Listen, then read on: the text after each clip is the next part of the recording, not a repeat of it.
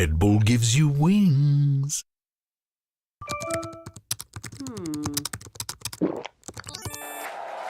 Red Bull gives you wings.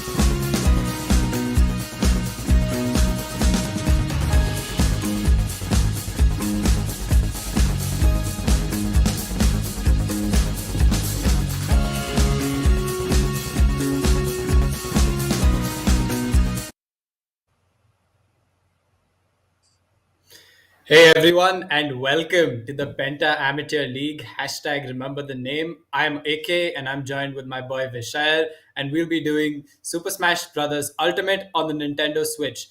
Vishal, we did the talk show yesterday and we built up so much hype about it. And I mentioned multiple times yesterday that I'm really excited to get into the games. And dude, the wait is finally over. We're getting into the top eight. We get to see the best of the best going out and going up against each other for that sweet, sweet title of champion. You know what? I can't keep this in. Okay, I have been wanting to watch the matches since yesterday, and I'm just glad we are here. I'm so glad people are actually watching us and rooting for people, and we see the chat really lively as well. So yeah, I'm really excited for today, dude. Just like yesterday we had like a really nice talk as well. Uh, I want to watch it though. Yeah, I want to watch these players Yeah, play. Pull it out. yeah, like we spoke a lot about the players. We built up all the hype, and I think everyone who's tuned in right now is really excited to get into the games.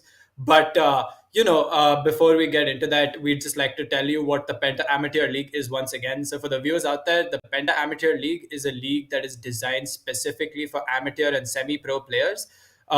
This means that you get to see a lot of fresh talent coming up, showing what they have and showing that they're capable of taking the scene to the next level. And they do. Penta Amateur League has been running since October, and they have titles every month. So this month's titles will be doing Super Smash Brothers Ultimate for the Nintendo Switch. We'll also be doing Tekken 7 and Pokemon Unite. So definitely stay tuned for those as well. Those will be coming up tomorrow and day after. And these events will be streamed on the Penta Esports India Facebook page, on the Penta Esports YouTube channel, and on the Booyah India official channel on the Booyah app. So make sure you guys tune in, tell your friends, get everyone in, because I'm sure these are going to be some hype few games and a hype few days for everyone to watch. But before we go on, let's load the recap from yesterday, from the qualifiers. Yep. For the viewers that didn't know what happened, I think this is a small and a very hype way to see what the journey has been like for a lot of these players, and give you a small taste of what's coming up. Super Smash Bros. Ultimate was one of the 3 Power Pack titles featured in Penta Amateur League's February edition. And after some exhilarating and high-octane matches, we have narrowed down to the 8 finalists who will battle it out in the playoffs. AJ, he's one of the best players from Mumbai who prefers playing Palutena and Roy and has an aggressive playstyle which enabled him to qualify for the playoffs.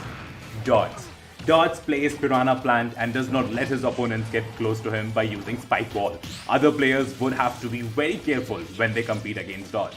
Eyeris. Eyeris plays Joker and Sephiroth and has an aggressive game style. He easily qualified for the playoffs from the upper bracket round, courtesy his impressive gameplay. Jolt. A Pikachu main who loves to use Thunder Jolt to bait his enemies so that they use their shields and then he punishes them by doing a grab combo. Jolt is definitely one of the smartest players out there. Now it would be interesting to see what he does in the playoffs. Level 0 Lionheart, considered one of the best players from India who prefers playing Bowser and Pyra. Lionheart showcases very patient and defensive gameplay, which also helps him to qualify for the playoffs. McChutney. McChutney has a very different approach towards the game as he plays one of the lesser used characters in the game, which is Little Mac. He uses a fast character but has a passive game style, which works out pretty well for him. Cheese the Gamer. Cheese the Gamer plays Luigi and does exceptionally great combos. Other players would definitely have to protect themselves from his grabbing game. Quaylectra. Quaylectra plays Ridley and has a very fast-paced gameplay. He understands the game very well, which makes him very dangerous for his opponents. And those were the 8 finalists. The playoffs will be held on 25th February and will be live broadcast on the official YouTube channel and Facebook page of Penta Esports and also on the Booyah India channel on the Booyah app. Don't forget to tune in. Oh my god, the hype again. I can barely contain myself. This is looking to be some really, really exciting sets. And I think honestly, like it's been pretty crazy, what the journey for a lot of these people has been like, the kind of competition that they've had to face. A lot of fresh faces coming into the top 8 scene, I think that's something that's very Yeah. remarkable about the Smash scene. There's always like immense amounts of variation in who our top 8 is, and you see a lot of these people have been in top 8s before. Some of them have, some of Yeah. them haven't. A lot of them haven't been playing that often. And then obviously you have the elephant in the room, Lionheart, who's kind of been dominating the scene for such a long time now, and Forever. everyone's like, yeah, pretty much forever. He's Yeah, been forever. here, and he's been doing extremely well, winning all the offline tournaments. Uh, he hasn't shown us what his online gameplay looks like in a hot minute, but I think everyone's very excited to see what stuff Lionheart has been working on, what other people have been working on to make sure that they can reach the top. And why don't we talk about a little bit about how exactly we got here? We saw the recap video, but when did these things happen, and what was the timeline really like when with these players? So we had our registrations from 3rd to 12th February. We had 3 long days of qualifiers, really tough for everyone to make it out, from 14th to 17th February. And that's how we got to our top 8 players. We had the talk show yesterday, which was casted by Vishal and myself. And we essentially spoke about the game, built up a lot of hype. And today we're getting into the real deal. We're getting into the playoffs. We get to see the best of the best battle it out for that sweet, sweet title of champion. But what else is at stake other than the title of champion? Vishal, why don't you tell the viewers? Okay, so the first place gets a 30,000 rupee prize pool. So we have a huge prize pool of 1 lakh for all the top 8 players, and the split is as such. So first place gets 30,000 rupees, second place gets 20,000, third and fourth place get 10,000, and all the way from 5th to 8th place gets 7,500 rupees. So it's a pretty big prize pool, as you can see. But yeah, I want to see who is going to take that top 3, top 2, because these games look very exciting for everybody in the scene. But yeah, that's about it. Super Yeah, Smash man. I Brothers mean, Ultimate. yeah, and a brief overview. You guys have seen the top 8 players, but let's just take a look at all the names that are here. Dods, a relatively new addition to the scene. McChutney qualifying for the top 8 despite playing Little Mac, which is considerably a low tier character. Then you have AJ, extremely aggressive. You have Cheese the Gamer with his incredible tech skill. Quaylectra, highly consistent player. He's been at the top of the scene for a really long time. And then you have, Lionheart, Jolt. These guys, consistent performers. But I've been following the games for a really long time, and I've been following the qualifiers as well. And I think it's been a lot of like really close games, really grueling sets, and I think everyone's fought to have their spot here in the top eight. And I think seeing the best of the best, like I've said multiple times, like seeing them battle it out right now, I think more than anything that's going to be the most exciting thing. So we're going to be getting into it with the losers round 6. So we have Dods versus Quaylectra, followed by McChutney versus Cheese. And then we have Lionheart versus Jolt, followed by Eyeris versus AJ. And the bracket progresses after that. You guys can really easily see. And for the viewers tuning in, this will be in a double elimination format, which means that the losers bracket is the bracket for people who have already lost a set in the tournament. The winners bracket is for people who have gone undefeated. And in the grand finals, there will be someone qualifying from both winners as well as losers. And the advantage that the winners bracket qualifier has is that they only have to win one set to get the title of champion. But the losers bracket qualifier has to first defeat the winner bracket winner to defeat the finalist from the winners bracket to reset the bracket, and only then is it another best of 5 set to decide who the champion will be. So we'll be having best of 3s until the upper bracket and lower bracket finals, which will both be best of 5s, and the grand finale, which will also be a best of 5. If there is a bracket reset, then that is a best of 5 as well. And I'm always up for more Smash, man. I would love to see a bracket reset. I would love to see the upsets happening. I'm looking forward to it. Agreed. Honestly, though, like I played Iris and McChutney yesterday. I don't even remember people being even this good a year ago. People have really grown by their playstyles. Even they're just much better than they used to be. I didn't think Yeah, Smash in India would grow this much. I think Like, refinement, awareness, game sense, like all of these things have improved so much over the last couple of years, especially over the last couple of years. I think ever since we moved online, a lot of people have been tuning in. A lot of people have joined the yeah, Nintendo community, joined the Smash community. And I think it's just really exciting to see what kind of growth these people have brought into our scene. yep. But we gotta talk about all the players, man. Dods especially. I watched a few games of his Piranha Plant. He is going crazy. He's spacing really well. Like I see him space so well and keep people away at all times. Like that Piranha Plant doesn't let anyone get close. Yeah, And Dods is absolutely insane, dude. I mean, like seeing how he just came up from absolutely nowhere to becoming amongst the top few contenders in the scene, qualifying for the top 8 of one of the biggest tournaments that we've had of late. And I think it just says a lot about the guy. Like it says a lot about his skill. It says a lot about his dedication to the game. I think it's just going to be really exciting to see how he does at this event. And we don't need to talk about Lionheart. We all know that we are expecting him to perform really well, right? Yeah, I And think Lionheart is the favorite to win the whole tournament. For a lot of people, his consistency speaks volumes. yeah, if you think about it, this guy is an unbeatable force. He just comes through. He just kicks everyone's butt and he vanishes. That's kind of his game. It always looks so nice to watch also, and I like how all the parents and how everyone in their family is so supportive. Like if we talk about Lionheart, he's a part of an esports team as well. It's called Level Zero, but since it's Smash in India, it's still not as big as it could be, like other games.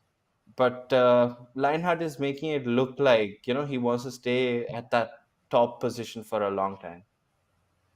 I think Lionheart specifically has been one of the players that has done the most for the community as well, representing the community at international events. Lionheart flew out to Singapore to represent Smash India at an event. And I think it's very impressive the kind of results that he's able to bring even at these international events. So yeah, huge props to Lionheart. But you know what? Like, I'm always for the underdog. I'm always for seeing an upset. I want to see what the new face of Smash India would look like. I want to see if there is a contender, which I'm very sure there is someone who's very capable of beating Lionheart at this event. I'm just really excited to see who that one person is, because like looking at the brackets, I think it could be anyone. Like seeing how people have played, people have played their heart out to get to the top 8, and I think it's going to be very interesting. But without Okay, we further have our ado, first match, let's get dude. into the first match. Dods versus Quaylectra. Quaylectra starting off with Sephiroth. Interesting. Okay. Nice. Okay, so I don't losing know some what to say percent about right off that. the rip. Yeah, losing some percent right off the rip. But I've seen Quaylectra Sephiroth. This guy knows his stuff, dude. Okay. This is, Quaylectra knows his stuff, and I think these are just hand warmers, so we're just kind of getting a brief glimpse of what the stuff is going to look like. Yeah, it's just a test. I think, It's yeah, just a but test. it's building up the hype. I see the games, and I'm really excited to see what these two bring to the table. I think we saw a brief glimpse of what Dods Piranha Plant looked like, and you could already see his neutral was so good, using his projectiles, making sure he used like the extra range that you get on a lot of Piranha Plant's moves to space really well, trying to take advantage of the fact that Sephiroth's recovery is very vertical. So okay, so getting into the first game. All right, so Dods already. Oh my god, amazing! So Quaylectra and Dods both at very high percents. Quaylectra does get the first conversion, but Dods does not look very far away from getting his conversion as well. Tries to get the side B from the ledge, doesn't work. Sephiroth tried. Yep. Yeah, interesting. Okay, good forward smash. I think that's gonna get the kill. All right. Fairly even game so far. I think both of them taking one stock. So it's going to be very interesting to see what this looks like now. This looks fairly Electra, equal. yeah, looks very equal. I think Quaylectra is trying to use his projectiles to get the most advantage out of these ledge traps, but Dods has been avoiding them pretty well, making sure he's spacing his up Ps and timing them right. I think Quaylectra is facing Another himself really offstage. well as well. Oh, great power shield. Dods, down smash tries to hard read like a roll in, but doesn't work. Oh, Wow, nice power the shield, good- nice parry from Quaylectra again. I mean, we Quaylectra, expect this I from mean, Quaylectra all he's the very time. famous for his power shields, so I think That is so true. if Especially there is near the someone that we ledge. expect to parry, I think it Especially has- near the ledge too.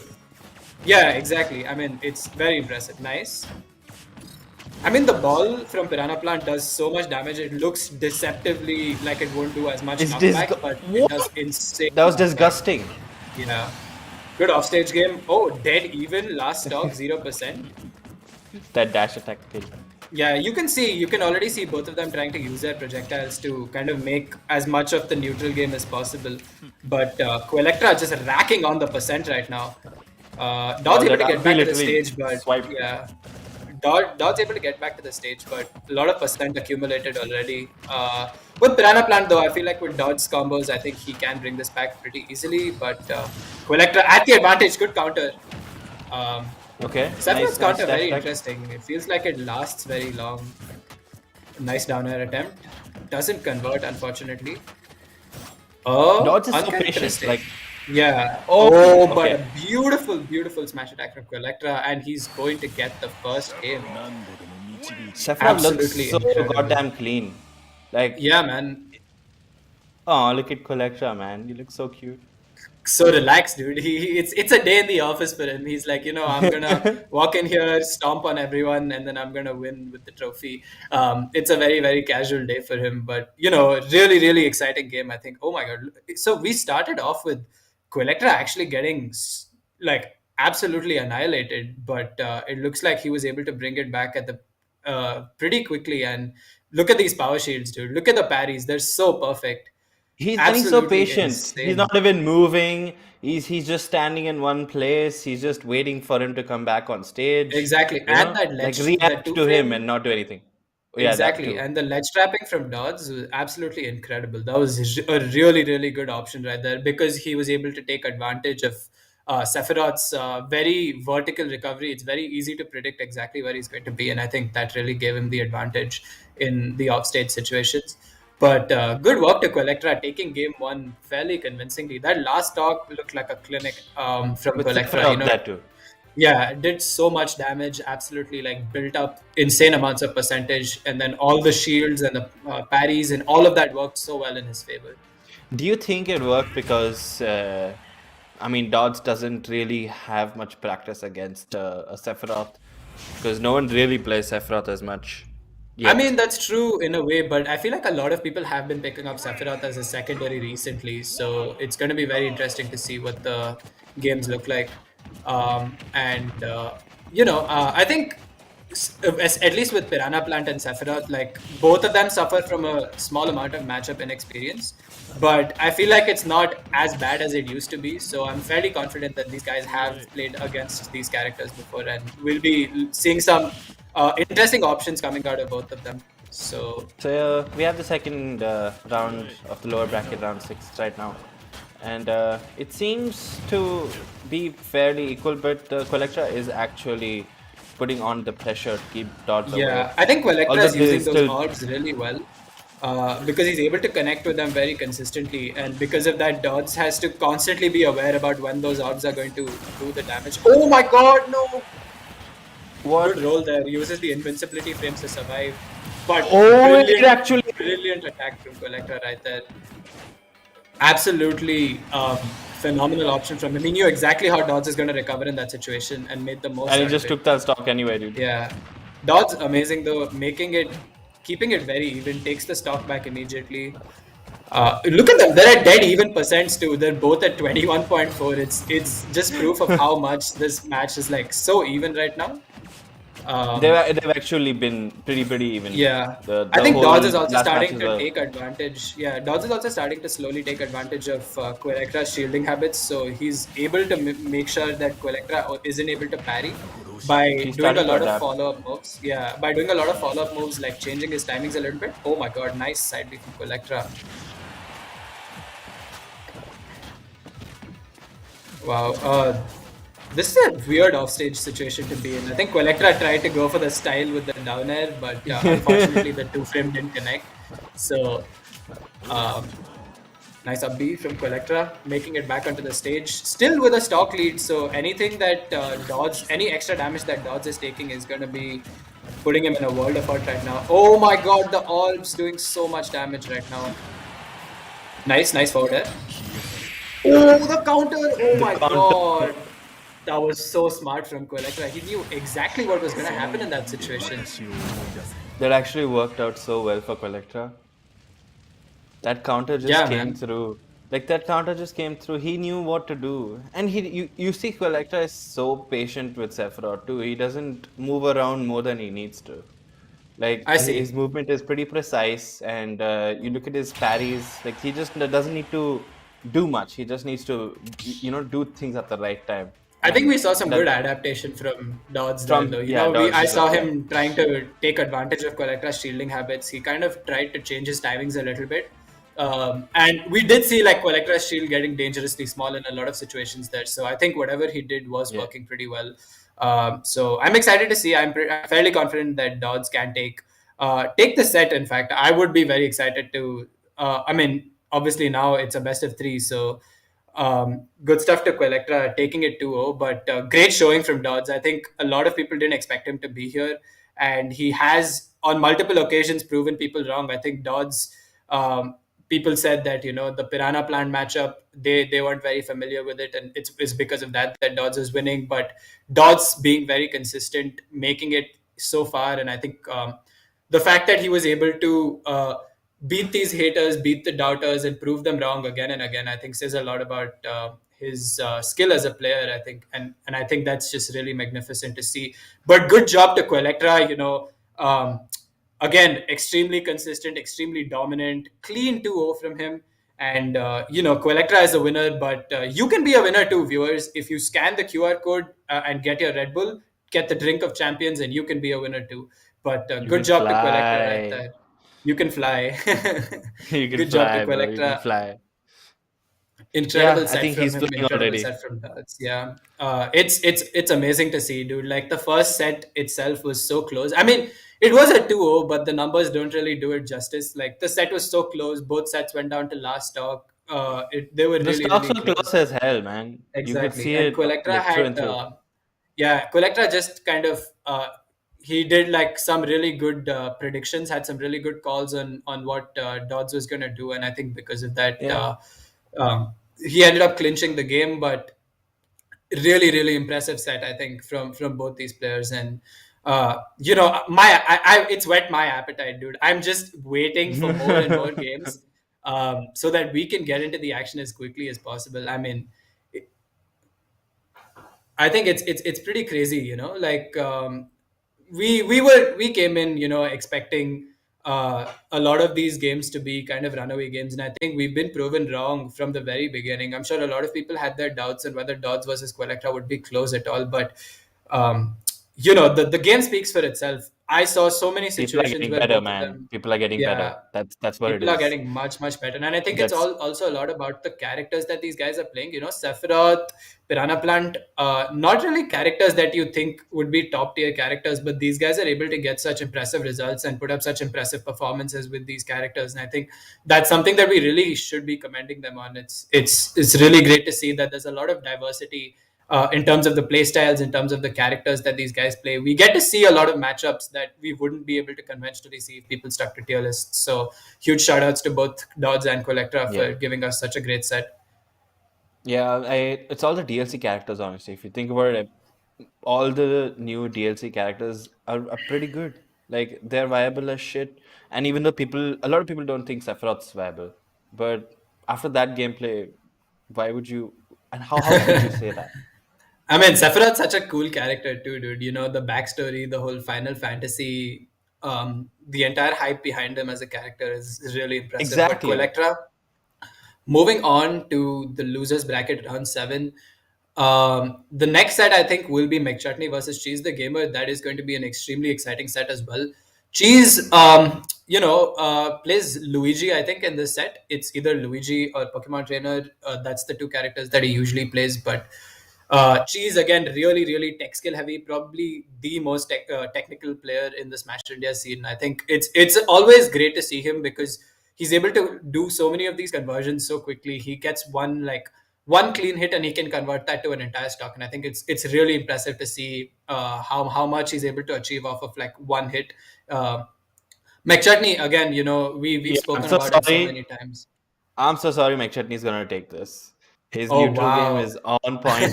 Okay, his neutral game is on point. Okay, I don't know if I have seen a better neutral game. Even Lionheart isn't that good. Yep, I said Wow. it.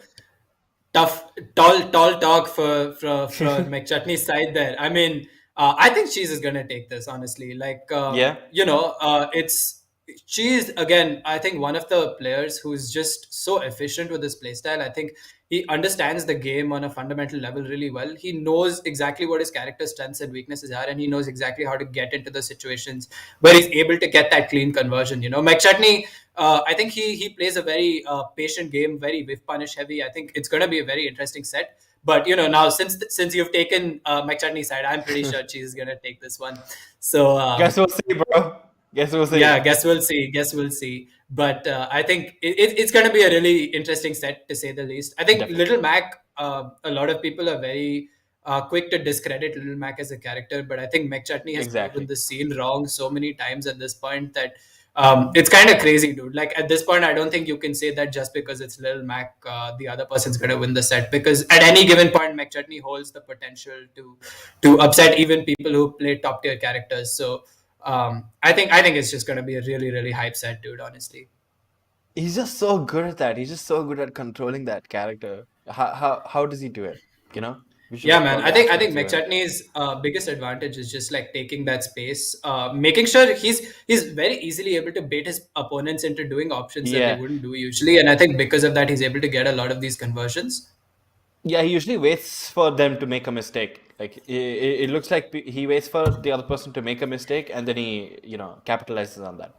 Exactly. I mean, it's kind of crazy, dude. Like, I saw McChutney play a really long time ago, back when he was first starting off in the scene, and I remember thinking, like, Little Mac, like, sure, he probably just likes the character. He's not going to get very far with it. And, there's only so much that you can do with a character that has, like, such limited options. And especially because of Lil Mac's recovery, like, because it gets so difficult for Lil Mac to make sure that he always has to be on stage, always has to be within a distance where his recovery is still able to get him back to the stage. I think that becomes very difficult. But, Ever since That's then, why you have watching. to have center stage. You have to have stage presence. You have to be Exactly. able to like keep yourself centered, or else as soon as you're off stage, it's all over. Any It's pretty character much can over for easily Lil dump Mac. on Little Mac. Yeah. Exactly. I think that was one of the biggest things that I thought would be a hindrance in McChutney's journey. But I think he's been able to um, kind Hold of his like ground. mitigate that. Yeah, he's been able to hold his ground. He's been able to reduce that risk so much to the point where he's developed a playstyle where he's able to retain center stage. And I think it's going to be very exciting to see what these games are going to look like. Well, we have You can McChutney see on screen. McChutney on screen. Yeah. Yeah. Yeah, With yeah. Type away on that keyboard, bro. he's making sure he's getting his notes in, making sure he's prepared. She's also getting ready to get into the games. Looks like she's got no cam. Yeah, McChutney making sure he's ready. You see him getting his game face on. Oh, look at that! Look at that serious face. Oh, Taking deep breaths. He's absolutely ready to get into this, I'm sure. he already looks like he's gonna sweat. Oh, let's go, Lil Mac Luigi. This is going to be an extremely So interesting set of games. his Luigi is really good from what I've seen. Yeah, dude, Cheese is Luigi, insane. I've spoken so much about his tech skill, and I think a lot of the viewers will be able to see it with his Luigi. You'll see him get such easy conversions off of like a small like stray hit. Like there you go, up smash, Whoa! nice grab, nice Okay, grab combo. grab. Look at that. She's Yeah, already good grab. building up 71% on McChutney. Chutney getting some nice up tilts in. Good side Bs from, good neutral Bs from Cheese. I love that grab tether in the air. Yeah. Oh, McChutney has the KO punch now. The KO punch is a big X factor, I believe. If he's able to land that, that does so much damage and knockback. There you go. Look at that. Wow, Easy. you could already see Cheese the Gamer like step away immediately as McChutney got that power up, and yeah, he got a little bit nervous. He didn't know Yeah, what I attacks think to use, and McChutney got that. Oh, amazing downbeat from Cheese. Right there. What a good conversion, getting him off the top. That was really But- good. Yeah, you see the KO punch charging up on McChutney's character, and then you kind of realize that Cheese also started backing away a little bit because you really want to avoid getting hit by that in that situation because that's almost always going to kill. Oh my god, McChutney though with some brilliant conversions, getting the perfect timing on Cheese's shield. Like I let's said, see dude, how he's Cheese can really convert good this. at that. Oh my god, what a combo from Dude, Cheese. oh my god. That too with that Almost Luigi. buried that even. Yeah, he almost got the sweet spot on the up B as well. I think that would have been an insane combo at that point. Okay, McChutney with the KO punch again. Cheese with his ledge trapping. Oh, McChutney makes it back. Cheese takes the ledge trap again though. Okay, Cheese Yeah, Mech. still trying to. Oh! Oh, the wrong he option. reversed I the think- mistake, yeah. Yeah, I think he just had some snapback. just reversed Oh, the nice mistake. sweet spot up B. Oh my god, was that a jab up B? Yeah, sweet spot up B to get the kill. And you can see, this is exactly what I was talking about, right? You see how much percentage Cheese is able to build on these combos so quickly. And McChutney is already at such a big deficit now. He's one good hit away from going off stage to the point where Little Mac can't even recover. Good back air from Cheese. Oh no! Oh no! He gets pineapple by the stage. He gets pineapple Okay. by the stage. That's so unfortunate. That's sad. Amazing show from Cheese the Gamer though. I think that was some insanely good gameplay. I spoke a lot about the combos and I think we saw them in that game as well. But with Cheese the Gamer, just he gets one good grab and then he converts it into a full like throw, down air, up air, a full combo. And I think it's crazy. On this stage, on Pokemon Stadium at least, that platform is what gave him the confidence to actually combo, because he knows that he can get him off the platform if he doesn't tech right, or like it gave him the confidence, Yeah, because you don't exactly. see him doing that anywhere else Oh, on the KO open punch! Look area. at that, so Yeah, hype. that was just insane. That was insane. You can see Cheese the Gamer, like you can see him not using not doing those same type of combos center stage or where there's free space. Where there's a platform above, he gets the confidence to actually do it, because then he can capitalize on more mistakes that the other person makes. Yeah, like look at this combo. This is so clean from Cheese, and if he hits the sweet spot there, I think that is like a very good situation there for Cheese. And you see a lot of times with people trying to take advantage of Lil Mac's recoveries, so they try to knock him off the sides to the point where he can't recover. Cheese, 2 out of the 3 stocks that he took that game were off the top of the stage, so you can clearly see that Cheese is. Oh my! That hurt. Was that? Did I Yeah, just see it that right? Was was. that a down angle forward tilt It that hit him through the was. stage and then spiked Yeah, it him? was. Oh my Yeah, it wasn't the god. pineapple.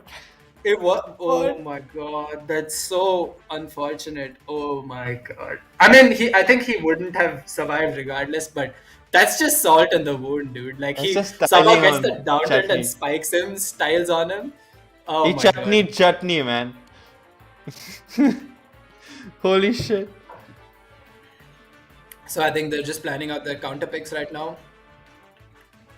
But that is really unfortunate. I just noticed that too. That's so broken. Um, let's see what the counter pick is gonna look like. I mean, I'm wondering what McChutney is gonna counter pick. Uh, I think Luigi would prefer having flat stages, and I think Cheese specifically would also prefer having flat stages because he's just able to get his conversions very easily after that. There's no platforms for McChutney to avoid his combos or get out of some of his combos. So, but it's gonna be interesting to see what McChutney picks, just because there's only so many things that you get an advantage or a disadvantage in this matchup because it's a very clear matchup for Luigi generally speaking, but McChutney has developed this kind of playstyle and I'm sure he has something in mind to counter stuff that Cheese has planned for him. So it's going to be very interesting to see how this set progresses now. Look at Cheese, man. Look at him.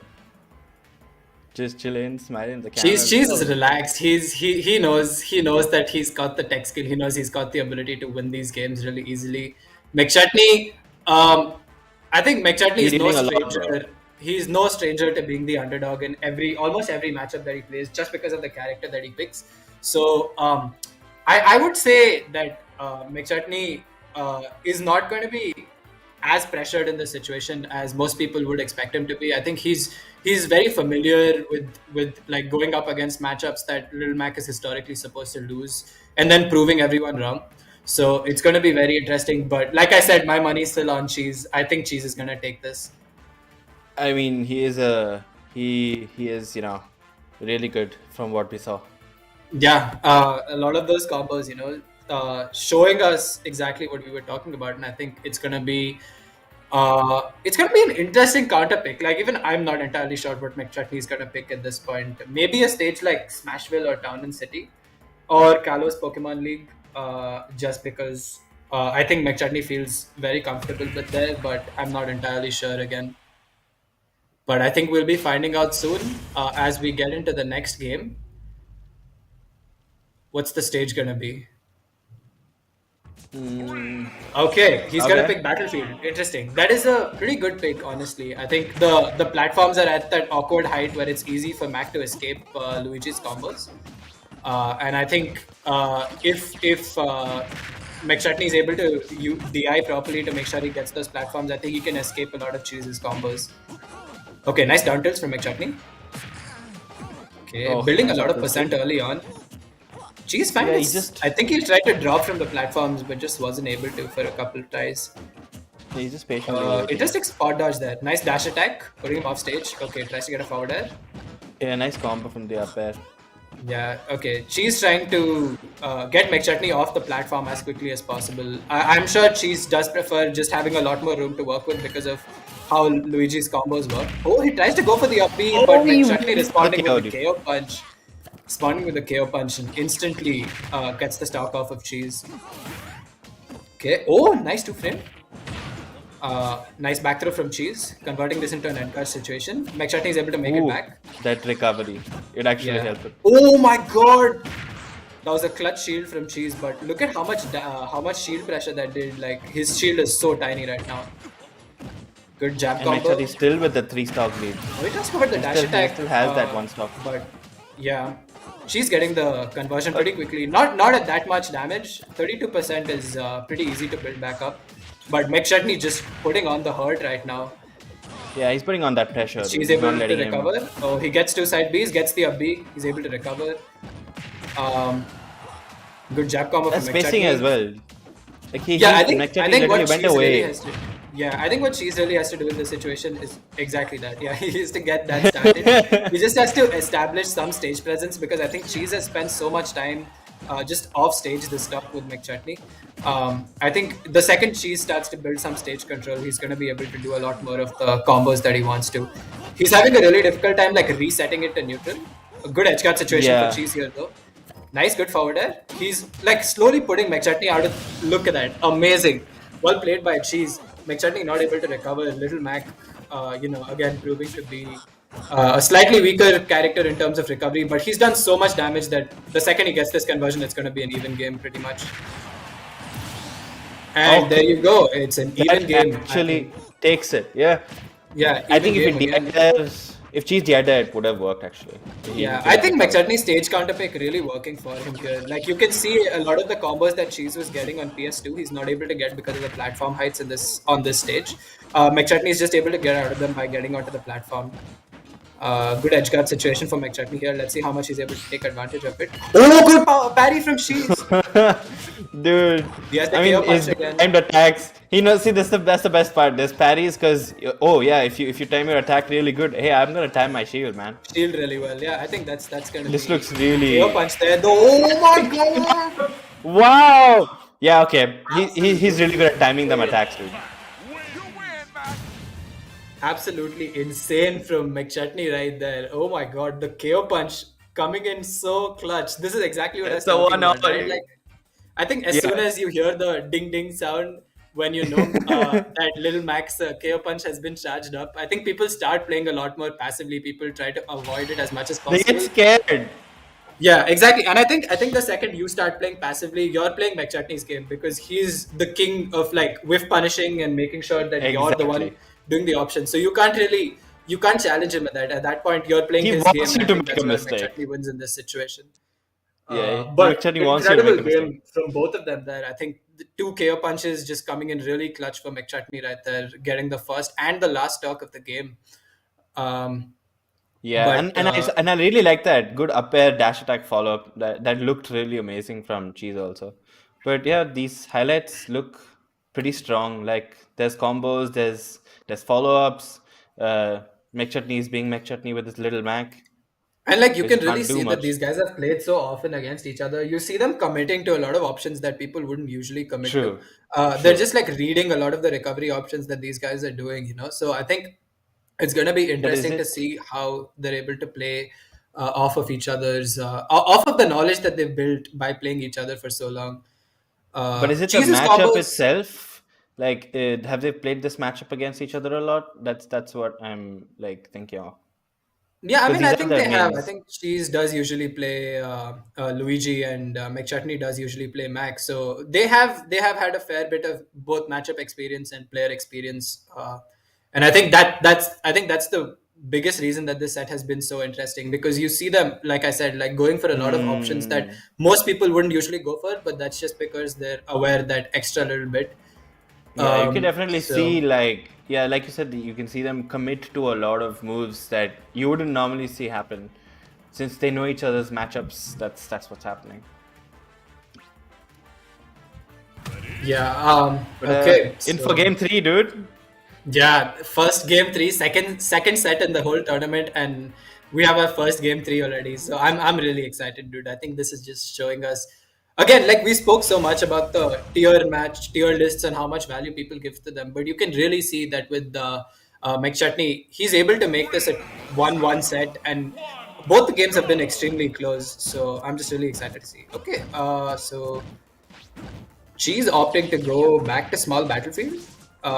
This is going to be an interesting pick. I'm not entirely sure why Cheese would pick this stage, but let's see. He probably has something planned. Oh my god. Starting off with a really good combo. Misses the up B. Yeah, good DI from McChutney right there to avoid the up B, but Cheese just opening the hurt locker right now. Oh my god, what an up B. That is absolutely my. insane from Cheese. Oh my god, my look at God. this. He's annihilating him right now. Cheese. He's Now he's turned on using those God mode. platforms. Cheese has turned on God mode. Oh my god, this is insane. The clash as well. Nice, McChutney finally getting some conversions back. He's very close to the KO punch. This is when it gets interesting. I think McChutney has been able to use the KO punch to get a lot of leverage. But it's going to be interesting to see if he's able to convert off of this at this point or not. Oh, he footstools him. Nice. But Cheese doesn't seem to be like he's slowing down. Oh, he catches him. Yeah, I mean, How did he Cheese was catch just doing that? he was doing a lot of tomahawking there. I think McChutney just read it and got the conversion off of that. But still a lot of ground for McChutney to cover. But with these updates, Dude, it connected like 3 times. yeah, And again. nice.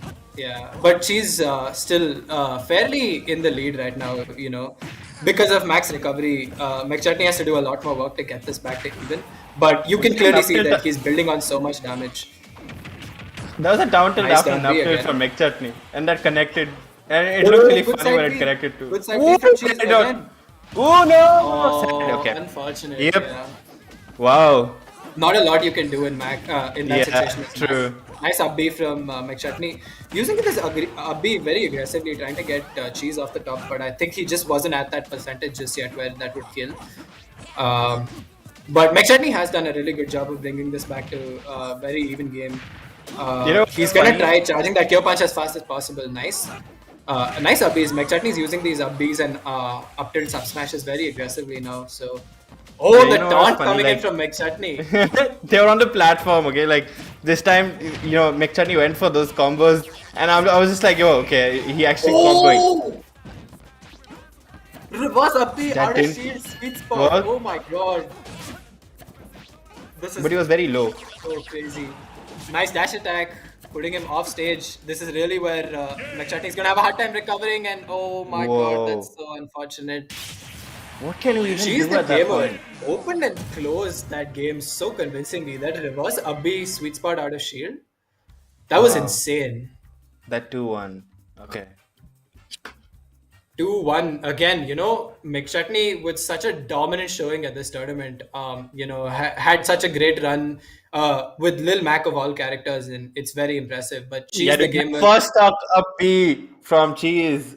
That was just insane.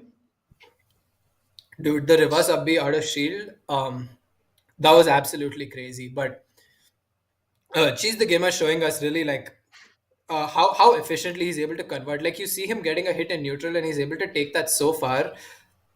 Especially with the grab combos that he's doing, he's able to take so much advantage of that. But the KO punch is coming in so clutch for McChutney.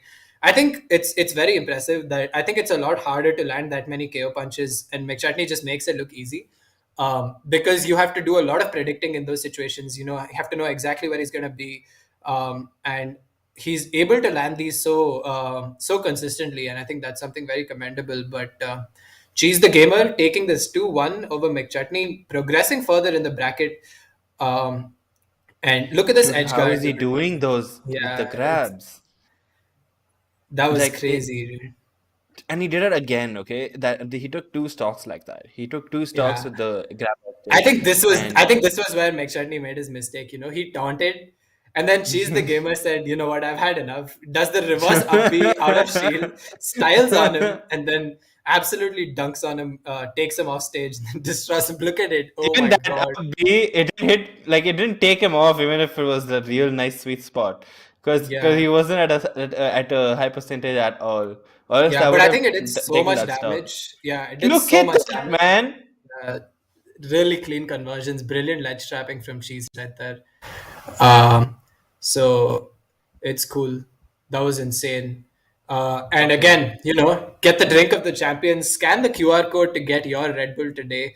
Cheese Get the Gamer is a winner, and I'm sure you can be a winner too with Red Bull. So make sure you scan the QR code, and you can get access to some Red Bull. And let it give you wings. Let it give you wings. Yeah, man.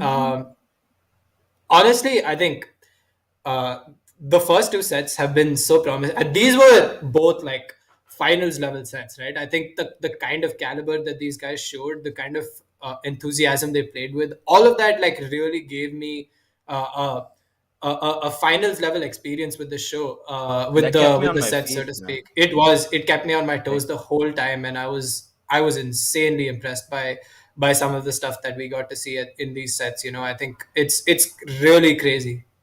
It's really crazy to see that. Like again, we speak so much about McChutney and playing Little Mac, and we speak a lot about Cheese and his tech skill, but I feel like none of us are really able to do it justice to it with our words. And then you watch them play and you see exactly what we're talking about. And it's just so impressive to see how both of them perform against each other. I think it's been a crazy few years for both of them. They've shown so much growth. Cheese coming into the scene, um, just like as a young gun, he was like very excited to be a part of the community, very excited to play the game, and his enthusiasm has really taken his gameplay to new levels. So I think it's very impressive.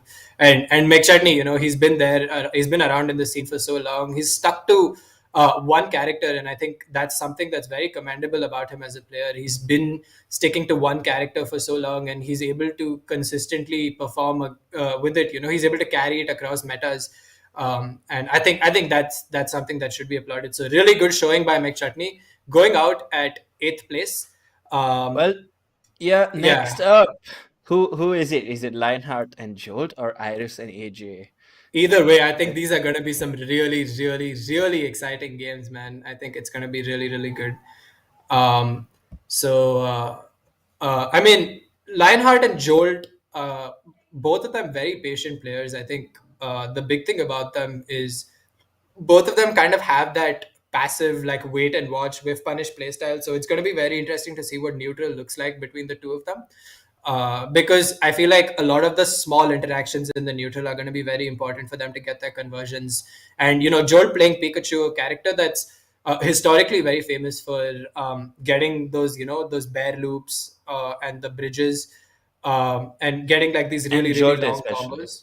Yeah, and Jolt as a person, especially, like really famous for getting these conversions. So it's going to be His interesting. And tech is the really recap good. video, the recap video again spoke about Jolt using his Thunder Jolt a lot to space his opponents and kind of bait them into doing an option impatiently. And I Yeah. think that's really where he excels. Even if you know that it's coming, sometimes you're not able to stop that from happening.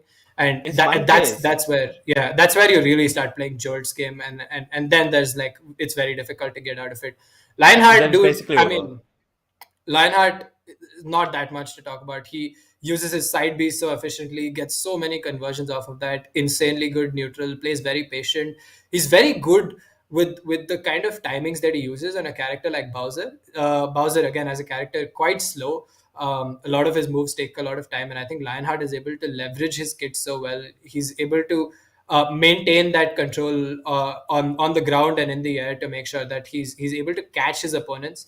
That's something that's very impressive about him. I think he's able to gauge the space in the game very well. He knows exactly where a move is going to take an opponent, where an opponent is going to be at any point in time during the game. And I think that's really been a defining factor of how he's able to get us such great results with characters that historically aren't very fast.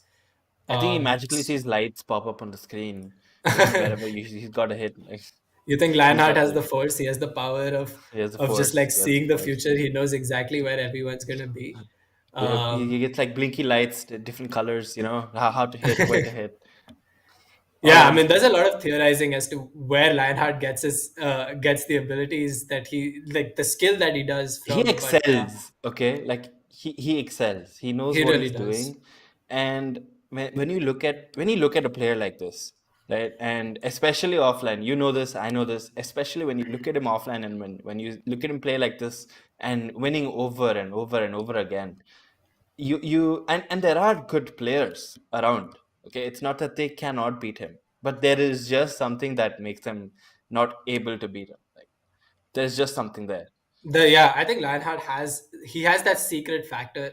He has the secret sauce right there that's stopping all these people, with so much caliber. These people, uh, undoubtedly, like on any given day, I feel like any of them could pick up a set from Lionheart. But the fact is that somehow they're not able to. Somehow he's always able to come on top no matter what the situation is. And I think um, that's really going to be the exciting thing at this tournament.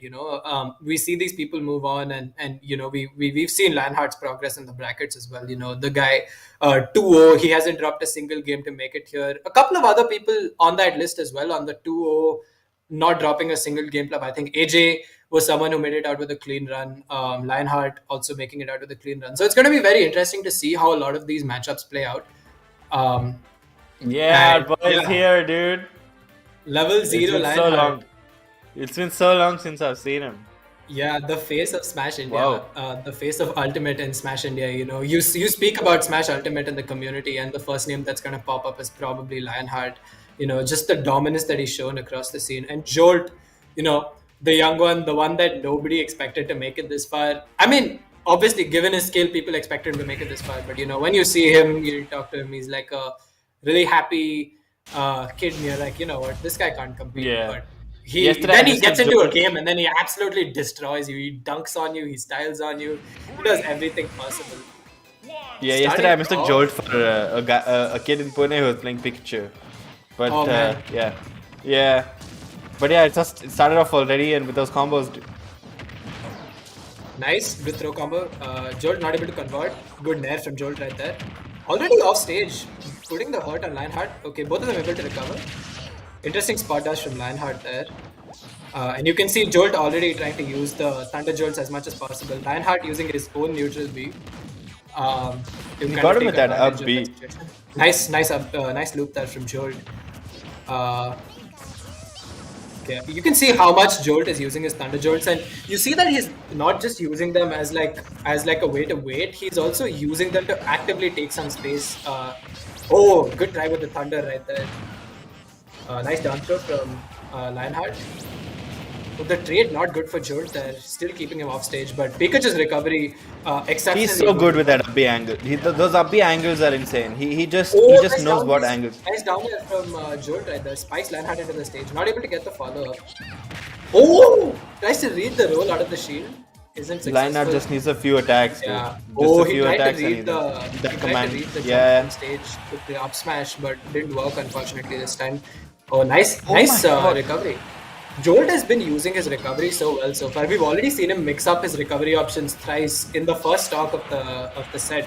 So it's gonna be Jolt interesting to is like see. that. It's Yeah. not even just like mixing up his recovery options. He mixes them up all the time. He's so unpredictable. Like he's very and the very. side B, Oh. the infamous side B, absolutely annihilating Jolt right there. I think the any stage with platforms is a big advantage for Lionheart. And because of that, he's able to just get those side Bs and take them off the platform for that extra height, and that sometimes is the difference between life and death for the other person. Oh, but she's with some extremely good comboing right now. Does the nair out of shield, creates a lot of space for him. Oh, nice parry from Lionheart on the Thunder Jolt. Not able to get any conversions off of it though. He tried to convert right after. Oh! Ah, Extremely good parry from Cheese right there. Oh, but the side another B again. command grab. Nice. What? Oh, Nice dash jab. attack, forward tilt, forward smash. Oh my god. Okay, Lionheart again. These forward air is also a really strong move for Bowser as far as comboing is concerned. But Cheese just able to do so much damage with Pikachu right now. Let's see if he's gonna try for a Thunder again. Oh no! Just goes for a side B and actually gets the conversion off of that. Okay, using the B to get back on stage. Nice nairs.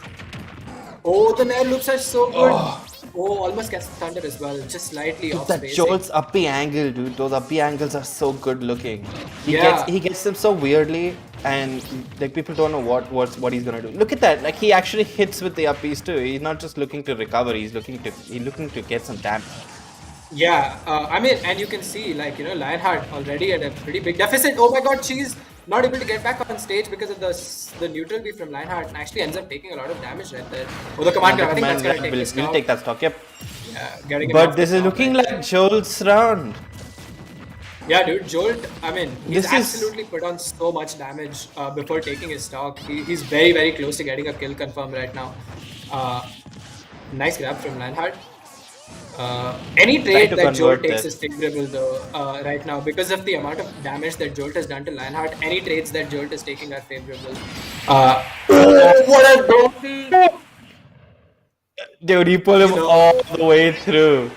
I think he conditioned him a lot that set. He used his down B in a lot of these situations, and then this time he delayed it that extra little bit to make sure that he spaced it perfectly. And Lionheart wasn't expecting that, and I think that just really netted him the game at this point.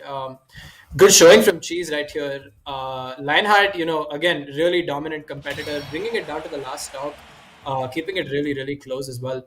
But Cheese just, the combos that he was able to do from the second stock onwards just gave him so much extra advantage that it was kind of difficult for Lionheart to come back at that point. But look at these loops, dude. Look at these Nair loops. So good from Cheese right now.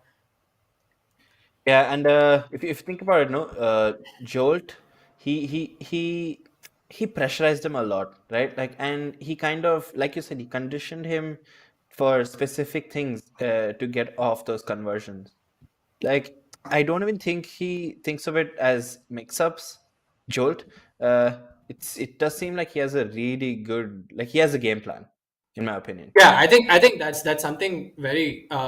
Jolt is one of those set play style people. He knows very clearly what combos to do at what point, and he's able to make sure that he gets the right opening to do that combo at that point. I think he's able to create a lot of space for him as a character using his Thunder Jolts, and he's also able to use the Nair and up air loops to make sure that he's able to leverage the kind of openings that he's getting. Because with Pikachu, I think something that's very good to do is something that's very interesting about Jolt is that he, like at low percents, especially with Bowser being a heavy character, I think Jolt is able to use that extra weight and the low percents to do a lot more damage. He's able to chain a lot of these hits together, so the loops last a lot longer when Bowser's at low percent. So it's going to be interesting to see what Jolt brings into the next game. Do you have any thoughts on what the counter picks are going to be like, Vishal, for Lionheart? I honestly think he'd want to stick with the Bowser because it is, I mean, it is his main, and I think he does play the Bowser really well. Other than all his other characters, we've seen the Ganon, but he doesn't consider Ganon his main anymore. I actually hope he pulls out the Ganon, even though he doesn't really consider it a main anymore. Oh yeah, I mean, hope so. seeing the Ganon again would be a lot of hype, but yeah, I feel like he would stick to the Bowser too, man. I think he's been able to do a lot more with Bowser as a character than he was with Ganon, and I think that's something that he's spoken about in the past as well. So Yeah. I think Lionheart is probably going to stick to the Bowser, but I'm always up to see some more Ganon action. It's always like so much hype to see Lionheart's Ganon coming out in a tournament. I remember the first tournament that he showed up to, he was playing Ganon, and he absolutely dunked on everyone in that tournament, destroyed everyone, the scene's best, and then he was like, yeah, you know what? First tournament he ever came to, first tournament he ever really went to, first gaming thing he went to, first time he went out of his own state or city. Yeah, that's nuts. Okay, and then he beat everyone's Yeah. ass. Yep, so Bowser Pikachu getting into the second game. Yeah, I knew it was gonna. I knew they were gonna stick to the same.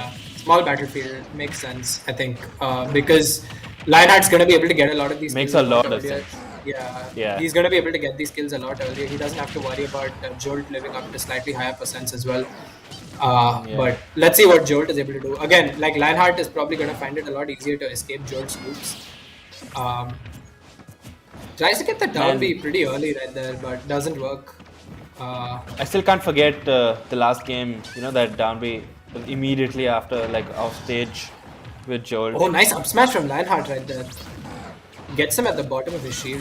Does shield poke. Oh. Nice down smash, doing so much A lot damage of right there percent. onto Lionheart. Oh, nice thunder again from Jolt. Wow, he got that down air too. Oh, nice air again. Jolt. No, I think Lionheart should have DI'd there. That DI would have. Yeah, I think that was some bad DI from Lionheart right Yeah. there. But the stage is pretty small as well. The walls. Oh my god, Jolt is he's trying to gimp him so early. He's following him. He's literally like following him. He's harassing Loops him. from Jolt. Oh my god, this is What's even insane. happening? What? Oh my god, Jolt. He's putting on Dude, so much it's like percentage. He 25 hasn't been hit even seconds once. straight. Oh Okay, my yeah, he command god. grabbed him I think finally. he's still alive. Good DI from Jolt right there. Oh, finally getting the conversion, but Jolt putting on so much damage right there. Lionheart at a pretty big deficit right now, actually. The small stage may be working against him because this means that it's also going to be a lot easier for Jolt to kill Lionheart right now at this percent. Jolt going for a F smash there pretty early. Good DI from Lionheart survives that. Nice get up attack. Oh, the fire putting on so Nice much control damage. of that fire direction as well. Yeah, fire putting up so much damage to Jolt right now. Oh, good forward smash again. And that's Yep, going to kill off the that- top, actually. yeah, that- Lionheart did try his best to DI that, but... He was at just 170%. not enough. Yeah, I think that combined with the stage having slightly smaller walls, it's just... Oh my god, Jolt back with the loops. Look at that. Oh my god! Okay. Oh my What the god. hell was that? Did That Jolt was- just win against Lionheart? Jolt just... Oh my god. I am at a loss for words right now. Forget This is winning. what I call growth, man. Absolutely dominated that second game, man. That was insane. That is crazy, dude. Jolt. Oh my god. That was... I don't even know what to say anymore, dude. Holy crap. I don't have any words Jolt either, man. Don't worry about it. decimated him. He started that game so strong. Like, Lionheart started with a good, like, few couple of hits, and then Jolt just took the game from there, dude. He comboed Lionheart to such high percents, and then, like, he was able to leverage his stock advantage so well. Look at these combo mix-ups too. Like it's just like whatever hits, you know. And he's trying to. He actually is a really versatile player in my opinion. Jolt. He does a lot of fundamental things right. Yeah, Right, I think and- it's not easy to follow someone's DI, especially when that someone is Lionheart. You know, the guy is very good at DIing, and Jolt is able to follow that DI and continue those loops for as long as possible. And just look at that, so beautiful drift neutral air right there from the ledge, getting that conversion really easily. And then this But little then the forward crazy air, stuff coming in from dude, Jolt. what? Whoa. Yeah, he's not even letting Lionheart hit him, dude. And I didn't even think that was the second stock. To be fair, I thought they were on the last stock, but Jolt actually Yeah, had two I stocks. mean the last combo that Jolt did, pretty much zero to death him, dude. I think he Almost did zero to death. death. I No, think he it did was, zero it to was death. almost zero to death because he command grabbed. Look at that command grab, right? And then boom, it wasn't a zero to death because yep, that command grab came through, and that Yeah, kills but- him. So it wasn't a zero to death. And then he comes back and this, yeah, okay, the next stock, yeah, it was pretty crazy, pretty nuts. This dude, I mean, after this conversion, the next combo that Jolt got, that was, I mean, just look at that. He hasn't Yeah, been it was touched. off stage too. It was off stage. Look at this. Downbeat. That was a zero to death. Yeah. That was a zero to death, and he Okay, yeah, that was a zero to absolutely death. Yep, you're destroyed right. him. Wow. Jolt Okay. with an Yes. upset, the third set in the tournament. Jolt upsetting Lionheart, the favorite to win the whole thing. And Jolt, hard-earned victory, hard fought, and he deserves it, dude. But hey, you know what? You can be a winner too. Scan the QR code on the page, and you can get some Red Bull, get your wings, and get your wins as well. Well, I'm liking watching these wins. Oh my god, that is, I can't even. I don't know what to say, dude. I mean, everyone expected Lionheart to like make the clean run that he's very famous for. Making a clean run that he's very famous for, but Jolt. If there was someone that I would expect to do it that well, I think it would be Jolt. Yeah, He put up a clinic that second game. The first game looked really close for both of them. The second game, Jolt just ran away with it. And the last combo, oh my god, what a way to end that set, He made a statement with that last combo. He said, whoever you are, I'm not afraid of you, and I'm going to take this tournament. Lionheart's thinking now, dude. Lionheart's thinking now. The throne's Like, in what- danger, dude. The throne Yeah, is in Throne's danger. in danger, dude. But that's where he excels too. Like when someone's out to get him, like like Botman, right? We've seen those matches. We've seen how they've played each other. We've seen it, and yeah, that's when he actually plays even better. Like it's just Yeah, I that think superpower he has. I think losers bracket Lionheart is going to be a different beast altogether, and I know I kind of feel for the people in the lower brackets because they're going to have some Gonna get shut really into tough Lionheart. competition ahead of them. They're going to Yeah. have some really tough competition ahead of them, and I think it's going to be a very very interesting few games. But good stuff to Jolt. Words not enough to describe the kind of work that he's put into this game, the kind of success that he's gotten from this set. Jolt making it to the upper bracket final. He's guaranteed a spot in the top three, and I think now like the question marks have started to come up, right? Like Jolt has beaten him. Who's gonna beat Jolt? And is there gonna be someone that's gonna be able to beat Jolt? And what is the lower bracket gonna look like? Is Lionheart gonna make it to the lower bracket finals? Because the next set is gonna be the next lower bracket set is gonna be Quaylectra Lionheart, which is again like this is a Ay, ay, finals ay. level set. This is literally a grand finals level set. Like you expect these guys to meet in the finals, or you expect them to meet in like the upper bracket or lower bracket finals, but these guys are going to be playing it out during the in round 7, and I think it's going to be very very interesting to see how those games play out as well. But for now we have the urgent hitters, the Eyeris versus AJ. Man, I don't even know what that last game. I'm so stuck on that last game, honestly. And but yeah, Iris and AJ, two really good players. I played Iris last night. He's way too good. He's so Yeah, aggressive. Iris Like again, one of the people that I really like watching because I'm a big fan of Joker in Smash, and I think Iris is one of the people who's been playing Joker for such a long time at a professional level. And I think it's going to be very interesting to see. And Iris also playing Sheik, who's been buffed recently, who is mid to high tier now, high tier generally speaking, but. It's going to be a very interesting few games to see between these guys as well. You can see Iris getting ready, getting his game face on, making sure he's prepared. Maybe Iris has a red can of Red Bull or two somewhere hiding there. Just making sure that he's ready for these games. And look at AJ getting his pre-workout, pre-match workout and getting the warm up. pre-match stretch. Yeah. Stretch him, boy. Stretch those limbs. Yeah, he's just making sure he's ready. Nice glasses. Yeah. Why are we judging him? This is going to be a very interesting set. So, AJ generally plays Palutena and Roy, and Iris playing Sounds Joker. like the So, game has Palutena begun. Joker is what the set is going to be. It's going to be very interesting. I think both really, really good characters as far as tier lists are concerned. And these guys have played each other so often now that I And think we've it's gonna seen be the very Palutena interesting. Joker AJ matchup a getting- lot too. Yeah, AJ getting a nair right off the rip. Oh, nice upper combo from Iris. Okay. Fairly good neutral. I mean, both of these guys Yeah. playing very aggressive so far, and I think that's something that we're gonna see. There's not really gonna be that much of a soft neutral going on between these two guys. I think they're both gonna be running at each other very often, and whoever is able to control that aggression, I think, is gonna be the one that's gonna have the advantage in the set. Oh no! What? Iris with an uncharacteristic up SD. I think he fast fell that, That and he wasn't ready. Yeah, for it. he whiffed. Yeah. Oh, I nice think he explosive whiffed. flame nice explosive flame for AJ there. Oh, nice Wow, power nice smash. for. He's. Oh my god. Okay.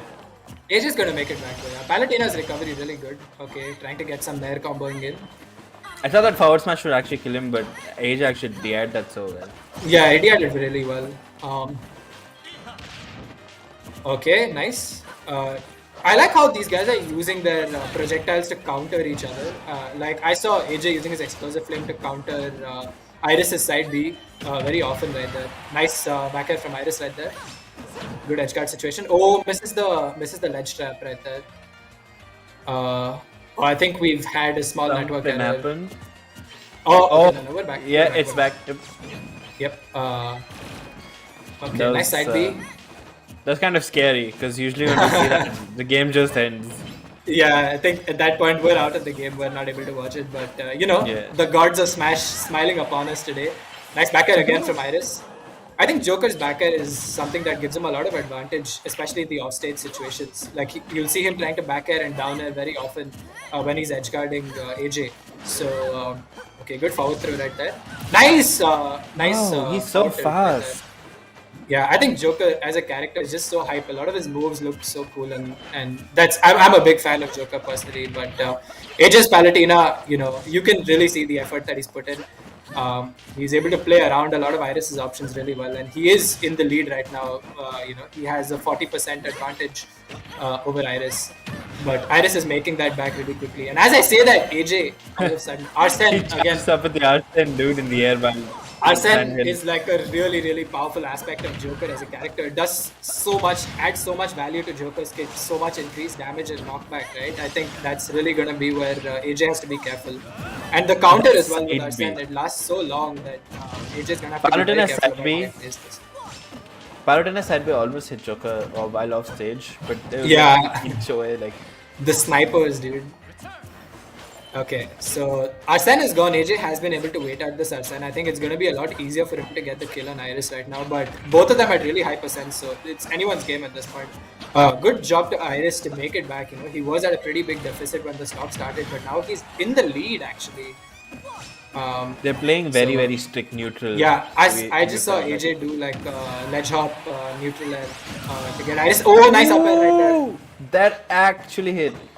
Yeah, nice up air right there. Catching him at the edge of the hitbox, I think that was a really Yeah, good, at the very end. good decision from AJ there. He spaced it perfectly as well to make sure he wouldn't get countered. Trying to go for a counter again. Oh, tries to go to the forward Anyway. smash. Interesting. He's trying to go for a 2-frame down tilt, doesn't get it unfortunately. Wow, you see like those small interactions right there. Like the AJ and Eyeris both exactly knew what the other person was gonna do. AJ does 2 rolls and Eyeris just dashed into AJ like a couple of times. So you can really see that these guys have kind of started picking up on each other's habits for a while now. Nice forward throw. Doesn't really get that much of a conversion off of it. But AJ, oh, nice counter from Eyeris right there. Dude, these mix-ups are making me like Yeah. laugh. What a counter from But they're Eyeris so right good. there. Nice forward. Oh, charging up for that Arsene. Yeah. Oh, good nair again. I think AJ, he's gonna try to get that kill confirm as quickly as possible, and he lands it this time. Yeah, he got that quick one. Yeah. Oh my god. Really, really Wasn't close really a first good game. confirm, but- that was so close. I didn't think AJ was this good, dude. I saw him play like 8-9 months ago. Like we were basically KO Fight Night, and yeah, he's got so I think so much AJ better. has been one of Like, those people who's been so passionate about the game. You just text him one day and you ask him what he's doing, and he's like, yeah, you know what, I've just been labbing Smash for like a couple of hours. I've been playing. I've been trying to figure out this new like platform cancel with Palutena, and I think AJ again, like a really really technical player. He is amongst the most technical players in the scene as well, and you can see that with a lot of his combos, a lot of the choices that he makes, the spacing that he has, the decisions that he's making a game are based off of his confidence in his ability to make sure that he can almost definitely land exactly what he's going for. So, but really, really interesting game. I think it's been one of the more fast-paced games that we've seen. Probably not faster because it lasted that long, but it's been very fast-paced. I don't think there was any like situation where both of them were just kind of trying to wait to see what the other person did. They were both always like running into each other, in each other's face, making sure that they were able to like keep up that aggression. But yeah, AJ just coming they're up. always in each other's face for sure. Yeah, AJ just coming up really a good. slight little bit ahead. So Eyeris though with the potential to definitely take this game and this set right now. I mean the way that first game went, there was a couple of things that if they had gone the other way, then Eyeris would have taken the game. Yeah, for over sure. AJ. It was really really Even close. that first SD, dude, like Iris SD, it wasn't even like a. Yeah, that was really unfortunate from Like Eyeris. he I think SD'd, he was still in the lead after, but Yeah, then so- AJ clutched. Yeah, I think AJ definitely feeling a little bit more confident. I think both of them.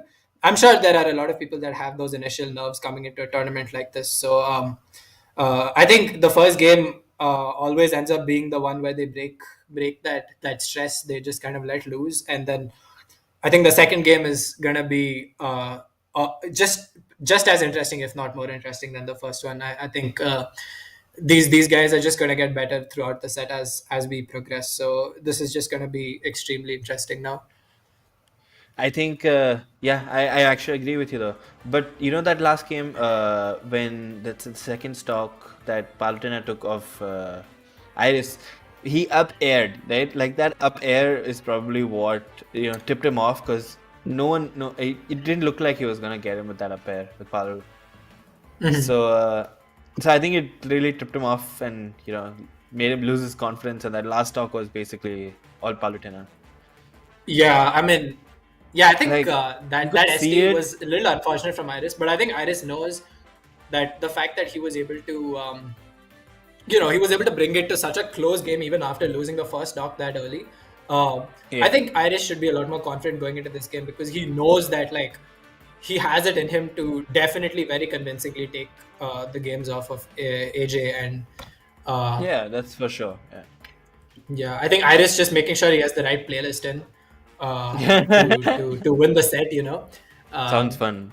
Yeah. Awesome. My man is Awesome dialed in, Bollywood you can music tell. mostly. My man I'm is telling dialed you, bro, in. You he's can got- tell he's not that affected by that first game. I think he has a really strong mental, and that's over a lot of experience that he's had by playing in tournament. And I think that's going to be a big factor. A lot of people getting into tournaments have a lot of nerves coming in.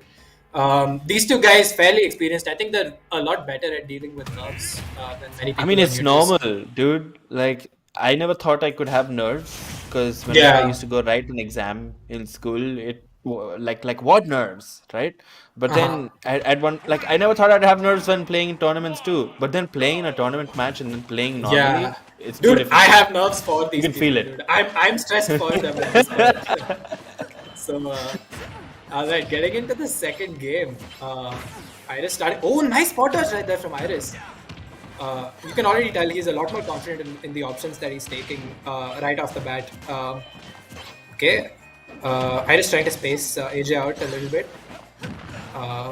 Very really even, and I think a lot of these situations are just them resetting to neutral.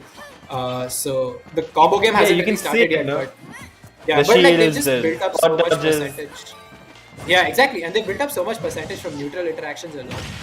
Oh, good forward smash from Eyeris right there. Absolutely incredible.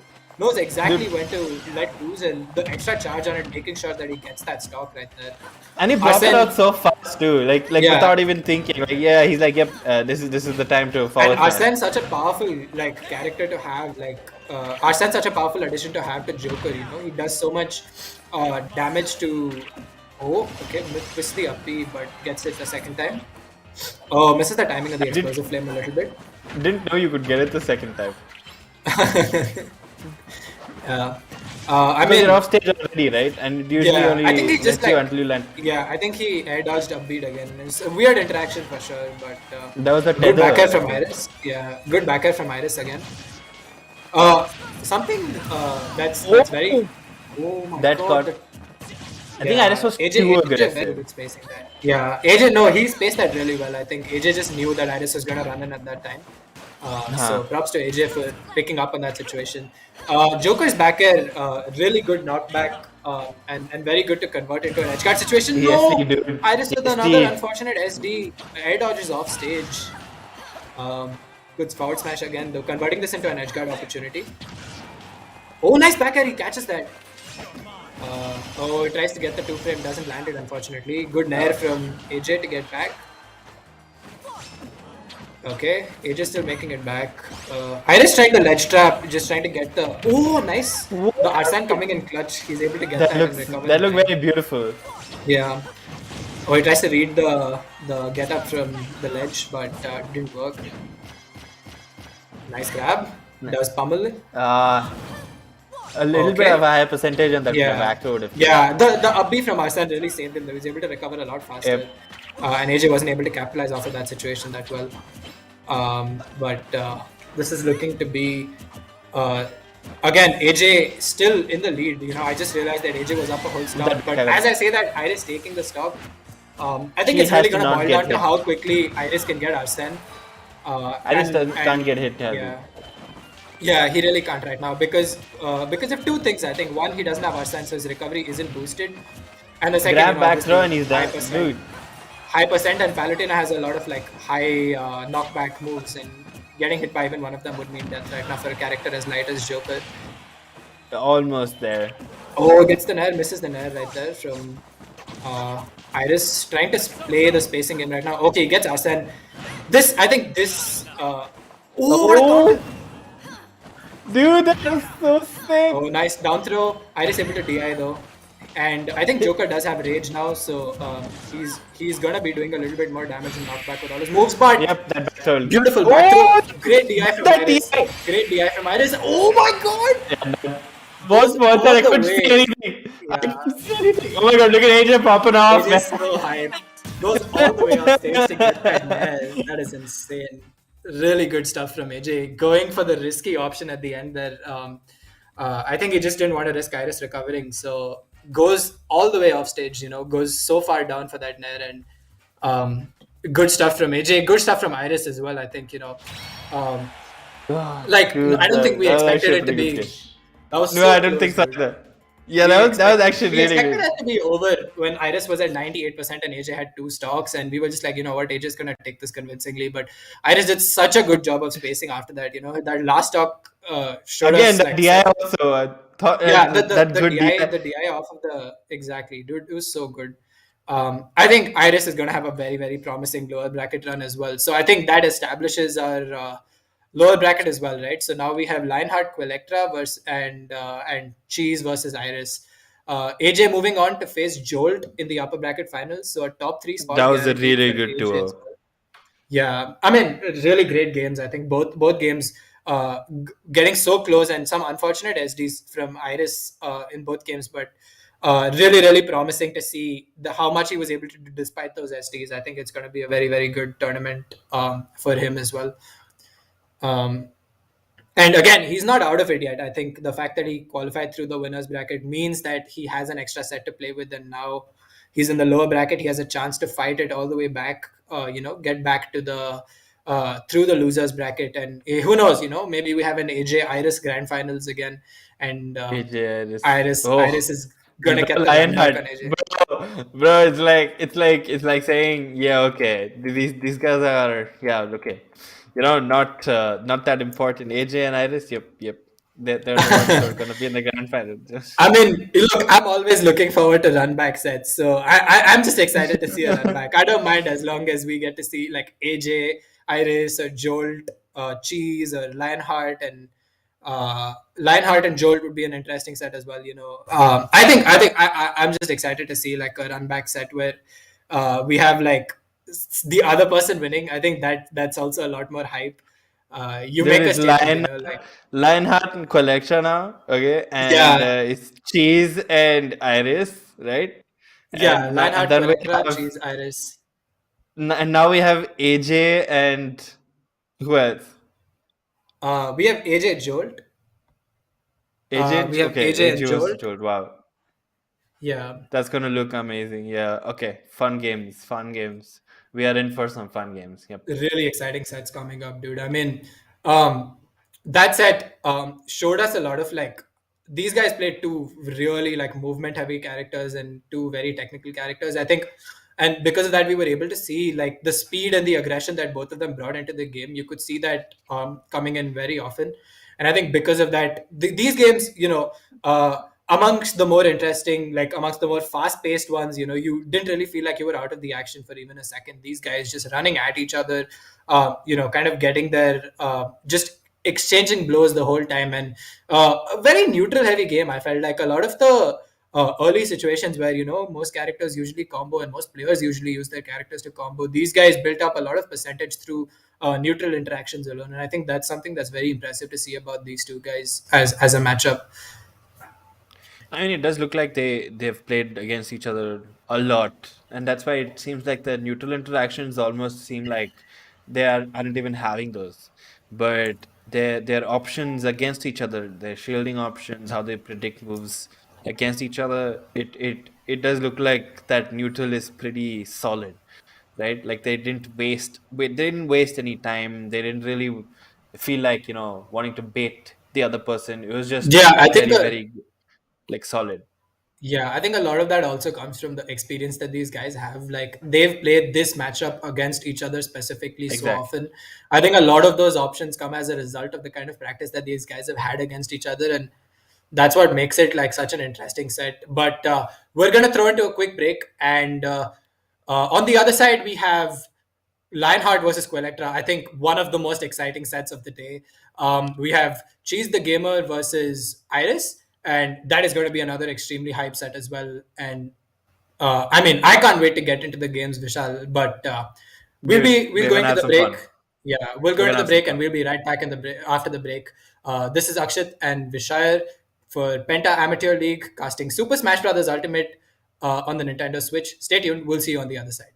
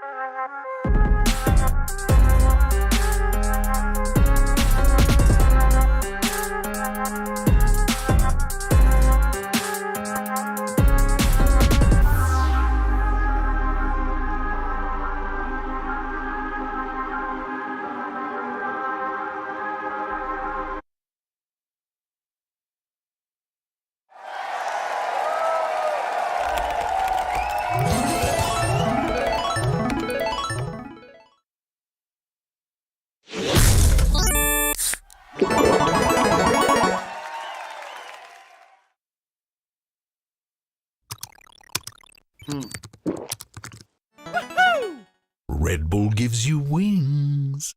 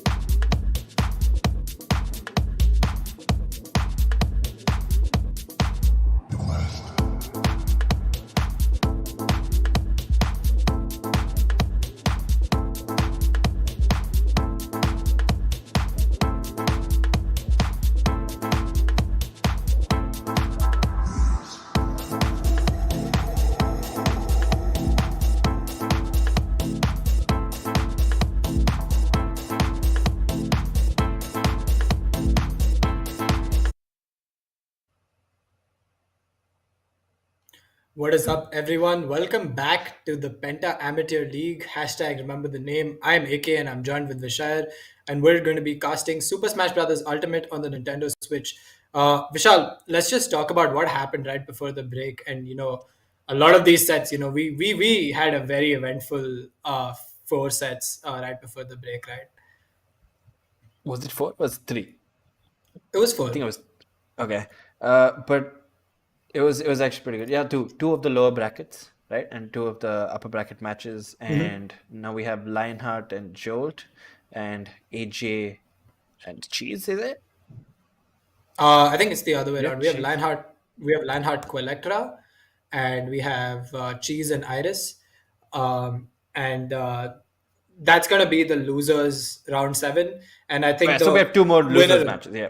yep, and then the winner of those two gets to play each other to get that spot in the lower bracket final, securing that top 3 position from the losers bracket. I think arguably the next set, I've already spoken about it, but it's going to be one of the most exciting sets in the entire tournament, so to speak. Quaylectra, Lionheart, two players have been consistently amongst the top few people in the scene for a very, very long time. I think ever since the game was released, these guys have been playing. There's a pretty strong rivalry between these two. Quaylectra used to be, he still probably is a top 3, top 4 contender, and Quaylectra has been there through like a lot of the phases that the Smash community has gone through. Lionheart being dominant. Before that, when Botman was, emerging as like the most dominant Yeah, force in the Qualifier has scene. been around for a long time. Like And he's he's always been that contender. He's always been that one person that people expect to pose a challenge to these guys, and yeah. like to these he's someone that people expect to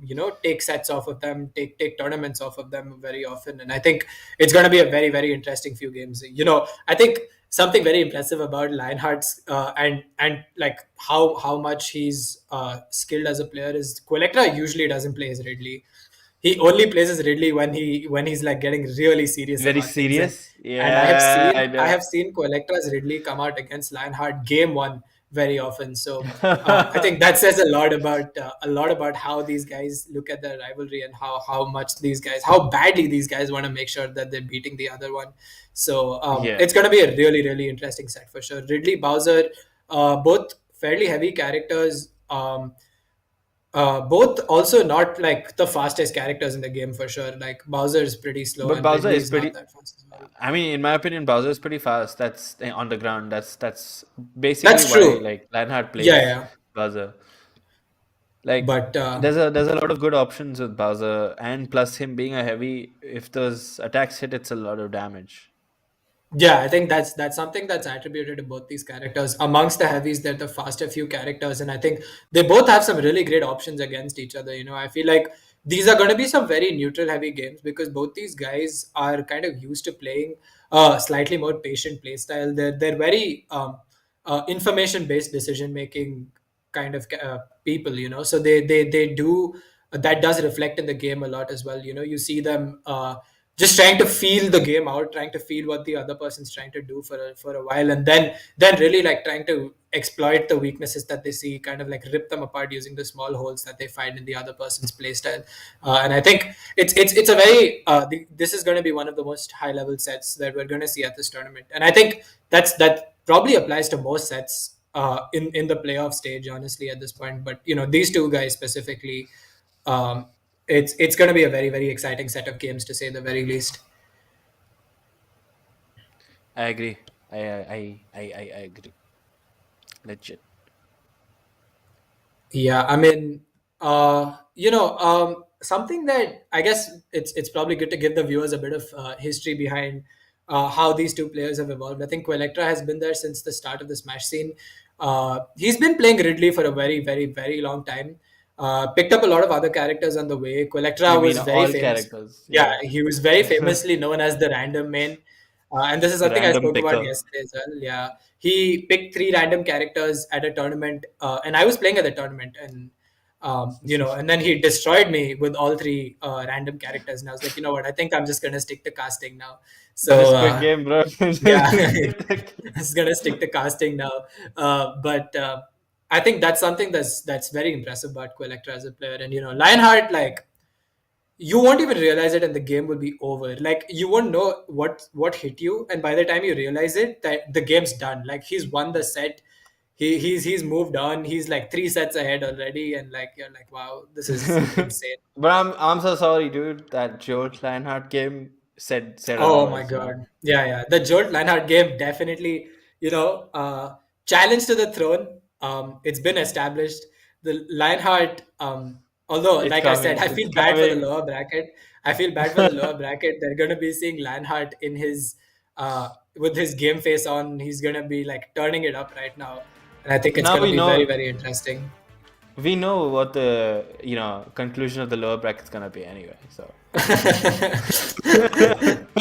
I mean, I wouldn't be that quick to dismiss these guys. I think very, very stacked lower bracket as well. You expect these guys to make it out of the upper bracket, but unfortunately, you can't have it all. But I think it could be very, very close as well.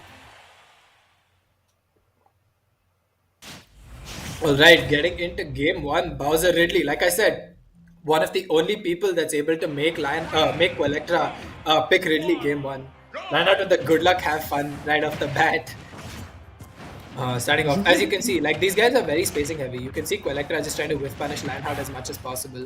Lionheart trying to do the same thing, just trying to back away a little bit, making sure he can retain some center stage. But he's not actively challenging Quaylectra's space. it's so weird looking at these heavies play because anything can Oh, happen. nice side B from Quaylectra.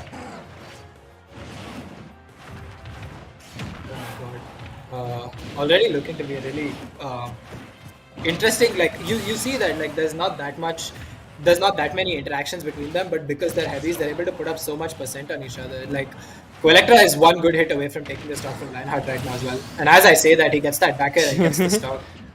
Well, the thing is that you don't see much interactions from heavies either, right? Because their moves are more, what do you say? They're heavier, and they take time to hit. So Yeah. they focus more on actually getting those in rather than anything Yeah, else. So but- that neutral is very slow. I think these guys also, specifically as players, they're very patient players. They rely a lot on like good spacing, baiting their opponents. So it's going to be interesting to see which one can play that game better. Because I think they're both very good at playing that game. It's just going to be a question of who can play that game better right now. Quaylectra trying to get something started, but Lionheart not really giving him that much opportunity. Great forward throw into an edge guard situation right here. Good up B from Ridley. You can see the old school gameplay from both of these. Yeah, players both of them. against each Good other. up B from Lionheart. Quaylectra DIs that really well to survive. Oh, Lionheart we're going for gonna an see a lot up of tilt. those Little early. out of shape. Oh, there it is. The command grab. Getting Wow. the kill right away. We took him to that upper platform, dude. Like, yep. Yeah, and I think like both of them have been using their nair so much, right? Like in neutral, I see them using their nair very often. I think it's It's just because of the kind of hitboxes that it's putting out and the space that you're able to take with it. Oh, good up airs from Lionheart though. Starting to run away with this. Yeah, Nice back end. he's actually spacing. Oh, good forward smash from Electra right there. Getting the conversion. Well, I think Quaylectra really needs to not get hit now. Yeah, I think like another thing that we have to talk about is like Ridley's up B, right? Like it's not an easy to use up B. There are only 4 angles to the up B and they're very specific angles. But, as I'm talking, Quaylectra Dude, just coming back from Did he that just- like percentage deficit and absolutely destroying Lionheart in that last stock right there. Damn, the throne is in Dude. danger, dude. he was at his last stock. Okay, it was at 95%. Okay, he just Bowser revives. Okay, last stock. Quaylectra is just like, yep, I'm just gonna combo you from platform to platform. You know what? I think it's and then time I last couple started playing. percent- Quaylectra did the leaning in with his controller in his hands, and he just he was like, yeah, you know what? Let's play. And then, damn, but really clean last stock from Quaylectra. You know, Alright, let's Lionheart watch was it. in the lead. Lionheart was in the lead the whole time. I think that set. And then Quaylectra all of a sudden just comes back at the last stock and then just does an insane combo to take the game. But really good showing from both these players. Like this was as close of a game as I would have expected from them, and it's just proof. Like these guys are playing at a really high level, and the fact that it's still not a dominant win for either of them just shows how skilled these guys are and how much experience they have playing against each other. This command grab, giving Bowser so much advantage. Especially with the platforms, I think Lionheart as a person, like specifically, is able to use those platforms really well. He spaces the command grab to make sure that he can land on those platforms and get the conversion that often ends up being the reason he's able to convert a lot of these stocks. So it's going to be very interesting to see how this ends up playing in their favor.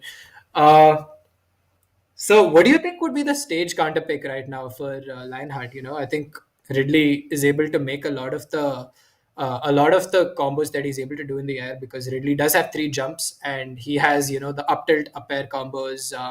He has moves that set him up for juggles really well. So I think Lionheart's gonna pick a stage with like platforms because those command grabs really come out. But honestly, they're both heavies, so yeah. like a stage counter pick only depending on the combos. I don't think they really care about actually comboing each other as I think much. Lionheart. I think we may see a town and city counter pick here, although I'm not really sure. But I think it's going to be interesting nonetheless because these 2 characters. I think no matter what stage you pick, both these characters are going to have certain advantages and disadvantages on those stages, and I think because of that, these matches are. I think the stage is gonna. I think more than the stage, it's gonna matter like how these people play. It's just around them, it. exactly. Yeah, Like because they have so much experience, right? Like they're so exactly. experienced And with what we saw movement from stages that that they- last game, if you think about it, right? What we saw from that last game, you see that they are so patient, right? That it's okay. That they don't want to overdo it either. Like they are just so patient. They're waiting for each other to make mistakes. They're waiting to capitalize on the other person's moves. It's just very, very pure and solid gameplay. Like it's just what's gonna matter is how they play against each other, like you said. Yeah, and I think just because they've played these stages so often, there's nothing that's like a bad stage for them. So it's really going to boil down to how they're able to make use of the advantages. And we're going back to Same PS2 stage. actually. That makes a lot of sense, honestly. Yeah. Quaylectra, very confident, taking that first game very convincingly. So it's going to be interesting to see how this plays out. Oh, Quaylectra already starting off with some really good side beast. Oh! Tries to go for it. Oh, he doesn't got. necessarily- Wait, what just happened? What just happened? the command I grab. thought Quaylectra grabbed him, but no. No. Nice nair from Lionheart. Not able to convert off of it. Lionheart had a That pretty is- high percent, taking up a Really lot of high damage. percent. And nice That- up air from nice that- up smash from Quaylectra right there. Yeah, that really high percent. Was that what 140, 150? Yeah, 150, 160%, I think. A nice forward air from Quaylectra again. Trying to just build as much percent. A nice side B! Just the ledge hop side B, dude. I think Ridley's side B is really scary. because he can take up so much space so quickly with it, right? Like, and especially when he's doing it off of a ledge hop, it's very scary because he can catch you in the air as Oh, well. nice. Dude, that's sad. I don't think Bad Lionheart DI from actually Lionheart. expected that. Yeah, bad DI Dude, from it's Lionheart right there. two stocks. Is Quaylectra gonna win this? Yeah, Quaylectra up a whole stock. My dude. Oh, Lionheart turning it up. Nice forward air combos right here. Good up air. Oh, almost gets the up smash actually. That was really close. Electra trying to go for some interesting. I think he's trying to use his down tilt to set up for a juggle right now. Nice down tilt from Lionheart right there. You know Up what? smash. This is so funny. Like you could see them, play slower in the first two stocks, and now Lionheart's like jumping around, exactly, moving around. exactly what I'm talking about, right? Like they used the first game to feel out what the neutral was supposed to look like and what the other person was going for, and then in like later on in the first game and in the second game, like you can see that they're really like going at it right now. Oh, good down B from Lionheart. Nice forward air. That's gonna get the stop. Wow. This is a very doable. We've seen Lionheart come back from these situations very often, and it's not over until it's over with Lionheart. Nice side B though. Yep. Electra, Bowser off stage. Is he gonna land it? No, he doesn't. Oh my god! What a read from Quaylectra. I was probably too loud, but wow. Yes, Quaylectra. Look at his face. He's smiling, bro. He's Oh my smiling. god. He did it. Oh my god. Lionheart, the favorite, out of the tournament, fought to the bitter end and put on some you great, kidding great me? games. This is Are you insane. kidding me? Okay, I was just gonna swear my ass off, but there are kids here, so I gotta be civil. But oh my god. Okay. That is insane. Lionheart putting up some incredible showing. I think this was some really high level play from both of them. And Lionheart keeping it really, really close. You know, when we saw Quaylectra being a full stock up, we were like, hey, like this is going to be like Quaylectra can run away with this really easily. But Lionheart brought it down to the last stock, brought it down to a very, very close last stock as well. Started off with a really good combo, just got caught on an unlucky timing to an edge guard, and it's kind of hard for Bowser to get back there.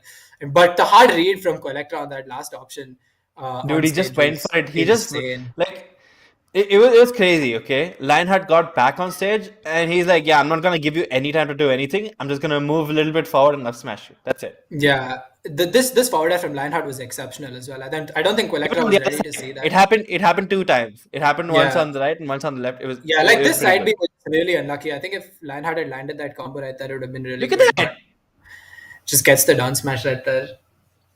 Yeah.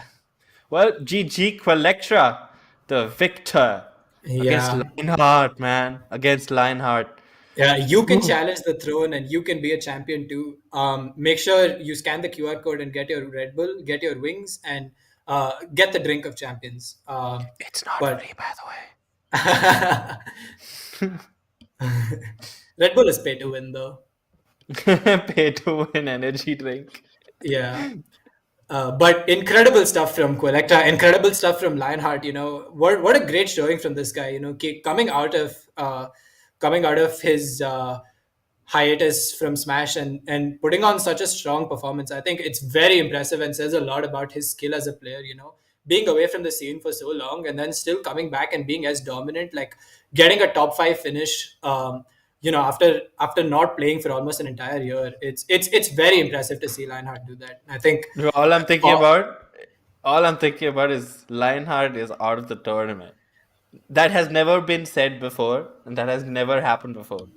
the only time Lionheart is out of the tournament is when he's like done winning the whole thing and he's like leaving with the prize money in his hand. But I think like this sets a very good Wow. narrative. This is exactly what I was talking about, right? Like we've seen the scene grow so much over the past year or so, and like you see a lot of these people playing so well now that Dude, like it's I don't very even difficult.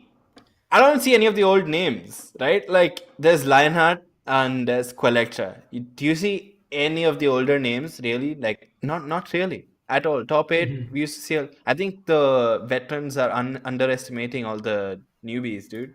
I think the newbies. I think it's their time, dude. I think it's Yeah. the veterans have passed their torch on now, and the new blood is like in the scene now, and they're gonna be the ones that are gonna be taking the scene forward.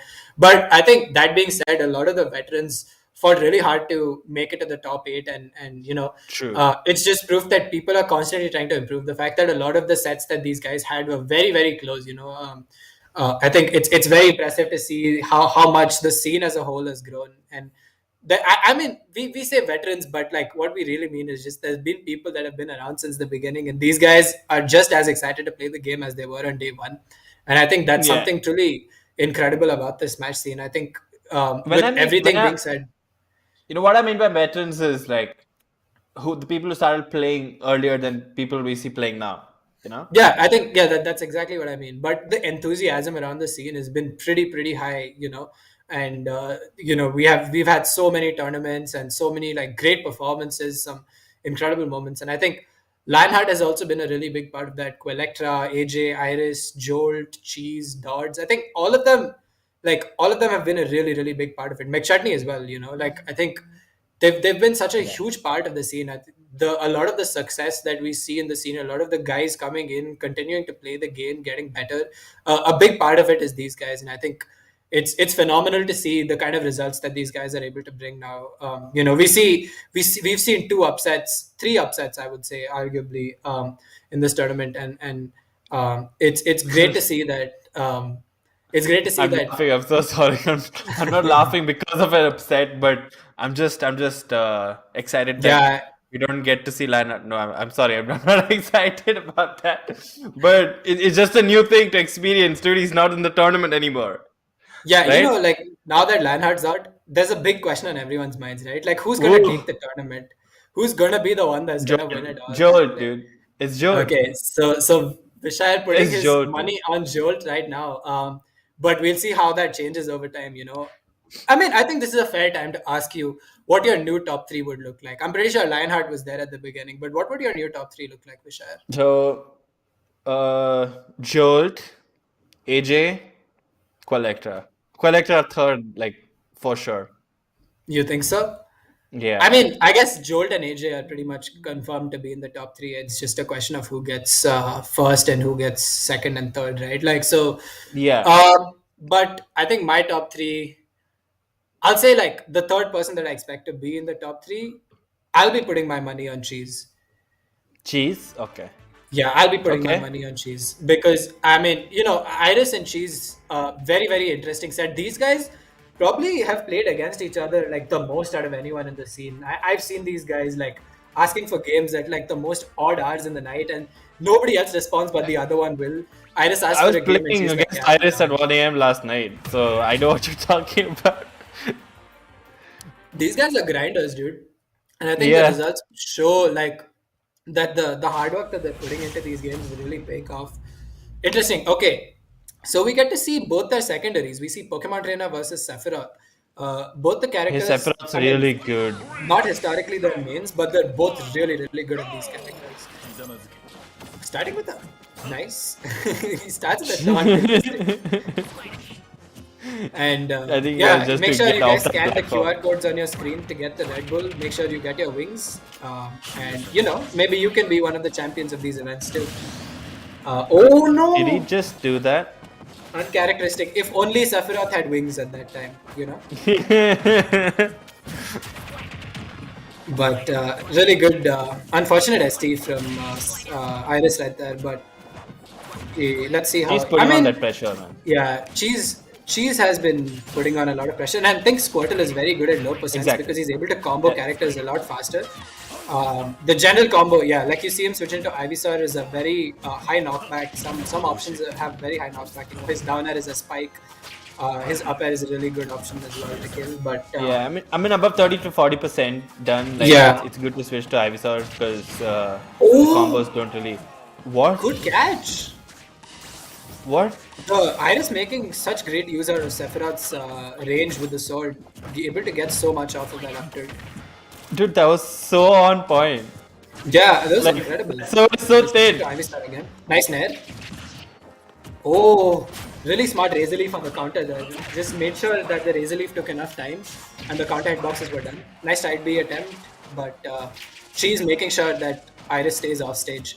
Is he gonna go for the down air? No. Nice. She's playing this really smartly right now. He's just trying to space him out with Razor Leaf.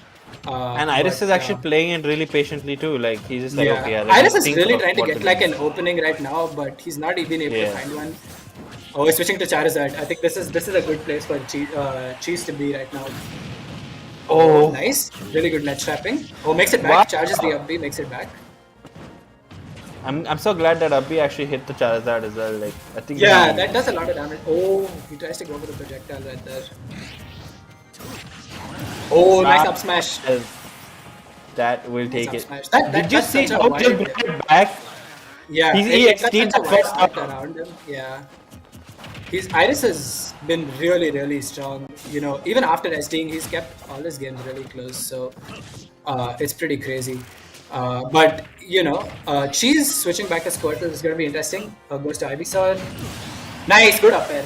That's exactly what I was waiting for. Up air and down air are the two moves I think that have the most leverage with Ivysaur as far as killing options are concerned. You'll see him do a lot of the down air to get the Sephiroth while he's recovering, and you'll see a lot of up airs like he did earlier. No, no. Dude, he SD'd. I think he used his air dodge a little too early that time. I think he also messed up the angle as well. Yeah. Yeah, that was unfortunate. Again, like such a close game for Iris. Again, you know, like I think if he's just able to stop the kind of like small flubs that he's having because of these SDs, he's been keeping these games so close, right? Like you see that if he had another stock, he would have been able to take these games very easily. But no, I think he's gonna do better in the second game. I'm pretty sure he's gonna do better in the next game as well. Like yeah, I was already looking at him. Yeah, I was already looking at him, like trying to figure out and adapt, you know, to the speed of 3 different characters, like mixing those up. I think that's something that's very underrated with you know, with Pokemon Trainer. I think it's about like no one talks about that. Yeah, it's not just hard for the person who's playing the character, it's also hard for the opponent because you have to get used to 3 different playstyles, right? Like and obviously it's a lot easier to kill Squirtle at a high percent than it is to kill Charizard, and you have to decide what your options are accordingly because they're all from 3 different weight classes as well. So but really great showing from Iris. I think he knew how to play around the 3 characters really well. It was just like really unfortunate timings on the recoveries right there that kind of messed him up. And I'm pretty sure that he's going to be able to bring this back in the second game very convincingly. He messed up just the recoveries, dude. Or else he was on. Yeah, look at that. That up smash is so good just to catch him on the whiff punish right there. And I mean, Sephiroth's up smash, insanely good. Like you see how much space that takes over him. He hits in front of him, he hits behind him. It's really good. It does a lot of damage too. So yeah, and that drop down up air, I think that was something that I really wanted to see from Cheese's Ivysaur, and I'm so happy that we saw it because it's just such a strong move, dude. Yeah. Oh, dude, did you see what happened? Cheese actually got him with that Ivysaur neutral. The neutral air, yeah. Okay, and that's why he messed up the recovery. So Cheese actually got him that last stock too. Yeah, that was a really good last stock. Yeah, I mean, I'm just waiting to see what Iris can bring in with this next game. I'm wondering if we're going to see a character change, but I doubt it. I think he's going to stick to the Sephiroth. Iris actually switching to Pyra and Mithra. This could be a very interesting combination now. So now it's not just Cheese not just Iris that has to adapt to playing 3 different characters, but Cheese also has to do some adaptation on his part to get used to the differences between Pyra and Mithra. Okay, so starting with Mithra, actually, I think this is a good choice. She's a little bit faster. Yeah, you can combo against Squirtle for sure. Yeah, but that applies as well with Squirtle, right? Like he has such good options with his back air and down throw back air combos. I think it's going to be very... Oh, going for a very early forward smash right there. It doesn't catch the timing, unfortunately. Oh, good juggle. Good juggle from Iris. Oh, almost gets the next one as well. Oh, switches to Ivysaur. Nice. Iris also switching to Pyra. I think this is a very good character change for both of them. Yeah, definitely. Because I think that this counter pick is actually really good. Yeah. Pyra is a counter pick against the Pokemon Trainer. Definitely. Mm-hmm. And I think just having the advantage of having like higher damage, higher knockback moves when you need them is very useful. Yeah. Nice layer. Like just imagine switching to Charizard just for that big knockback. What a hit. That was a really weird looking Good side B. forward air from Ivy Sir. Okay, nice grab. Gets a couple pummels in as well. Oh, good conversion right there. That was really smart from Cheese because he used the character change to stay in the air a little bit longer, and that avoided him getting hit. That up B will take it. But Too. Iris able to convert off of that. That was so good. Okay, Iris went for that side B when Nate, got on stage when she got on the ledge, but she's patiently waited until the side B got over and then got on the stage. Yeah. Oh, nice juggle from Iris again. Really good juggle. He's been building so much percent. He switches Charizard pretty early.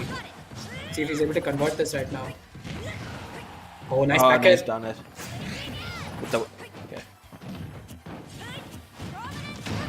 Oh my god, getting another That hit, Abhi is but too Charizard strong. surviving, yeah. But it's important to point out that Iris is a full stock up right now, so everything that he's doing is just extra damage. But Not as a I full say stock that, up he anymore. gets the stock. Switching to Ivy Sir, okay, I think this is a decent pick, decent comboing, and he's not light enough to get killed that early, but it's still a mountain to climb for Cheese right now. But nice! Oh my god, it? the 0 to death! He gimped him. Is it? That's insane. She's making a comeback right there.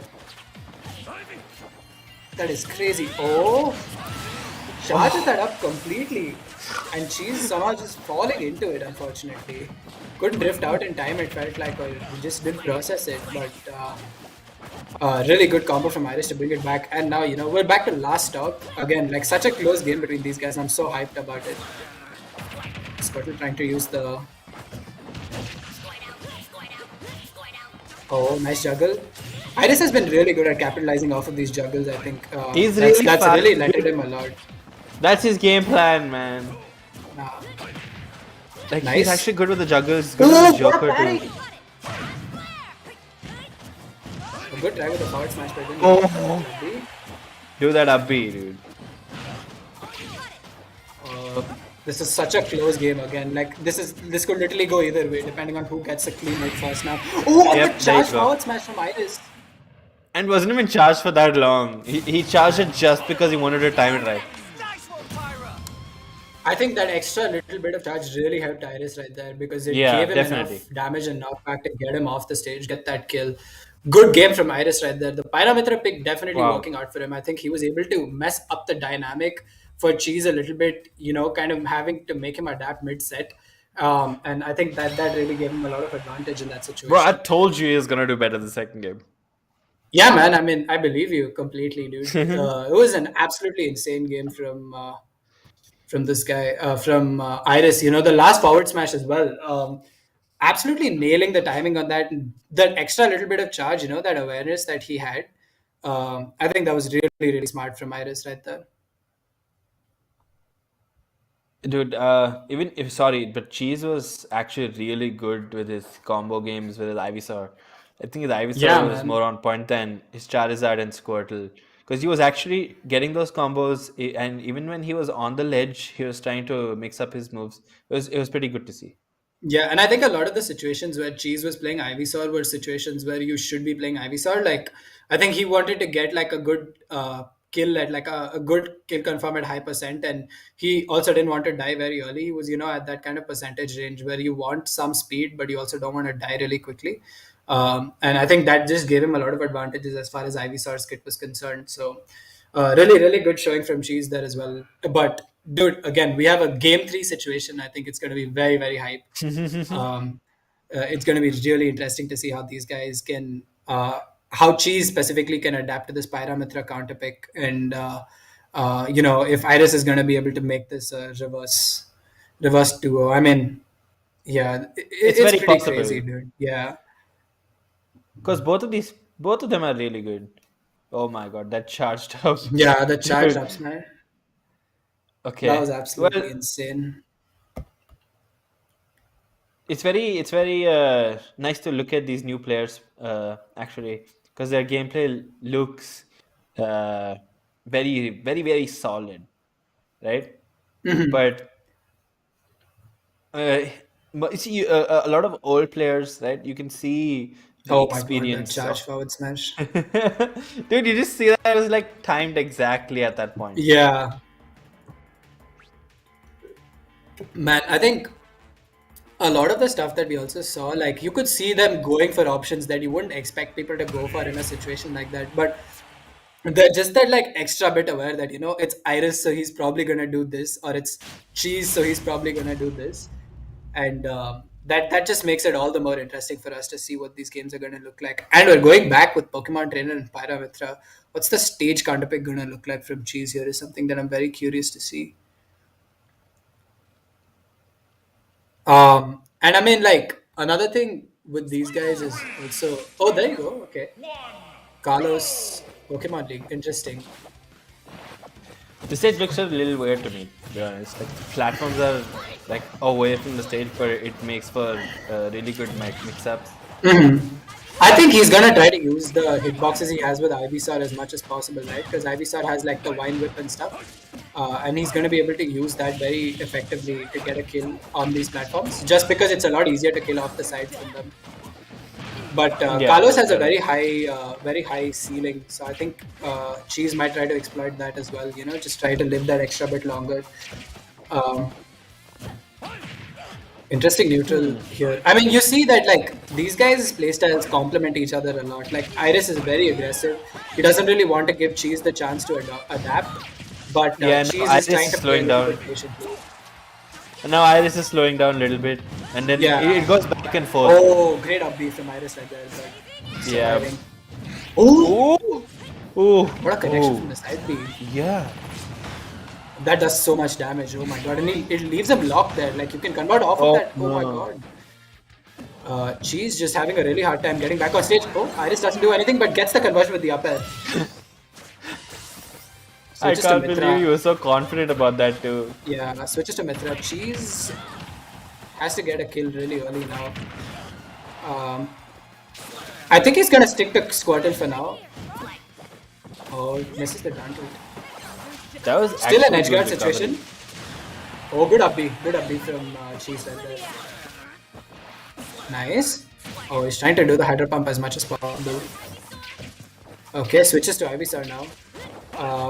Yeah, I feel like Squirtle would suffer a little bit because of the kind of far away walls that this stage has. The blast zones are a lot further, and Squirtle may have some difficulty killing. Ivysaur should be able to make that ground very quickly though. Good neutral air. I mean, they're both having trouble killing, to be honest. Because the stage Yeah, is too- but yeah. Oh, nice down air Oh, spike. yep, So happy I got saw that. that. It's so satisfying to see someone land that. But yeah, Ivysaur is down here really good, just off the stage. But Iris doing really well right now. He's been playing really well since he switched to Pyramithra. He's been getting a lot of these juggles with Mithra and able to convert off of that with Pyra. Nice Ivysaur. Oh, good up B.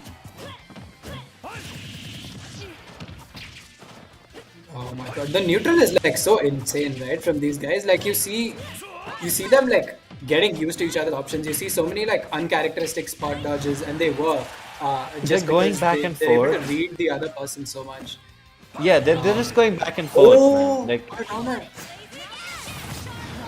Oh my god, the character switch saves him in that situation. No. Charizard able to make it back up the net. Oh, he tries to go to the down tilt, trying to catch the roll, I think. But Iris does not commit to that option. nice, Oh that'll my kill. god. Yeah. Iris looking like he might take this right now. Yeah, Iris definitely looks very strong right now. Yeah, Hey, you said he's Cheese was looking gonna really win. Well, anything can happen.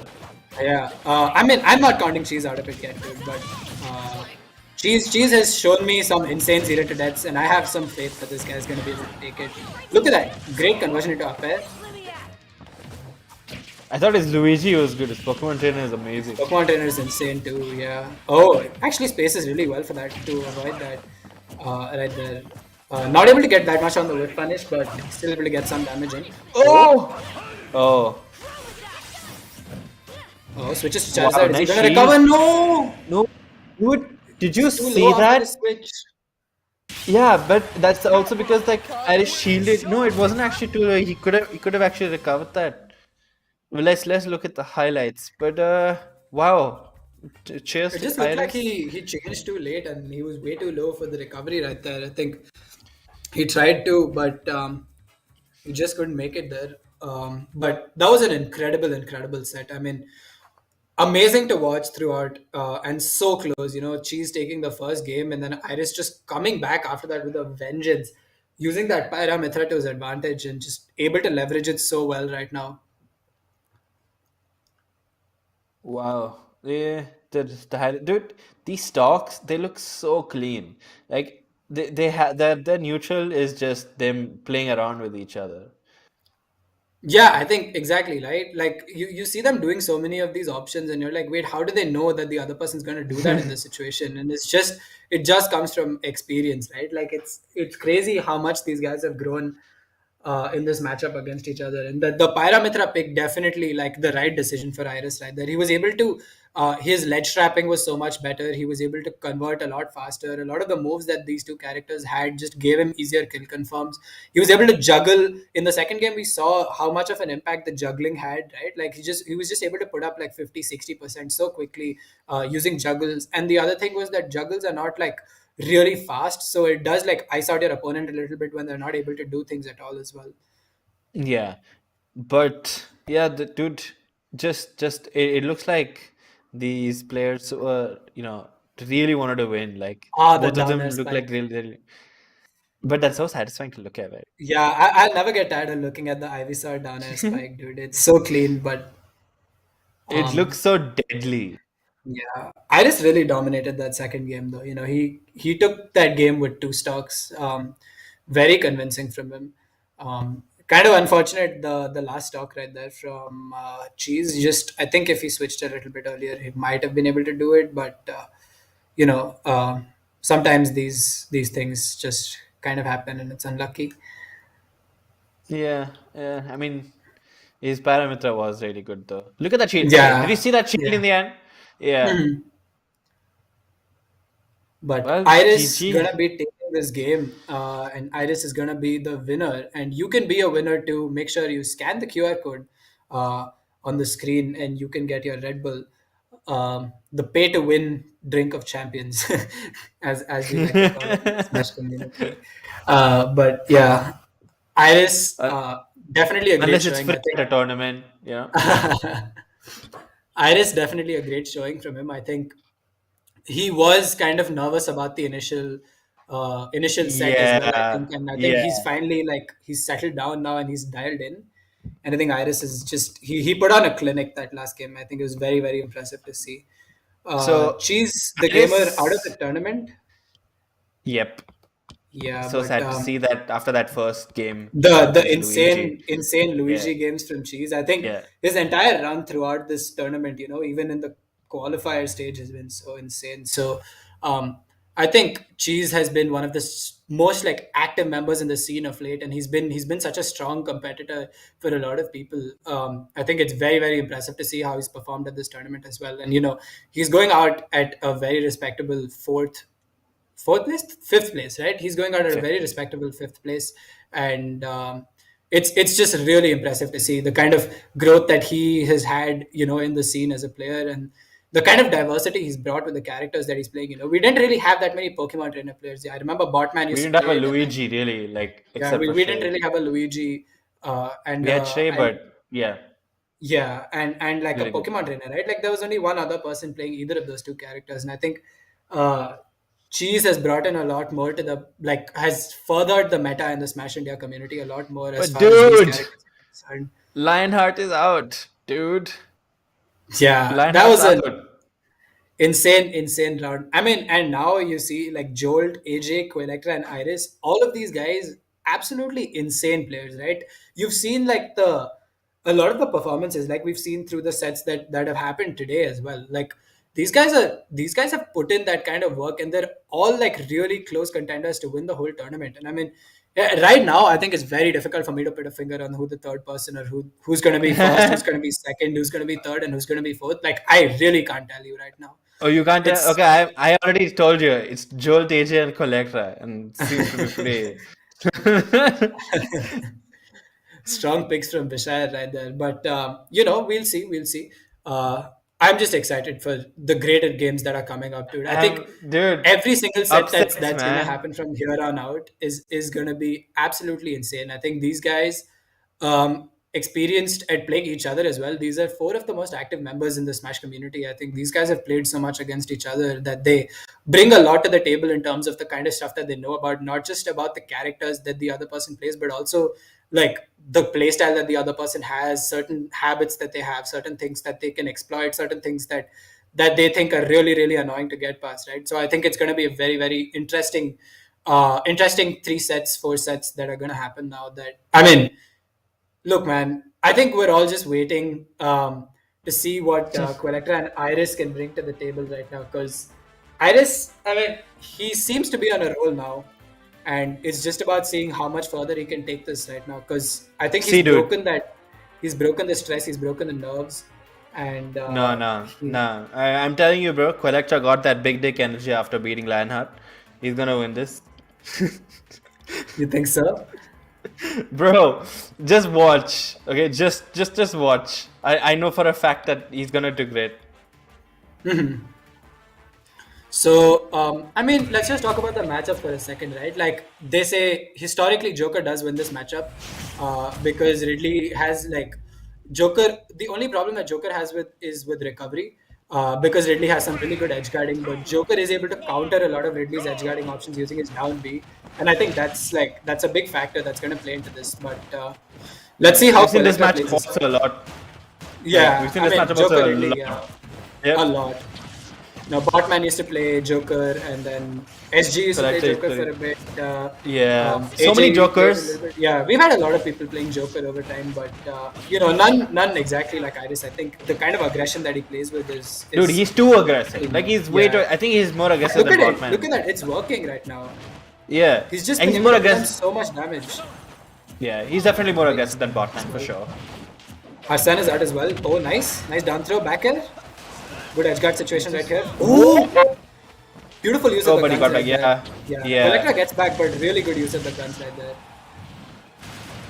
Okay, Quaylectra tying his back. Oh no, Eyeris messing up the spacing on the fireballs a little bit. Oh my god, he actually hits him on the edge. Okay, Arsene is gone. This is a little scary situation for both these guys because they're at a high percent right now. But although Quaylectra is at a slightly percentage deficit, I think Eyeris is still in the disadvantage here because like Quaylectra can just kill that easily. And Ridley having 3 jumps is just so good to kill off the top like that. Oh, he gets Arsene off of the counter. Is Eyeris going to be able to get this? Yes, good forward air into back air. That forward air just giving him that little bit extra space right there to make sure that he can convert off of that back air. Nice grab. Oh, good down air. Is he going to make it back? He's come back. Yeah, he's going to make it back. But I thought he went for the double spike. I respect that option, honestly. He went for the style right there. Oh, Arsene going out mid-air, but Joker's recovery pretty decent. He has fairly decent range as well, so he's able to recover pretty quickly. Really close set so far though. Like it's dead even right now. Oh, nice side B. I think a big thing with the side B is that it does so much damage over time as well, and oh. Interesting. Quaylectra was just not doing anything there for a second. I was wondering what happened. Dude, he was just waiting and thinking, dude. He like. Quaylectra was like, hold on, what is going on here? I gotta fix myself. Yeah, nice side B from Quaylectra though. Good edge guard situation for him. Oh, misses the 2 frame. Also misses the get up option.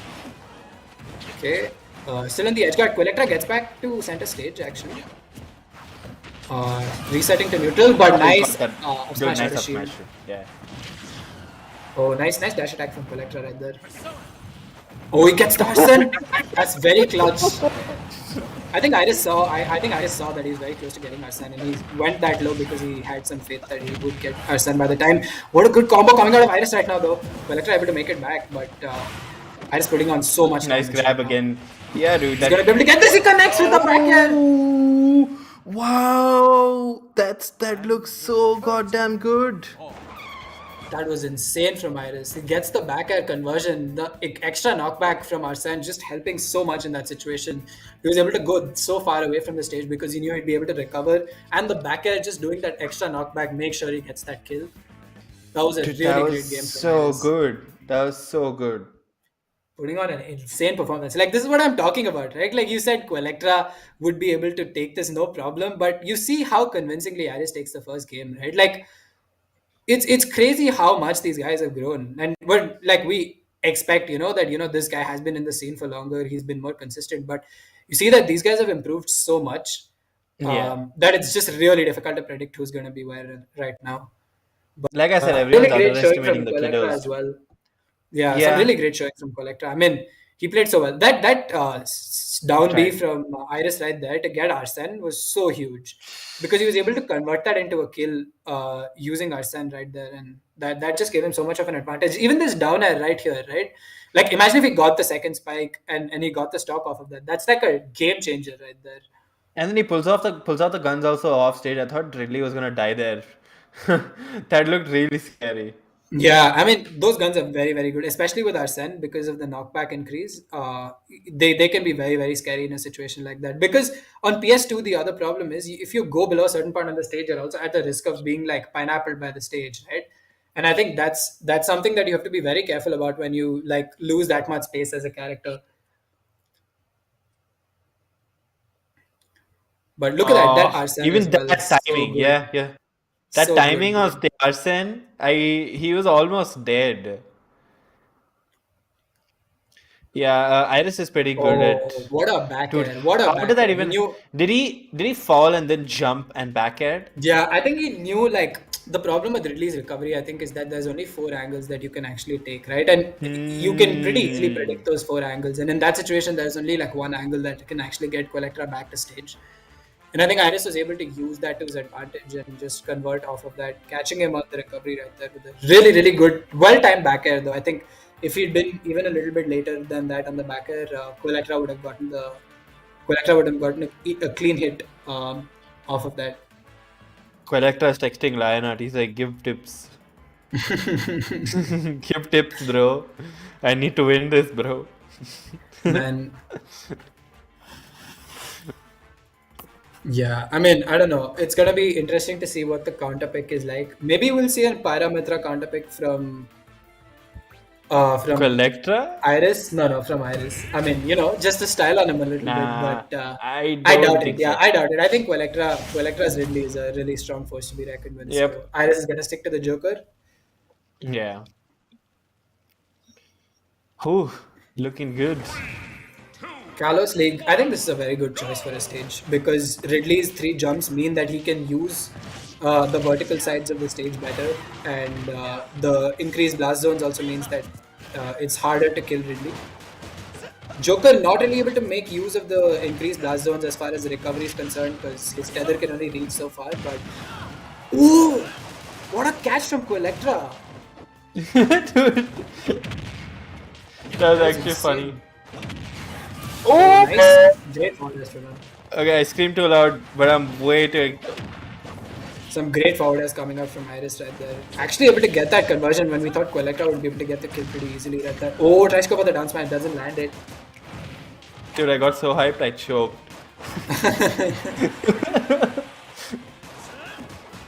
I don't know how Iris is comboing like this, man. Oh, good down tilt though. It's Yeah, it's I mean, so Quaylectra is doing unorthodox. one thing right. I think he's just keeping him in these edgeguard situations. He's not letting Eyeris settle down, and I think that's really helping, right? Like, he gets the kill right there because of Eyeris being too far away from the stage to recover, but good forward tilt from Eyeris right there. Oh, Quaylectra has to get back to center stage right now. I think that's really important for him. Okay, good get up attack. Resetting to neutral right now. Oh, good down. Oh, Eyeris didn't react in time. I think he was expecting to charge it a little bit longer. But I think Eyeris he is was not able to expecting react in time. himself to like move away or like roll away after he charged it, but I don't think that didn't Electra happen. just getting him like for free though. Oh, tries to go for the counter. Ooh! Good chase from Quaylectra. I knew exactly Okay, where he Eyeris was got going to be that. drifting in that situation. Quaylectra reversing the stock lead right now. Quaylectra is up a stock now. And he's putting on more percent as well. Oh, nice. He's, Good combo from Eyeris. He's trying to go for the guns but doesn't work. Quaylectra Good brings get up on the attack from pressure. Quaylectra. Eyeris is not able to find a way around these get up attacks. I think that's becoming a problem now. Oh, good upper from Eyeris though, getting the kill. Although Pretty high he's at percent though. 60%, and yeah, And yeah, Quaylectra is was just waiting out the Arsene as much as patiently possible. thinking, He yeah. really doesn't want to fight that. Nice, good up smash. Oh, he tries to go for an up air, I think, but doesn't work, unfortunately. Okay, Eyeris has lost the Arsene right now, but still putting on so much damage with his projectiles. Oh my god. Nice. What? Eyeris He's is just just jumping, comboing he's just through. running What circles is around him with his happening? projectiles. Dude! Oh, nice combo from Quaylectra. Okay. Good fall off there. Oh, it tries to get it, but doesn't land it, unfortunately. Good forward. Oh no. Oh my god, Eyeris' projectiles are looking so strong. The side B, oh my god! Oh, do you think they got DI'd there? Because it looked like it could have. I doubt it, dude. I think he was at a pretty high percent and Joker is very light. Combined with the fact that he literally took him to the edge of the stage. I'm not sure if there was anything that Eyeris could have done in that situation. But incredible game from Quaylectra, dude. Oh my god, this is absolutely insane right now. It's actually pretty good. What, 1-1 now? Yeah, we find ourselves at another game 3 situation. That is, I mean, I don't know what to say. This game was a back and forth the whole time. There was Eyeris with a stock lead, and then Quaylectra with a stock lead, and then all of a sudden Eyeris is bringing it back, and then Quaylectra has won the game. And this was such a back and forth series, such a back and forth game. Honestly, at this point, it's really hard for me to decide who's gonna win. Like, look, some of the at stuff that. that, yeah, some of the Dude, stuff it's that so Eyeris did was tough. so clean. And it's so weird. Like it's so weird to look at because you've never seen it before. Like, you never see the way that Iris does things. Like, it's very, very different. Yeah, I mean, Eyeris is willing to take a lot more risks with like going off stage, running off, like doing these like scary, risky aerial options.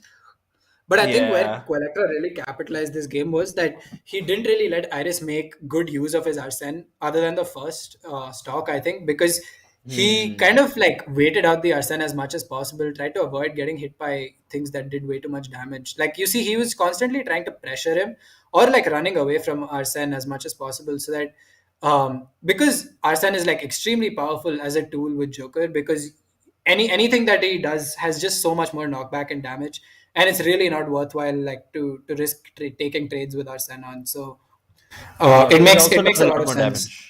Exactly, Does a and I lot think more it makes a lot damage, of has a lot more sense. knockback. Yeah, it makes sense to like wait it out Yeah. and try to not get hit by that. Yeah. Yeah, and the other thing that I think Quaylectra did very well was that when he got an opening, he tried to convert it as much as possible because the more damage you do to Arsene or to Joker while he's in Arsene, the faster Arsene wears off. So I think Quaylectra trying to make like good use of combining those two things to kind of make sure that he had to deal with Arsene for as little time as possible. And obviously this side B at the end right there was so insane. He Yeah, I reversed mean, that situation so quickly. He literally reversed it from an edge guard to a kill. He was being edge guarded. He side Bs onto the stage, and then he gets the kill on Eyeris. That was insane recovery from Quaylectra right there. bestedly India. Well, we are down to game 3. Game Oh, three. he has a Kato. Look at that. Yeah, AJ's cat on stream, giving Quaylectra the right advice that he needs to close out the set right now. She's guiding him. All right, so getting into game 3 and Joker versus Ridley again, no questions, no doubt about it. Let's see how this. Okay, we're going back to PS2. Interesting. Okay. And we're Let's obviously see. sticking to the same characters. Yeah, naturally. Okay, wow. Both of them just trying to use project. Ooh, that was such a good counter. That was such a good counter from Eyeris. That gave him so much gauge on Look at how much And he has it charges. so He's early. already there. He has his Arsene 15 seconds into the game. That is insane. Oh, nice back airs. Oh, he tries to go for the counter, doesn't. Electra with a perfect angle on the recovery right there. Forward. Oh, he tries to go for the side B right there. Uh-oh. Oh no. Oh. No. No. Do you think they're gonna start from the same percentage? Oh, it's Oh, no, back. they're back. Okay. They're back. Wow. Nice. Okay. Did they fix that? Nintendo, did you fix that? But I'm so glad we get to see this game now. Oh, good guns from Eyeris right there. Okay. Electra resetting to neutral very quickly, also able to convert this into a reverse edgeguard situation. And is making it back on stage. Okay, both of them are just fighting for center stage control right now, I think. But Electra, nice catch on the back air right there.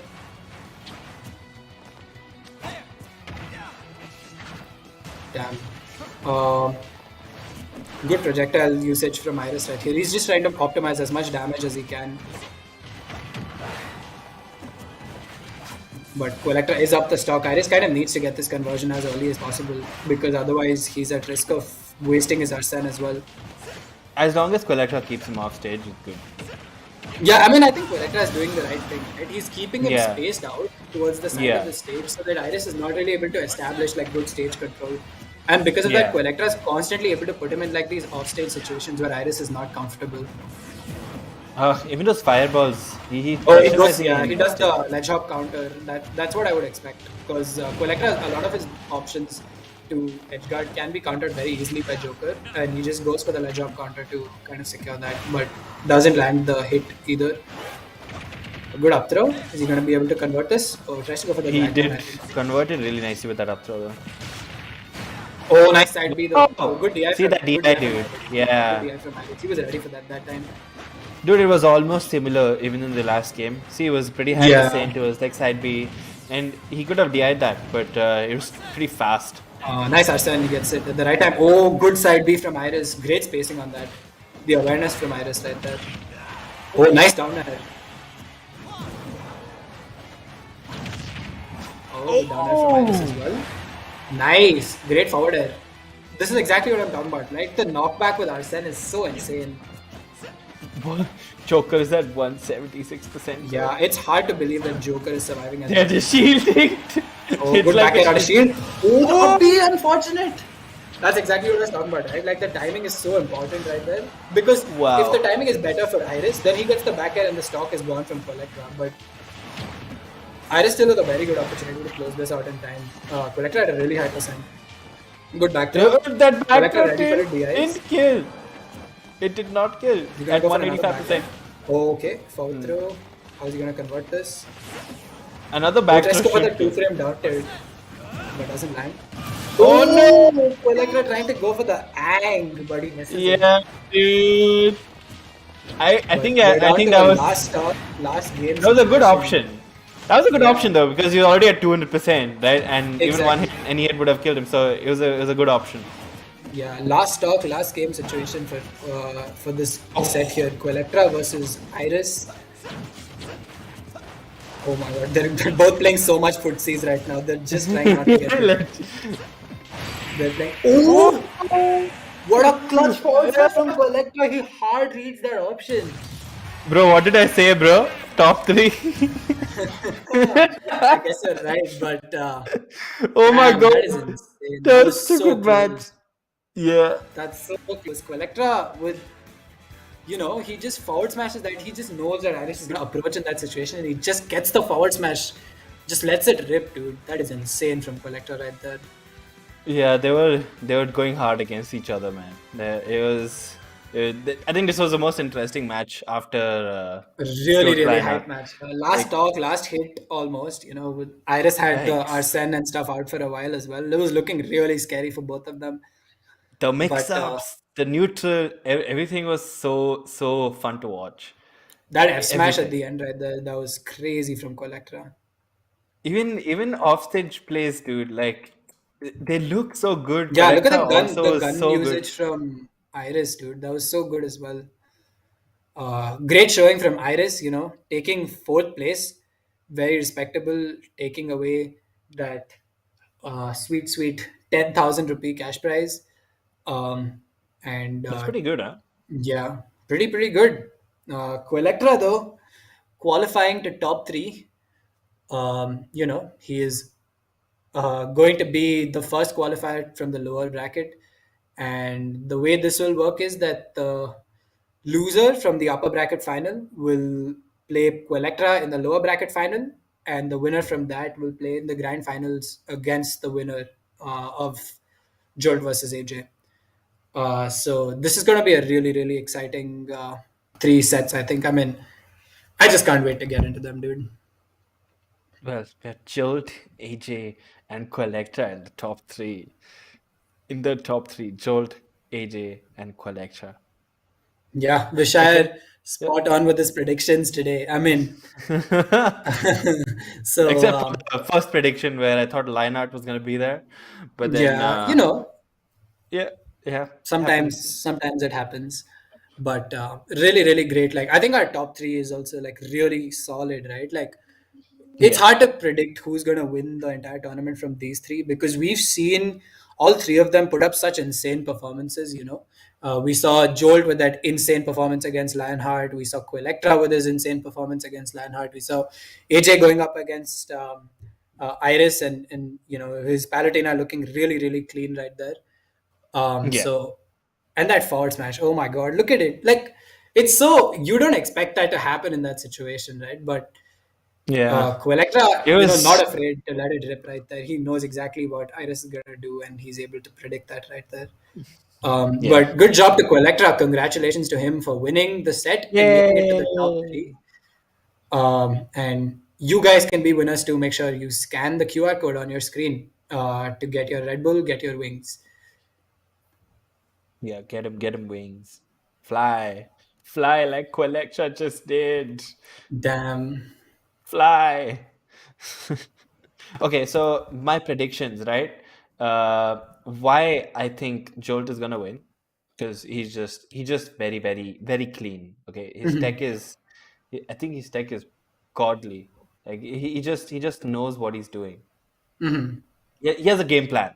Like I'm not saying the others don't have a game plan. The others are good players, but Jolt is very, very precise. He and even Iris, right? If you saw that last game, he was very fluid. Like his character, he gave room for his character. He was being risky, right? Jolt is also like that, but he's way much more precise than Iris is. So Jolt and AJ are like the contenders who I think can get the first place because Jolt and AJ are really good against each other. Like they seem like they have the similar caliber. So Yeah, I mean, both of them really technical players. I think both of them yeah, in contention for some of the best, like some of the most technical players in the scene. And it's going to be very interesting to see how these guys play against each other because they have met each other, like as far as tournaments are concerned, even in friendlies. I've seen these guys play each other a lot. And I mean, as far as brackets are concerned, these guys meet almost every tournament where they're both participating. And I think it's going to be very, very interesting to see how the set ends up, right? I mean, we're coming down to the final 3 sets or final 4 sets of the day, maybe. yeah, We have the upper bracket final, followed by the lower bracket final, and then the grand final, the one that we're all been waiting for. Um, and Vishaya thinks that Jolt is going to make it. I'm not sure what the viewers expect from this, but all I know is that these are going to be some really, really hype games. And I cannot wait to get into them, honestly. yeah. I'm really rooting for Jolt myself. Commentators Uh-huh. curse. Hey man, let's just hope it's not true. Let's just hope that whoever you're rooting for isn't affected by the commentators' curse, and that's not the reason that they lose. But I think it's going to be a really, really great few games. All we can do is wait. Yeah. Uh, let's just talk about what the kind of performances we've seen, right, from a lot of the players at this tournament. I think we have seen Quaylectra doing so well against Lionheart. We saw Iris kind of getting over his nerves from the first couple of sets and pulling off a really, really good victory against Cheese. That I honestly Pyramitra. think it was just the first set. Okay, that Yeah, that it's was probably it was just just some the nerves. first. You play a Yeah, tournament for yeah. after a long time, and it gets to people. I think I understand exactly what that's like, but uh, I think a lot of growth that we've seen, not just from the scene as a whole, but also through this tournament. I think people have adapted, people have like learned how to change their playstyle. And I think we've seen an elevation in the way that the whole community has been playing for a long time now, and it's really great to see, like how the bar is just being raised over and over again. With every tournament that happens, I see so many new things coming up, and I mean, it's just looking to shape up to be a really great tournament. But Well, yeah, we've but seen a lot of good stuff, but we'll be back after a short break. stay tuned, guys. We'll see you on the other side.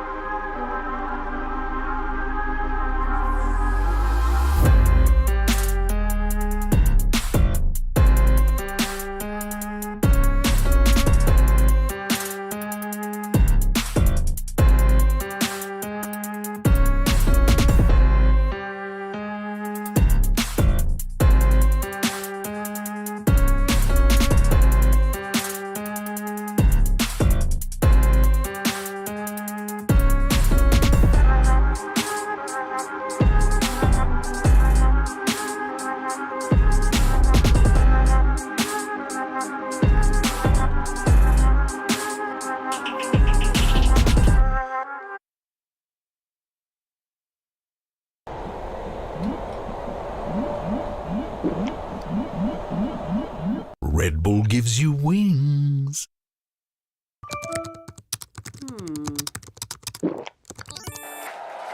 Red Bull gives you wings.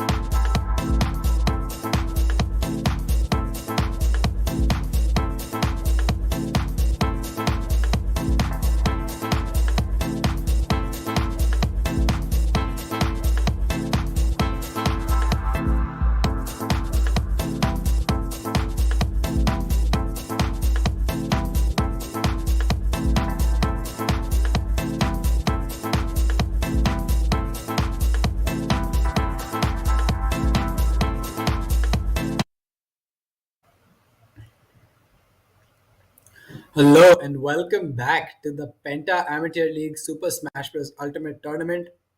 I am AK and I'm joined again by Vishayar. Man, we're getting into the last 3 or 4 sets of the tournament, dude. Like this is really where the pressure is at the highest, the hype is at the highest, and I think everyone's just excited to see who's gonna take this whole thing, dude. Yeah, I'm.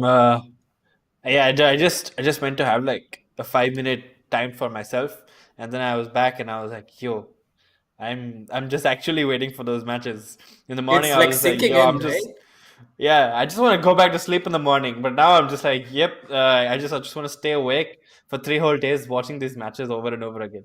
Yeah, I mean, this is crazy, dude. Like the kind of people that the kind of plays that we've seen at this tournament, from all Yeah, everyone, not just people in the top three, but from everyone in the top eight. I think it's been insane to see, how much like the scene has grown since the last few tournaments that yeah. we've had as well. And like, I think it's crazy to see that now we get to see like the absolute best of the best fight it out for the title of the champion of Penta Amateur League Smash Bros. And for that sweet 30,000 rupee cash prize for first place.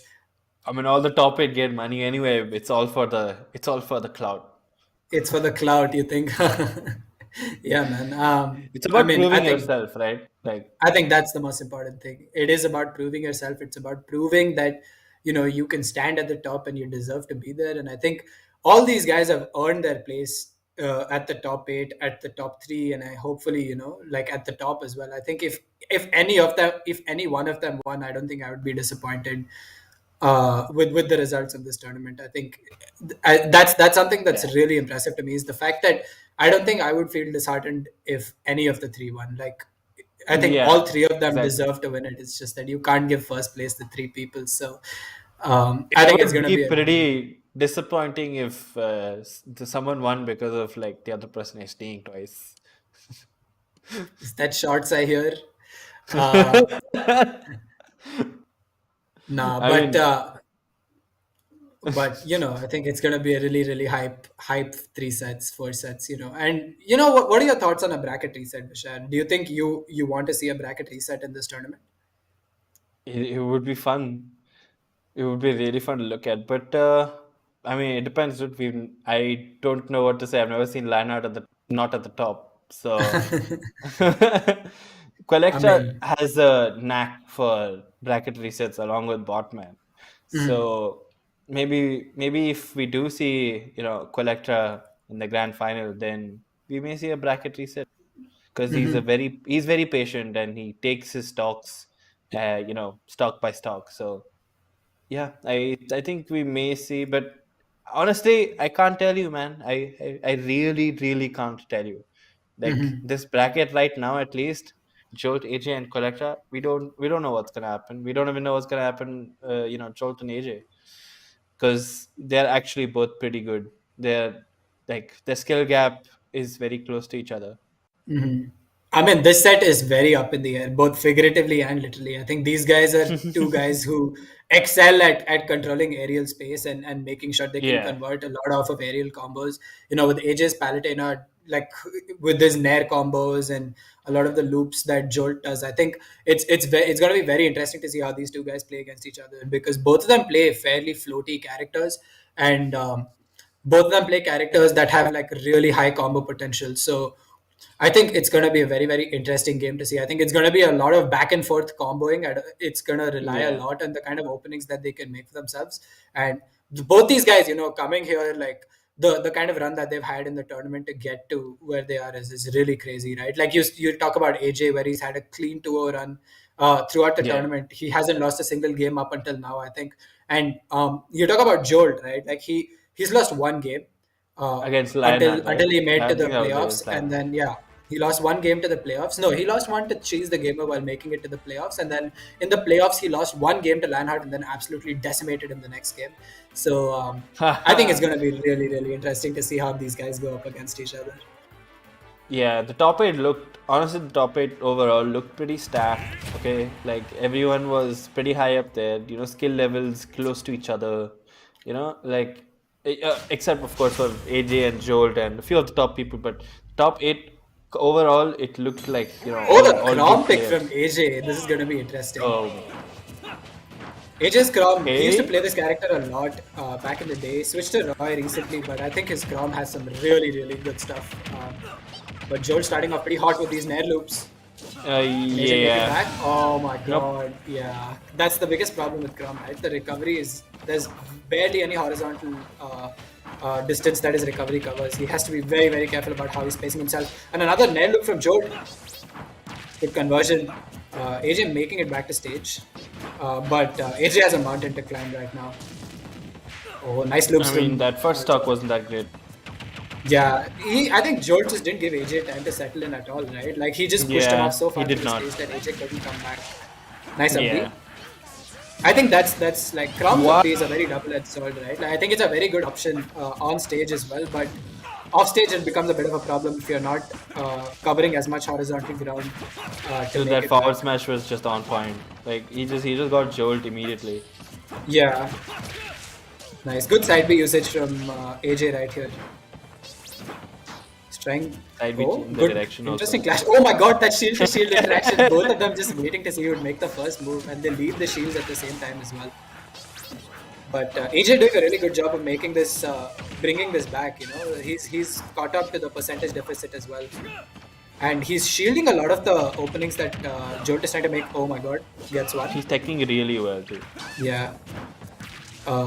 Nice. Oh, nice back air after the jab. Yeah, good Look back at air. Oh, jab tries to back get air. it. Yeah. That jab back He's air trying to is get like, the ledge trap, I think. AJ's trying to get the ledge trap, but it's not really working. I think he has to space himself a little bit further. Both of them just playing a lot of footsies right now. trying not to get hit. Oh, good up smash. Oh, tries to go for the thunder early. Doesn't work. Oh, and Oh, AJ he gets did it. back to stage. Why did he fall off I think he went too far into the stage, and because of that, he wasn't able to get as much vertical. He tried to hug the wall of the stage. Oh, good 2-frame from AJ. Really good 2-frame from him. Oh, Is that the what a first down 2-frame tilt. we actually thought today? Oh my god, what is this? What is even happening? Oh my god, this is insane actually. They are AJ actually They're playing on a Yeah, different level right now. that too, but Yeah. they are actually like just relying on like moves specifically that will actually kill.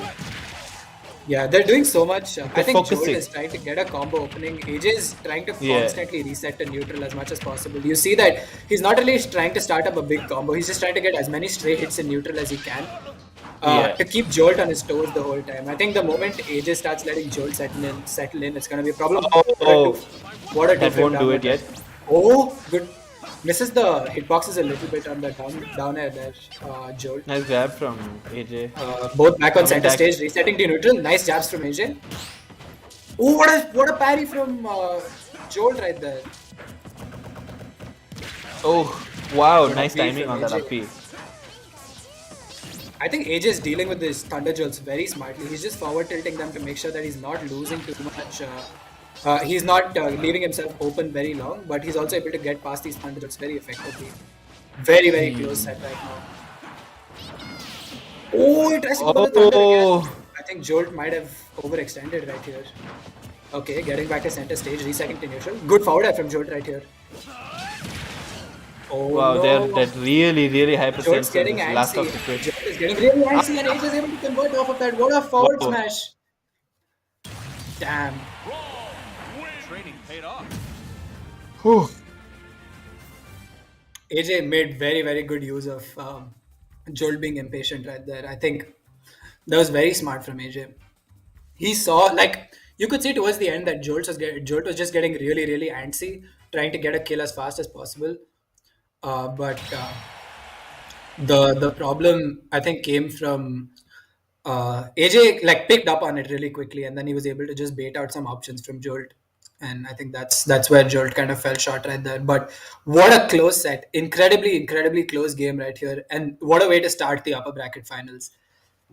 Dude, the first two stocks AJ like lost so very easily, but then he got them back with specific moves that just capitalized and just like demolished that stock. Just that Yeah. one move, like so nicely placed too. Like and Yeah, then I think there were AJ both. really like waited it out. He he was being very aggressive at the beginning, I think, and Jolt kind of knew how to counter that. I think AJ changed his pace a little bit, and I think it took Jolt some time to get used to that. And by that time, like Jolt started getting really impatient, and I think because of that, AJ was able to convert really well towards the end right there. Hmm. I mean, these guys are really good. I've never seen games like these. It was like heart to heart. What a comeback from AJ though. That was insane. He was down pretty bad, and then he He was literally down once. Like he was at one yeah, he was stock, down a whole and stock. Jolt still Yeah, had exactly that. like two stocks at Like, look at this. 90%. Like, he's literally 100%. Jolt is 100% ahead of AJ right now. So it's like kind of crazy that AJ managed to make it back from that kind of a deficit. Like you see right there, he got very impatient with the Thunder, and then even at the last, like why did he try to up smash there? Like that was way too early, right? So I think there was a couple of things that Jolt just, if he waited them out a little bit more, or if he played that slightly more calmly, I think Jolt would have been able to get that set no problem. But it's Jolt we're talking about here, right? Like he lost his first. He lost a game to Lionheart as well, and then he just turned it up in the next game, and he absolutely decimated him. So I feel like Next Jolt has that two X game. factor, right? Like losing one game for Jolt is just I the think he start. gets in the groove. Maybe that's Yeah. his way of adapting. And it's a best of 5 set too. So the upper bracket final, the lower bracket final, the grand finals are all going to be best of 5 sets. So that means we get to see a lot more games. games from these two guys. And I have full faith that this has the potential to be a game 5 set. The way that these guys are playing. AJ getting hyped up. He's just getting himself ready.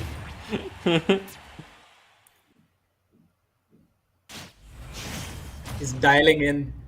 Oh, Palutena Pikachu. Okay, so the problem I think with this matchup, I'm not sure why AJ's picked Palutena, because she does struggle a lot with small characters, right? Because she doesn't have any safe options on the ground, and she has to hit her aerials like while she's falling down on Pikachu, because her rising aerials do not connect with Pikachu. So I feel like it's going to be a little weird to see how this matchup is going to progress. But I'm sure AJ has something in mind when he's playing Palutena.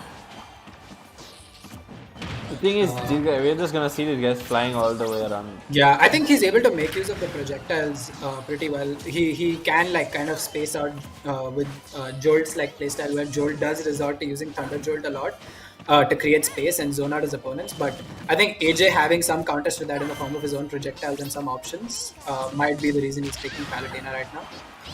But I think he should have stuck to Crom. I guess it's cool. The switch actually does confuse the other person if you're actually winning and you do switch. I think the problem with Crom on this stage would be that the side blast zones are so wide that Jolt can just use his aerials a lot better to just knock you off stage and set up for gimps really easily because Crom can't really come back from those situations.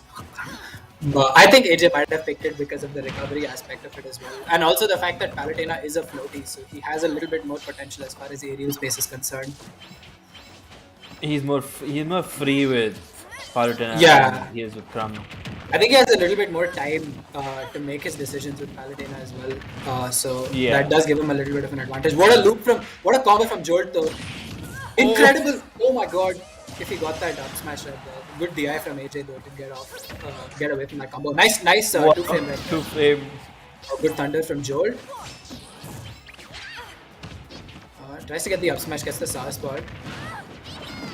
He's gonna get this. Oh, he gets the thunder. God. Damn. He's at 3 Jolt up. stock lead. 3 stocks to 1 right now. AJ has a mountain to climb to get back in this game.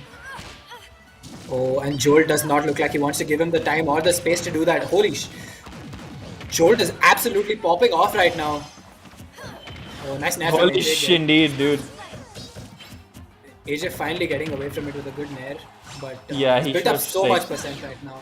Oh, nice up smash. He tries to get it, but doesn't get it, unfortunately. Oh my god, this is such a close set right now. I mean, it's not close, I guess, but you know, the percentages are so close that anyone could die.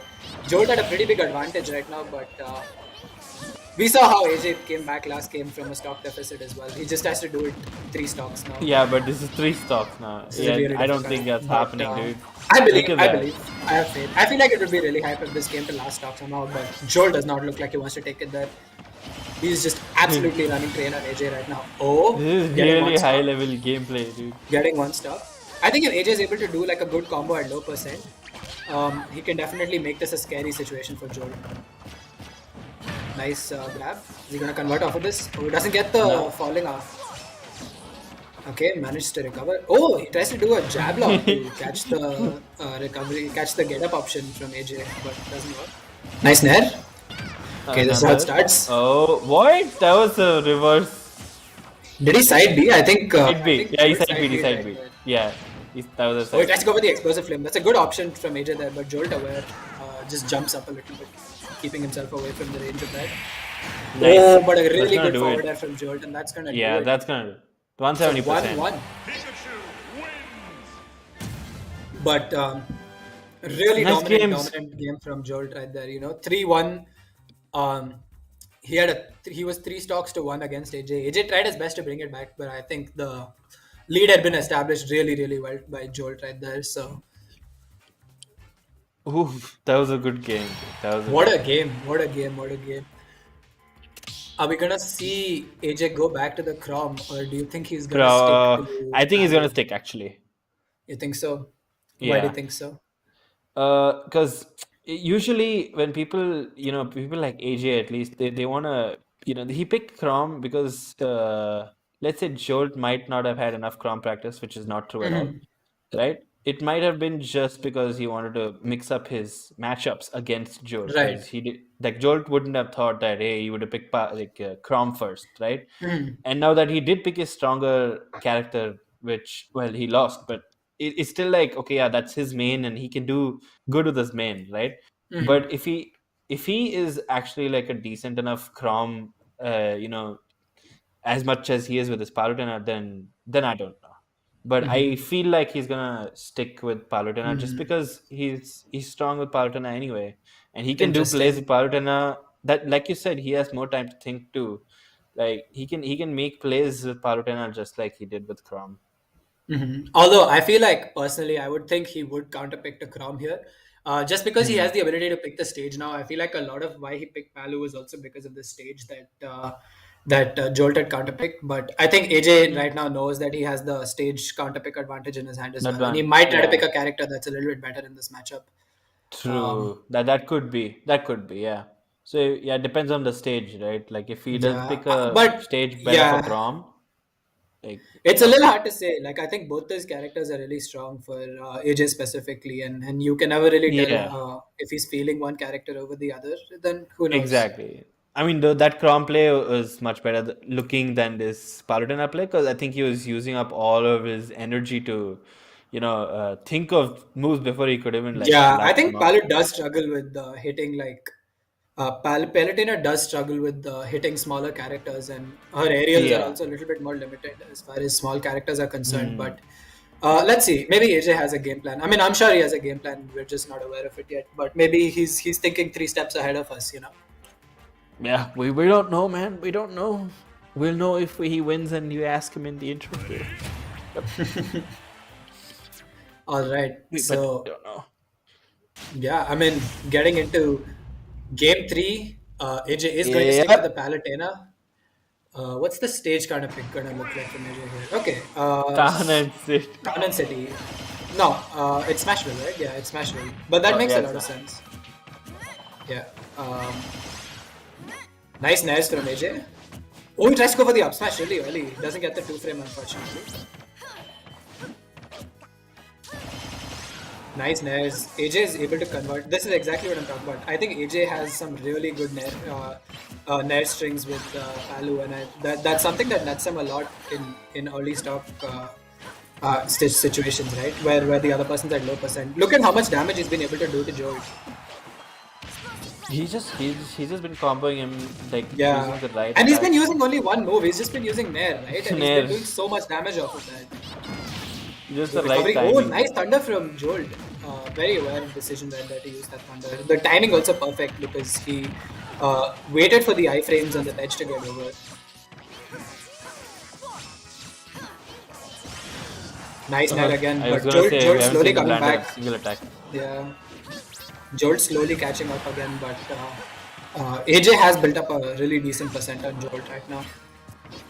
If you think about it, these two. Oh, good players- explosive flame. That's gonna kill actually. Jolt not ready for that option right there. What is AJ. AJ doing with that? AJ just flexing some of that tech skill.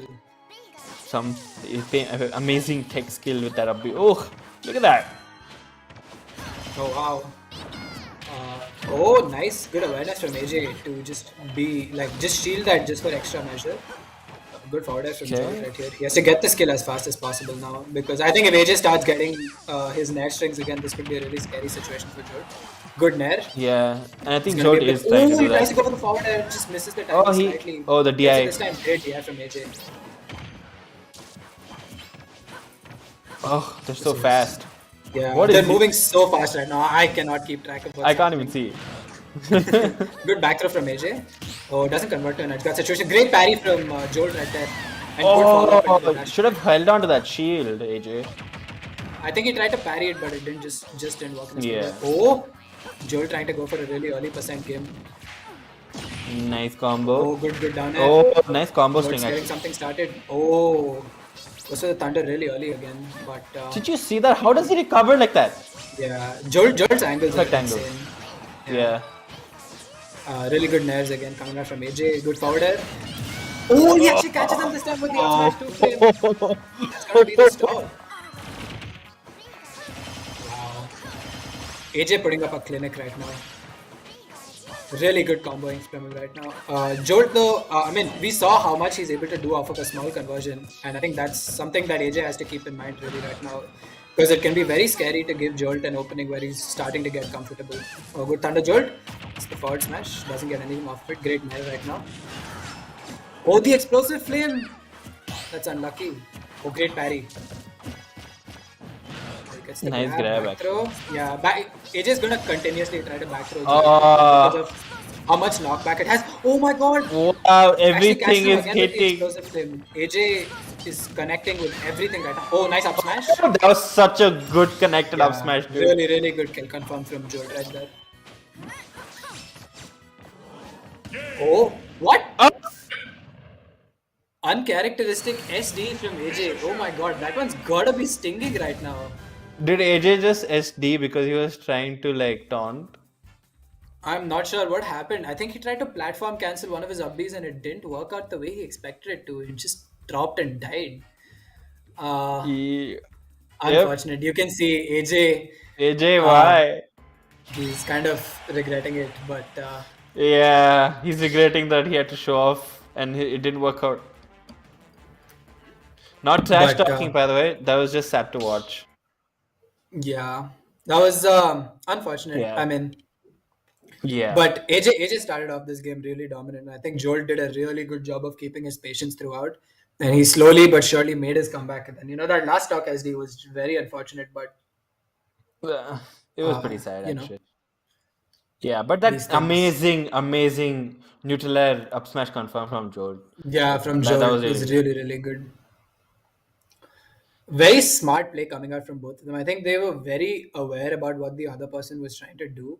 In a lot of these situations, you see like AJ is not mindlessly aggressing, right? He's using his projectiles very smartly. He's spacing them to make sure that he's not like committing to options more than he has to. He's always keeping Jolt at a certain distance so that he's able to keep his advantage here. And as soon as Jolt tries closing that distance, AJ is like there like to cover it with a nair string or something of that sort to just kind of get that bait and punish from Jolt.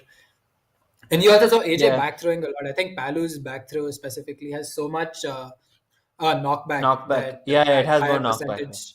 at higher percentages, Yeah. it's really easy to kill off the sides with the back throw. But yeah, really great games from both of these guys here right now. Again, this is a best of 5 set, so Jolt winning 2 games does not mean that he has won the set. AJ still has 2 more games to make this a 3-2 victory, and Jolt has to win 1 game to seal the deal to secure this set. But the way things are going, Vishal, I don't know. I think I see a game 5 coming up, honestly. Yeah, it's looking like we might get there after all. Because these guys are going head to head, dude. Like Yeah, really close games from both of these guys. I mean, it's kind of hard to imagine. Like, I can't see. I still don't know who the winner of the set is going to be. I saw Jolt coming up very convincingly. Okay, I guess we get to see what happens here. see you can still see the few mistakes Oh that they yeah, make. he missed the up B. See, he did He tried SD. to he Yeah, tried he to tried to platform platform cancel. cancel. He tried to platform cancel the up B, and I think he just missed the platform and he kind of upbeat off stage. That's unlucky, really. But Ah, I think oh AJ well. has time to recover from that. I think that happens to the best of us. I think, and that's not a problem. Yeah, it's okay. Nerves follow everywhere. That's true, and I mean, especially now, right? Like when the stakes are so high, it's the upper bracket final of the tournament, and you're battling for the spot to be in the top 2, or for a spot to be the best person because you have such a big advantage coming in from the upper bracket. So I'm sure the pressure is really high on both these people. Yeah, I mean, you could clearly see it. You saw AJ jump up right after that first game. That pop off was insane. Like, it looked like, they had, like, it was so, he felt so anxious that he had to jump up and, Yeah, he was hyped, dude. He was hyped. Yeah. AJ was really hyped about the whole thing. Okay, he going back to Smashville. I think that's a smart decision on AJ's part. He understands that like that was just a really unlucky. No. Okay, he makes it back. That was a very scary air dodge right there. He makes it back though. Okay, That almost Jolt is killed able me, to. dude. That was so scary. I was worried that he was gonna get an ST again, but recovers in time. Okay, Jolt also like starting to get very aggressive with his neutral approaching right now. He's moving really fast right now. He's moving, dude. He's moving, dude. Moving. Okay, good net from AJ. He tries to get the explosive flame again. Misses the Nice. down tilt again. Okay, good grab. Pummels a couple of times. Ooh, that side we almost hit though. Yeah. AJ Good is just neutral. this neutral is I think Really it's, good it's neutral. really good neutral because they're both playing around each other's shields and these other options so well. Just with changing the timings, like these small like micro interactions that are happening between these guys. Oh, good dash attack from AJ and gets the conversion off of the up air right there. He angled Gets the that platform really well, cancel. dude. Yeah, gets the platform cancel upbeat that time. Does not SD. Oh, that was so smart from Jolt. Did you see that? He crouched to avoid the grab and then he just up smashed right after that. That was insane from Jolt. Really aware. Okay. AJ still in an edge guard situation, makes it back, but the dash attack is going to kill. Dead even right now. I mean, 10% Yeah, is it nothing, looks- right? Like Jolt's already made that back. He's just putting on more and more damage right now. Oh, good air dodge from AJ to get out of that combo. So much easier to combo Palutena with Pikachu actually. Yeah, I mean, I think because of the floaty matchup, Yeah. to find it a little bit easier to do some aerial interactions. But I think Palu also has the advantage in the situation where because she's floaty, she's also able to escape some combos better. Yeah. That really doesn't seem to be affecting Jolt right now. He's been getting his Yes. low percent conversions really consistently. Yeah. Don't think it's Oh, he helping tries to as go, much as misses the down tilt again, but that was the spacing on that was really good. I think it was just a timing that was the problem. A good forward air. That was a very fast option, exactly what he needed to get out. Good job from Jolt, waiting out the. Okay, Agent still trying to connect with these umpies. these guys are spacing umpires. so hard. Like Yeah. just look at their amazing neutral spacing. Like Yeah, I mean, they are it's getting crazy. away. Yeah, like much further away than they should than usually spacing with Pikachu and Palutena Yeah, would be. exactly. Oh, nice nair from AJ. Is he going to be able to? No, doesn't get anything after that. No. Tries for the follow up, but doesn't actually get anything. You're going to be able to make this back. Yep, makes it back. I think Those are Palutena's scary. recovery is so good in that regard. Yeah. Like, oh, good back throw, but Jolt ready for it. DIs. Oh, the up smash kicked in. That's amazing. He time. I think he did that. He did it the same way that he did the last time. That was amazing right there from AJ. But this is a very close stop deficit for Jolt right now. He has to get one kill confirm and it's literally dead even again. Yeah. But it's starting to move towards the scary direction because AJ can get his nair strings right now, and if he starts getting those, then it becomes a problem for Jolt to come back. But Wow. good dash attack from Jolt right there, getting the. Yeah, he could stop. come back. Jolt could make it actually. Yeah. This is not that much of a percentage deficit, but as I say that, AJ is just starting to build up more and more percent. He's being very careful in how he's picking his spots with punishing Jolt. Oh, good back throw again. Oh, what a read! What a read from AJ. He knew exactly where Jolt was going to try to come. I think Jolt was going to try to go onto the stage and then get onto the platform, but AJ ready for it. Just gets the up smash, reading the Pikachu's recovery, absolutely destroying him, knocking him off stage and getting the kill right there. Incredible game from AJ. And we have ourselves a game 5 situation. This is exciting, Man. dude. First best of 5, first game 5. I mean, can I ask Yeah, for I know. more, honestly? I mean, can you, bro? Can you? Hey, it's I mean, it's not. Wait, is it? Okay, yeah, it is. Okay, first game 5.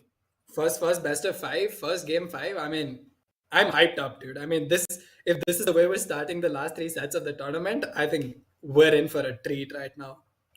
Yeah, I mean, dude, this looks pretty. This is too much. I didn't even realize 4 games were over. They were like going ham, dude. Yeah, they were moving so fast too. I mean, like a lot of these like neutral interactions were going so quickly that it's kind of hard to keep track of the game. You know, it's and in fact, it's a lot harder to do that while playing. So the fact that these guys are able to run at such speeds is insane. Yeah, they're moving so fast. It's not even. I actually think these guys could be like potential for international tournaments too, because they do look of similar caliber to tournaments I've seen internationally. Right. I mean, I'm sure They are these pretty guys would good. be really strong competitors at a lot of international events as well. And hopefully, we do see a lot of these guys represent Smash India on an international stage. But for now, I mean, these guys just going up against each other in this tournament is absolutely insane. I mean, the performance that we've seen from both of them has Yeah. been phenomenal. Yeah, to me it doesn't seem like Smash India at all. It seems like, oh, we have a legit scene. Oh my Look god, at look at AJ that popping pop. off. Yeah, dude. He was so hyped after that, and I mean, as he should be, dude. Like that was an absolutely killer killer game from both of them. It was But, fine and dandy, dude. Game 5, This is Look gonna at Jolt be with his this serious is face what on. really boils down to. Jolt has his game face on. AJ also just dialing in. AJ making sure his hair is on point. Needs to be perfect Yeah. for the game. It Has to gotta be it, it ready. gotta be up, bro. It gotta be up. It can't be down. AJ getting ready. I think we're gonna see a Yeah. game 5 Palutena Pikachu. Yeah, exactly. So it's gonna be interesting. Okay, small battlefield. Interesting counter pick from Jolt here. Nice, starting off with the. Oh no, he got very antsy. But good thunder to convert right there. Threw off AJ a little bit. Couldn't really stop him from recovering. Okay. Wow, Joel starting off with a really strong neutral right now, I think. Oh, he actually gets the thunder off, but AJ is able to cover it fast. Nice nair. These neutral airs are so nice. Yeah, like I think Palu's nairs especially, like they do so much damage and you can't really escape them. It's pretty hard to get away. What I a two thought Jolt frame was from actually gonna AJ die right there. there. Oh, what an up smash! AJ's been so good at catching these, especially since the second game, right? Like I've seen him catch these so often now. Oh, what a down air! Oh, yeah, that'll do To it. make it back. That's insane from Jolt. What a spike! Oh, what an up smash! Again, Jolt trying to style on him. AJ's like, nope. Yeah, up dude. smash. I'm going to flick up on the yellow stick, and you're going to be dead. Oh, what is Jolt doing? No! Oh, no, Why he did missed it the go so recovery. low? I think he couldn't change the angle in time, and Pikachu couldn't recover fast enough. That was a problem right there. But uncharacteristic SD from Jolt. AJ with a big advantage in this set right now. Yeah. Oh, nice loop from Jolt. We've seen him come back from this situation. We know that it takes one good like Mare combo or like one good Thunder Jolt into a forward air combo to get Jolt back at the game. And as we speak, Jab, he's jab, already forward putting up smash. so much. Yeah, jab, forward smash is his bread and butter confirmed. And it's been working so well for him. Good up smash. Jolt putting on a really good combo right now. Yeah. He's barely been hit, and actually avoids the up smash this time as well. Nice. Okay. Yeah, AJ is able to recover. Does miss the Jolt misses the 2 frame. Good grab. Nice shield from AJ. Oh, I think he's gonna get it. Nice, yeah, I he's think gonna that's get it. Oh, what DI from Jolt? That's insane. Dude, I've never seen that before, dude. I thought that was gonna That's kill for so sure. good. Insane DI from Joel. Oh, Oh, with the up smash! gonna do it, The bro. bottom. The extra Yo. hit off the bottom. Oh Wow. How are they gonna play against each other, dude? no! Absolutely insane performance from both of them. And AJ just coming out on top at the very end right there. That is absolutely Wow. insane. Oh my Wow. god. Jolt, such a hard fought set, dude. I mean, at all points in that set, I think it was so close for both these players, and AJ just coming on top towards the end. And it was pretty poetic. It That he was- started and ended on this stage. It was actually a very unfortunate SD, that second stop Yeah. from Jolt. That was very, very sad. And with that I was just like, yeah, okay, this game is over. But Jolt really fighting till the end, and we saw a lot of like incredible combos See, coming out of that him, stock? even after that SD. Yeah, This was for such sure. a clean conversion for Jolt. Like this was Very, really good. very clean. Dude, look at but- AJ. Like he at that stock he was just standing there in the middle of the stage. Okay, Jolt used his up B. Okay, on stage he didn't have to recover or anything. He just landed in front of AJ and AJ used that up smash. Yeah, that was a really good catch from AJ. I mean, I think AJ picked his spots very well in this entire set. He was spacing his options very well, hard covering a lot of the things that he expected Jolt to do, and Jolt did do. He two-framed but- at least like 4 to 5 times against Jolt. Like, Yeah, I mean that's the thing, right? two-frame. I think the problem with Jolt, again, like with the playstyle that Jolt has, I think the reward is that you're very consistent with your combos, but you can Yeah, get a little but there's predictable risk. at times, and then the problem comes when people are able to call out those options, and I think that's what we saw in the set with the up smashes that Yep. AJ was doing. The pop off from AJ, And he absolutely only did those up insane. smashes. He only did those up smashes when he had to, when he really, really had to. Yeah. Like he didn't overdo it. He didn't like catch him off just by a fluke. He did them at specific times, a Yeah, and you specific. could tell, like, even when he missed the timings, it was really, really close to actually landing. Exactly. Yeah. Yeah, but AJ, the first person in the grand finals qualifying from the winner's side, AJ with the phenomenal victory over Jolt. And you can be a winner We'd too. usually see Scan the Lionheart. QR code. Yeah, I mean, yeah, we would see Lionheart usually in this position, but it's AJ this time, and I think you can be a winner too. Viewers, scan the QR code on your screen and make sure you buy some Red Bulls and get your wings. They're really But tasty, in actually. yeah, I mean, I've been running this tournament on Red Bull the whole time, and I must say I'm having such a great time. But incredible performance from both of these guys right here. I mean, AJ in the top two for sure, so he's walking away from this with at least 20,000 rupees. But I think now AJ is really gonna fight for that number one spot, for the gold, right? For like the title of the champion, the bragging rights. I think AJ is really gonna be going for that right now. Yeah, money and all is cool, but it's the bragging rights that really matter. That's true, especially in Smash India. Like these guys, all three of them. Have had some pretty big titles to their name, and they've been able to achieve like incredible results at a lot of these events. But I think now you see that like the only person from the old guard, I think, in this entire in the top three is um, Electra, no? Quaylectra, Electra? right? Yeah. So I mean, AJ joined in a couple of years ago. I think late 2019 was when AJ joined into the scene, and Jolt has been even newer to the scene. I think he joined around the time the Jolt joined pandemic last started. year. Yeah, I think around last year, maybe right before the pandemic. Not sure, but I think it was Yeah. after the pandemic. Yeah. But And Jolt has also been like such a consistent performer, shows up to tournaments, does really, really well. And he's just brought up the whole scene, I think, along with him. The matchup experience that he brings with Pikachu, I think it's phenomenal to see the kind of stuff that Jolt is being able to do. You see like world class Pikachu is doing a lot of the stuff that he's doing, and yeah, and then you see Jolt doing it, and it's like it looks almost the same. So I think that's very impressive about Jolt. yeah, these guys really have control over the characters. Like at least that's what I think, right? Like we do a lot of misinputs and a lot of upsets happen usually because of misinputs or an attack that we didn't want to do. But these guys look like they are their character. Like they are in Yeah, full they're, control. they're one with the character that they're playing. It Exactly. doesn't feel like they're playing like a separate game. It's them. They're like the brain inside the character, and You they're can see actually able to do them exactly in the what they character. want.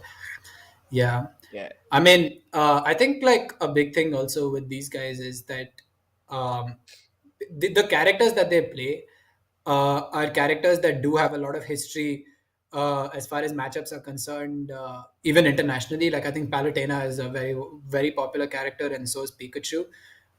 So because of that, a lot of people are also able to find really good counters to these characters, and that does make it a little bit more difficult for these guys because it's a lot more difficult to defend your character when it comes to like top class players, like coming up with counters to a particular thing. So the fact that these guys are able to execute and also able to like make sure that their weaknesses aren't going to be impacting them that much, I think is very very impressive. And Jolt going down to the lower bracket, but I think Against he has another Quaylectra, right? chance against Quaylectra, right? So I think this is going to be another extremely hype set. Jolt versus Quaylectra is going to be really, really exciting. And Jolt has the chance to get the run back on AJ, and if we see But a bracket if he reset, does, yeah, that's gonna be a lower bracket it's gonna be reset. that's gonna be a narrative that is gonna be the story to tell, right? Like Jolt going down to the lower bracket, then coming back with a Yeah. vengeance. But very very excited to see what's gonna happen in this tournament. Now, I mean, personally, I think with the way AJ has been playing this tournament, I think AJ would be my pick to win the whole thing now. Just because of the way that I saw him play in the last set. He played it very, very patiently, very carefully. He knew exactly what he was doing in any situation, and I think that just shows that he's in the right mindset as a player, and he's able to see the situations that in the way that you're supposed to see them in tournament, and I think that's gonna give him a really big advantage going into this. Yeah, I honestly think, honestly now, just for the lulz, I'm gonna say Quaylectra gonna win this tournament. Yep. Oh, you think so? I mean, Yep. that's not a further lull. That's a very real It's chance a that real that thing. happens as well. It could happen, dude. We don't know. But yeah, Jolt versus Quaylectra coming up. I mean, this is going to be a set, very, very exciting set as well. I think these two guys represent very different contrasting styles. I think Quaylectra is very, very fundamental heavy. He focuses a lot on the basic aspects of the game, and he's able to execute these things to perfection because he understands the game on a very fundamental level. Jolt, on the other hand, very technical, very combo heavy. I think it's going to be interesting to see how these guys balance out and counter the other person's playstyle. Oh, what a watch up from Jolt! Oh, what a combo to Oh start my the- god, he still hasn't got hit. He's just doing the up tilt up air Hasn't combo. got hit and yet. it's working Not so getting well. hit. Not getting hit, man. Oh my god, this is incredible from He's Jolt not getting right hit. He's still not. Dude, he's keeping up. now. That is Are insane. you serious? Okay, yeah, there you go. That first hit, finally. Yeah, Quaylectra getting one hit in, but Jolt has put on 124% by the time that Quaylectra has gotten his first hit. And he's gonna take the whole stock probably at this point. Well, Okay, Quaylectra just waiting on the edge, trying to see. Jolt not committing to anything right now. Okay, Quaylectra finally getting something started. Good for wow. it. Finally. Oh my god, Jolt is still just putting on so much damage Now and the it's Nair gonna is gonna happen. kill right there. Really good job by Jolt, Can't- keeping the first stock relatively clean. Quaylectra has managed to put up some decent damage, and I think he's going to be able to kill off the top right here. Jolt not ready for that option. Quaylectra Dude, I can can't teabag a believe I little saw bit. that stock. Yeah, Quaylectra did a very good job of bringing that back. I think that up smash didn't. Jolt was not ready for that. You saw he didn't DI for it at all. So Quaylectra doing a very good job to keep it even, but Jolt again starting this combo. Quaylectra is not able to escape it at all. He can't get away from this right now. Jolt just trying to Counter continue it as pick much incoming. as possible. Nice. Quaylectra finally able to get out. Okay, misses the 2-frame. Tries to go for two forward smashes in a row, you know. Oh, nice thunder from Jolt. Really good conversion from Jolt right there. It's the angles. Yeah. dude, We've seen that- Quaylectra get these stocks really early. Like again, Like right? that. He's keeping Like- these dead even. So it's gonna be very interesting to see how Jolt is able to convert this, because this is like completely clean, right? This is a full reset for Jolt. No Yeah. extra percentage lead. They're both at the same start, but Jolt's combos at the beginning have been so good. Nice, Jolt. You I saw mean, how he missed the up literally air the and he whole knew. stock. Yeah. The whole You stock, saw how he literally, missed, from yeah. start to mid, Exactly. like 50 to 70%, and he has it. Okay, please don't tell me we're gonna. Okay, I yeah, mean, we're Jolt, back. like you see that like, how he misses out like on like a really small interaction right there, right? Like he misses the up air, but then he converts immediately with the net. Oh my god, Jolt is absolutely dominating this last stock right now. Great down smash. Quaylectra DIing that, not that great. Okay. Both of them just trying to shield as much as possible. Quaylectra putting Jolt in an offstage situation. This could be bad. Okay, Jolt managed to recover. Quaylectra still keeping him offstage. Okay, finally able to reset to neutral. I think this is going to be a little scary for Quaylectra. Yeah, and he that's, gets the down. he Oh could have my DI'd God, that, what an dude. up smash from Jolt. Dude, he could have was DI'd insane. that. That was so sad actually. The first two stocks, it was the same. It was the same basic all throughout. Okay, like Jolt just racked up damage on Quaylectra's Ridley, and Quaylectra couldn't keep up. And then he started racking damage after about 50 to 60%, and he brought it back pretty quickly. But that last stock, Jolt just had that. You know, he didn't let him come back even after that 90%. Yeah, I mean, that is absolutely crazy, honestly. I think seeing that from Jolt, the last combo that he did was a very clean kill confirm from him. I think uh, he knew exactly what was going to happen in that situation, and he knew Quaylectra would not be ready for it. And at that point, there was very little that Quaylectra could do. But Yeah. really good The first sec- first game.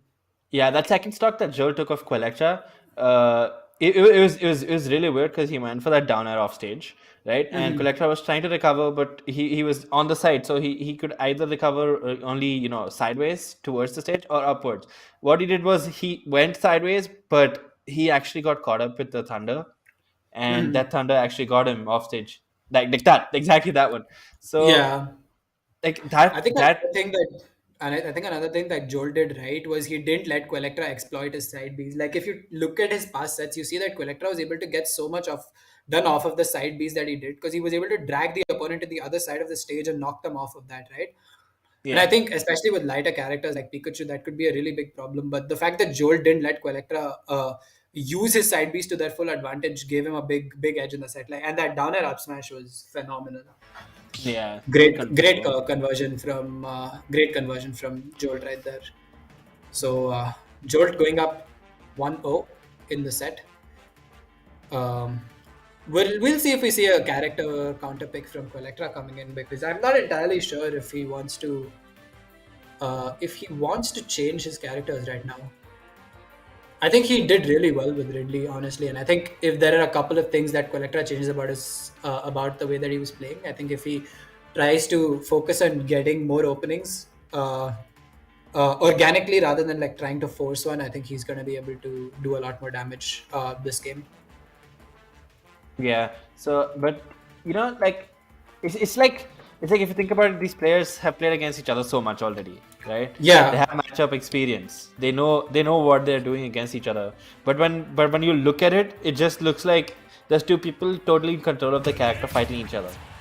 Exactly. Yeah. Like I think the expertise that these guys have over these characters specifically, I think is gonna go a long way in seeing how this matchup is gonna end up. Smashville, interesting pick.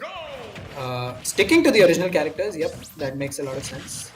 Okay, Quaylectra Yeah, I starting think with nice interaction. There you go. He already starts with an side B right there. 50% already. Yeah, Jolt. Okay, this is how Jolt gets them started. Oh, nice thunder. Is that gonna be a kill?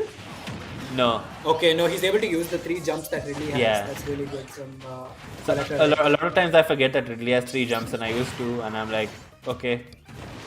Yeah. But Quaylectra able to exploit that. He's able to use that really well to his advantage, gets the recovery. But Jolt able to bring this back. Quaylectra started off with a lot of damage on Jolt, but Jolt has been... Oh, what a that's down smash. That was dodge so to well down spaced. smash. Oh That my was so god. spaced. That was really well Dude. spaced. And jab F smash from Jolt. Okay. Oh, nice down air. Dude, Reads the he option that that Quaylectra's beat. going for. What a downer from Jolt right there. This is an insane set already. And we're only in game 2. I'm not sure if I saw that right, but he downbeat to delay him moving in the air, right? Yeah, and Quaylectra didn't expect him to go into a downer after that. I think Quaylectra just expected him to go back to the ledge. So he Exactly. went for a recovery, and is Quaylectra going to be able to make this back? He does. He's trying for... I think Quaylectra is trying too hard to get these openings right now. smash. Again, like I think Quaylectra is getting very impatient with the way that he's trying to get these openings. And But why? that's really where So- it's costing him. He's usually so patient, right? Yeah, But I I'm think not Jolt's sure. aggressiveness is making him like... Yeah, I think Quaylectra Uh, might be getting a little impatient. uneasy because of how in his face Jolt is playing. Yeah. Jolt just putting on a new level of performance right now. It's insane to see the way that he's comboing a lot of these things.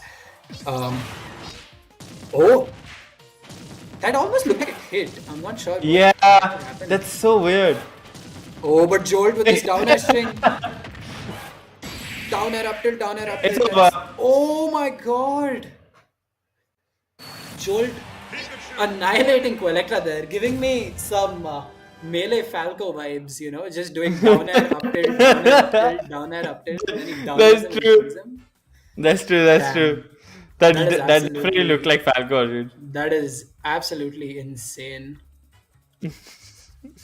Jolt putting on such a clean second game, honestly. It's kind of crazy to see, like from start to finish. Again, this looked like a Jolt game through and through, right? Like Quaylectra put up so much damage at the beginning, and then Jolt was able to make that back.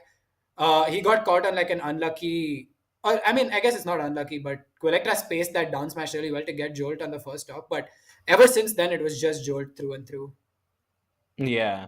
The you know what the sad part is that Quaylectra is doing really well center stage, but then when he gets caught by Jolt's combos, he's just not performing well enough. He's just not trying like isn't able to actually get out of them very Yeah, easily. like I said, again, he started using the side Bs and he was actually able to leverage them well. But for some reason, like again, he's still not able to use them to the advantage that he was being able to use them earlier, right? Like we saw Yeah. in the set versus Lionheart, you saw how much the side Bs gave advantages to Electra, right? He was just able to convert an edge guard situation the other way. He was able to Yeah. go from being off stage, getting edge guarded to being the one who's doing the edge guarding. I think that change in situations is very very good for Yeah. Quaylectra, And it's and very, he's very able to use important that too. really well. Yeah, Yeah.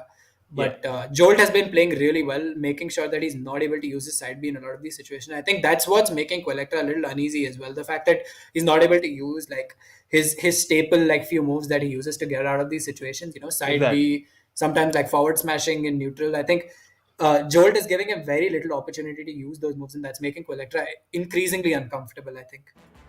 Yeah, that's because he's just comboing him, right? Like he's not even giving him time or space to actually, move around or think also. Because if you play a heavy and you're playing against a Pikachu, you'd better not get comboed, dude, because that's how you die.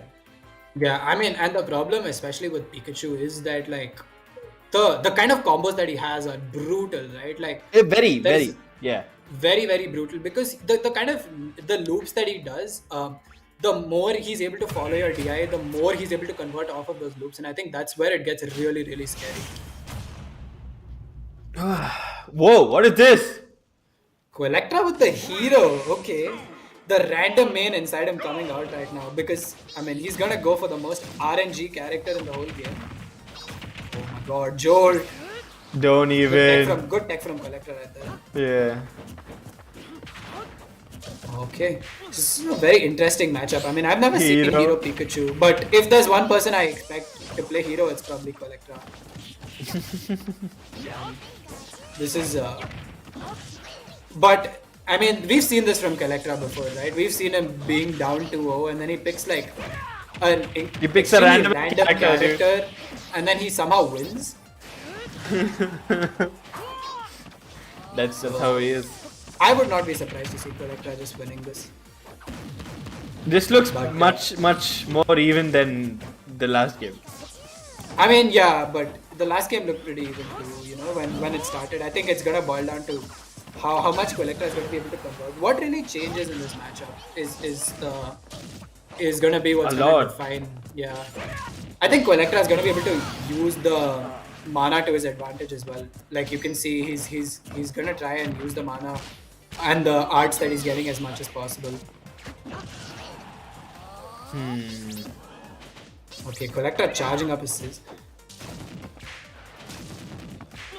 Nice loops again from Jolt. Okay, not able to get as much as you would expect usually, but still a decent percentage. Jolt's Okay, just- able to get another conversion. Oh, I think misses Jolt the is F just in smash his again. face, dude. Yeah, Quaylectra, I don't know if I think he's just taking time to get used to the hero spacing because he hasn't been able to connect a lot of his moves. Oh, what a down air from Jolt right now. Oh, he's gone. Dude, he's just so Oh, he good. came back. Yeah, he did.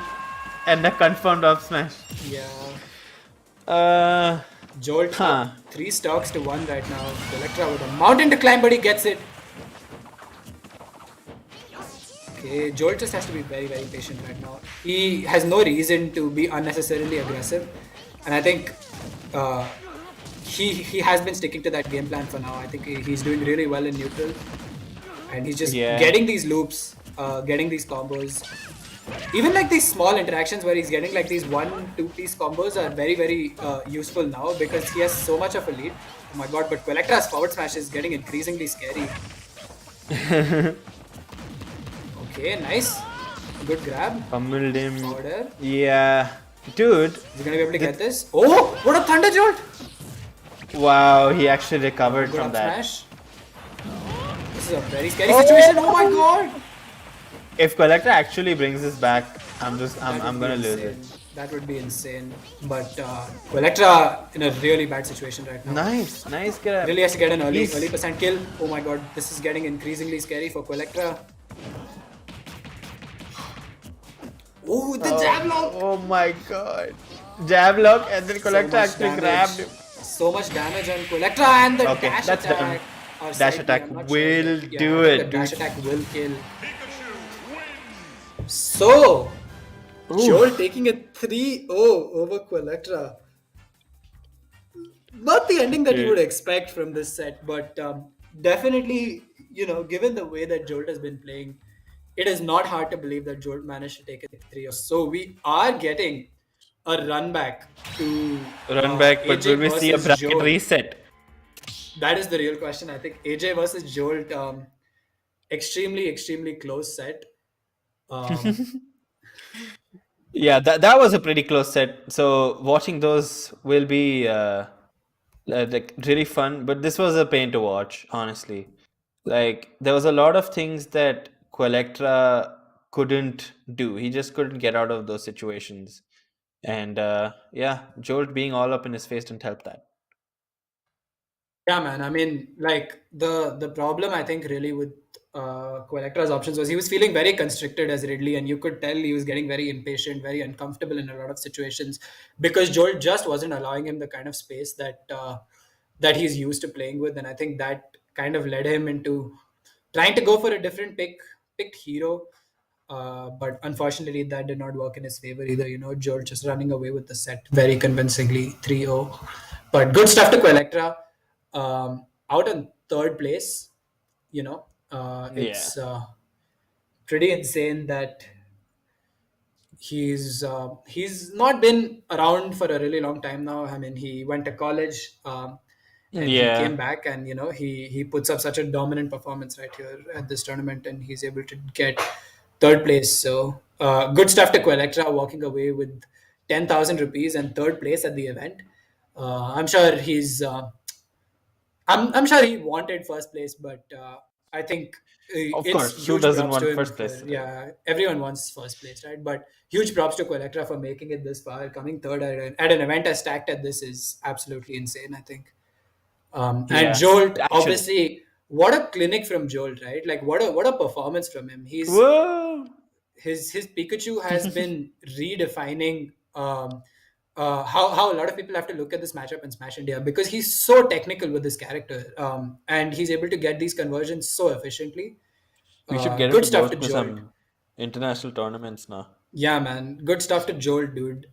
Making it to the grand finals, GGs. and we're going to be seeing AJ versus Jolt. And Oof, you can be a winner. again. You can be like Jolt too. You can be a winner. You can have those clean 0 to deaths. Scan the QR code on your screen and go get some Red Bulls. But great performance by Jolt. I mean, that was phenomenal to look at, honestly.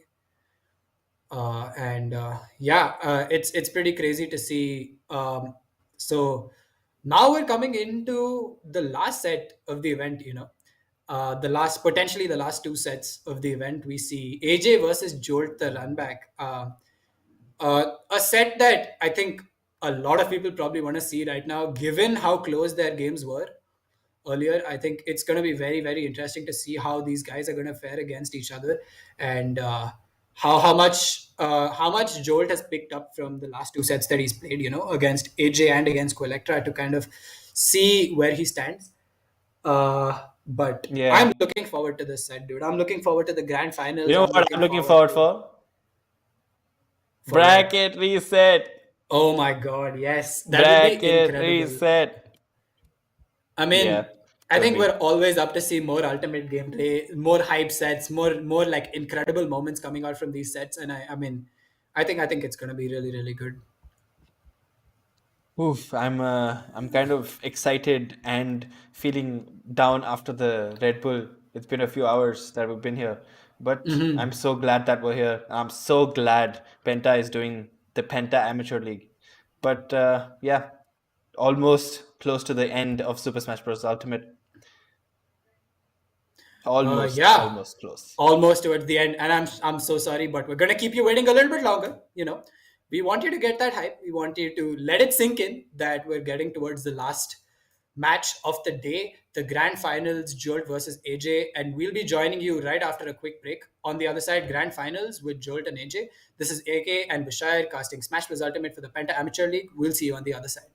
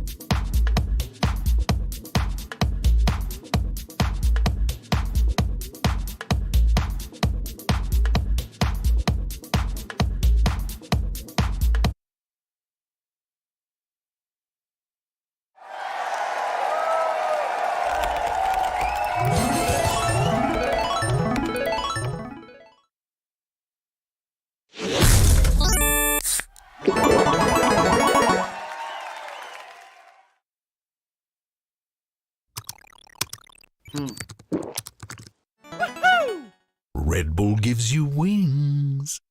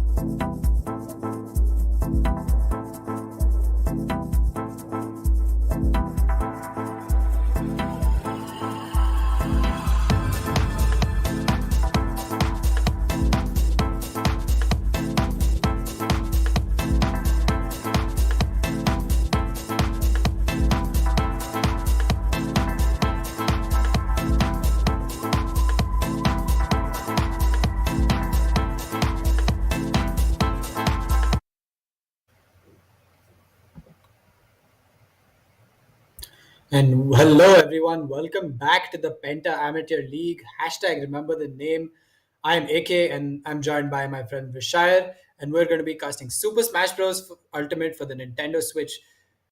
I mean, I'm at a loss for words right now, dude. We've had an incredible day of games, right? I mean, we have had some phenomenal sets, some upsets, and some phenomenal gameplay overall. I think it's been a treat to watch this and a treat to cast this. And honestly, I don't think we can ask for more, except a bracket reset in the grand finals. I mean, everyone wants to see some more Smash. Okay. But Yeah. everyone wants to see, more Smash, more hype sets, more hype moments. And I mean, as much as I want my boy AJ to win this, I think having a bracket reset would be really, really hype. Actually, I don't care who wins, honestly, because these guys deserve it. Whoever wins, they're really good. They're really good at this game. Much better than people used to be back in the day too. Like where are the oldies? Quaylectra, actually, that was the upset. I am more disheartened by than Lionheart's. Not kidding, because Jolt was really good against Lionheart, but Quaylectra, like having that upset, not being able to do much. That's and even still trying to take it off with that Ridley. That hero counter pick. Damn it, right? But we have AJ and Jolt now. The grand finals. I mean, this is a run back from the upper bracket final. I think it's going to be very, very interesting to see how this plays out, because I saw some flashes of brilliance from Jolt there, and all three games extremely close in that set. But AJ just coming out on top from a few specific interactions, I think, in that set, and I think because of that, Jolt kind of ended up being knocked down to losers. But from that set, you could clearly see that there was no easy, clear winner between the two of them. Yeah. They were both really, really strong competitors, and both of them have the potential to take this set, take this tournament, and walk away with the title of champion and that 30,000 rupee cash prize. But I think this is the new age of Smash, where we are seeing new players in India come up and get better than the older scene. That this is like the push for the offline tournaments start again. Because if this is how it looks online, just imagine how it's going to look offline. I'm sure people are getting really hyped up to go back to offline tournaments again, and hopefully we'll be able to have them really, really soon. But the fact that we've been able to have such a big community online means a lot. Like, as far as the Smash community is concerned, with Ultimate being such one of the bigger games in Smash, and we're having like such big tournaments for them. And I think it's very impressive to see that people And have we been can playing. also add on the fact that Nintendo doesn't exist here officially. Yeah, I mean, So, yeah. That's a big part of That's- it. Like we can't believe that there's such a big scene, even when Nintendo isn't really supportive of this country. And Nintendo, if you're listening, hit us up. Yep, just hit us up. You know where to call. But huge shout outs to Penta Amateur League and Penta Esports for hosting these tournaments. It's really great to see that games like these are now getting stages and players like these, talent like this, is now getting a stage. Interesting. We're seeing a Kazuya come out from Jolt here. Starting off the set very unconventionally. Palu Kazuya. This is going to be an interesting matchup. I have not seen any other person play Kazuya other than Ocelonk, and I think he's been the only person that I've seen play Kazuya. So I'm not entirely sure how this matchup works. But I have never think seen it's gonna Jolt be very, play very interesting. anything other than Pikachu, dude. Oh my god, AJ starting off really, really strong though. Nice. Whoa. AJ, I mean, for everything that I'm saying about AJ and his combos, I think Jolt has been able to get some really good neutral interactions right off the bat. And he has the rage. Oh, nice explosive flame from AJ. It almost didn't hit. Oh! Oh! Almost shield, bro. Almost connected, yeah. Nice. Good command grab from Kazuya, from Jolt right there. AJ is really good at the side B off. I think AJ is just using his recovery. floaty advantage right now. He's just kind Yeah, of spacing out that's- Jolt. Yeah, he's just playing very slow actually. Oh, what a brilliant three-piece combo from Jolt right there. I think that was really good. Okay, AJ starting again, doing what he does best, the Nair straight. Yeah, gets the conversion with the up air right there. Oh my god. Kazuya, I mean, Dude, unconventional you can pick see from- you can Yeah, see I mean- Jolt's like what do you say? You can see his like neutral, and you can see how good he is at tech, like how good he is at timing those attacks, that it doesn't matter what character he's playing now. Exactly. But I've never- And I've never Kazuya is a really very seen him play it yet. unconventional pick. It's a very unconventional Yeah. pick from Jolt. He seems to be making it work. Look at these command grabs coming out of Jolt. Oh my god! I mean, he's a very heavy hitter, and I think that Jolt is really able to make use of that against a floaty character like Palutena. But still very even, I would say. But Jolt has that rage now, and I think he's gonna be able to use it to his advantage. But if AJ gets this conversion quickly, then that may not be a factor. But let's go for the explosive flame. Oh, I think that's gonna kill. That is very easily gonna kill the powered up command grab right there from Kazuya. Okay, AJ has to get this stop quickly, I think. Yeah, Oh, Jolt no. couldn't recover that anyway. Yeah. Yeah, unfortunate, but Nah, he Okay, like, Nair, AJ was Nair. actually pressuring Oh, no. really well. good air dodge from Jolt right there. Getting out of that situation and then recovering pretty quickly. Good back air from AJ. Nice down smash.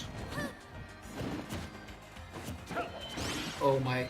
This is a very different match from how we saw Jolt playing with his Pikachu, right? Like we saw Jolt going in a lot more with his Pikachu, but we see in this matchup he's playing a lot more patiently. He's deciding his openings very, very specifically. Like he's being very selective about the kind of things that he picks up on. Good command grab again, putting AJ off stage.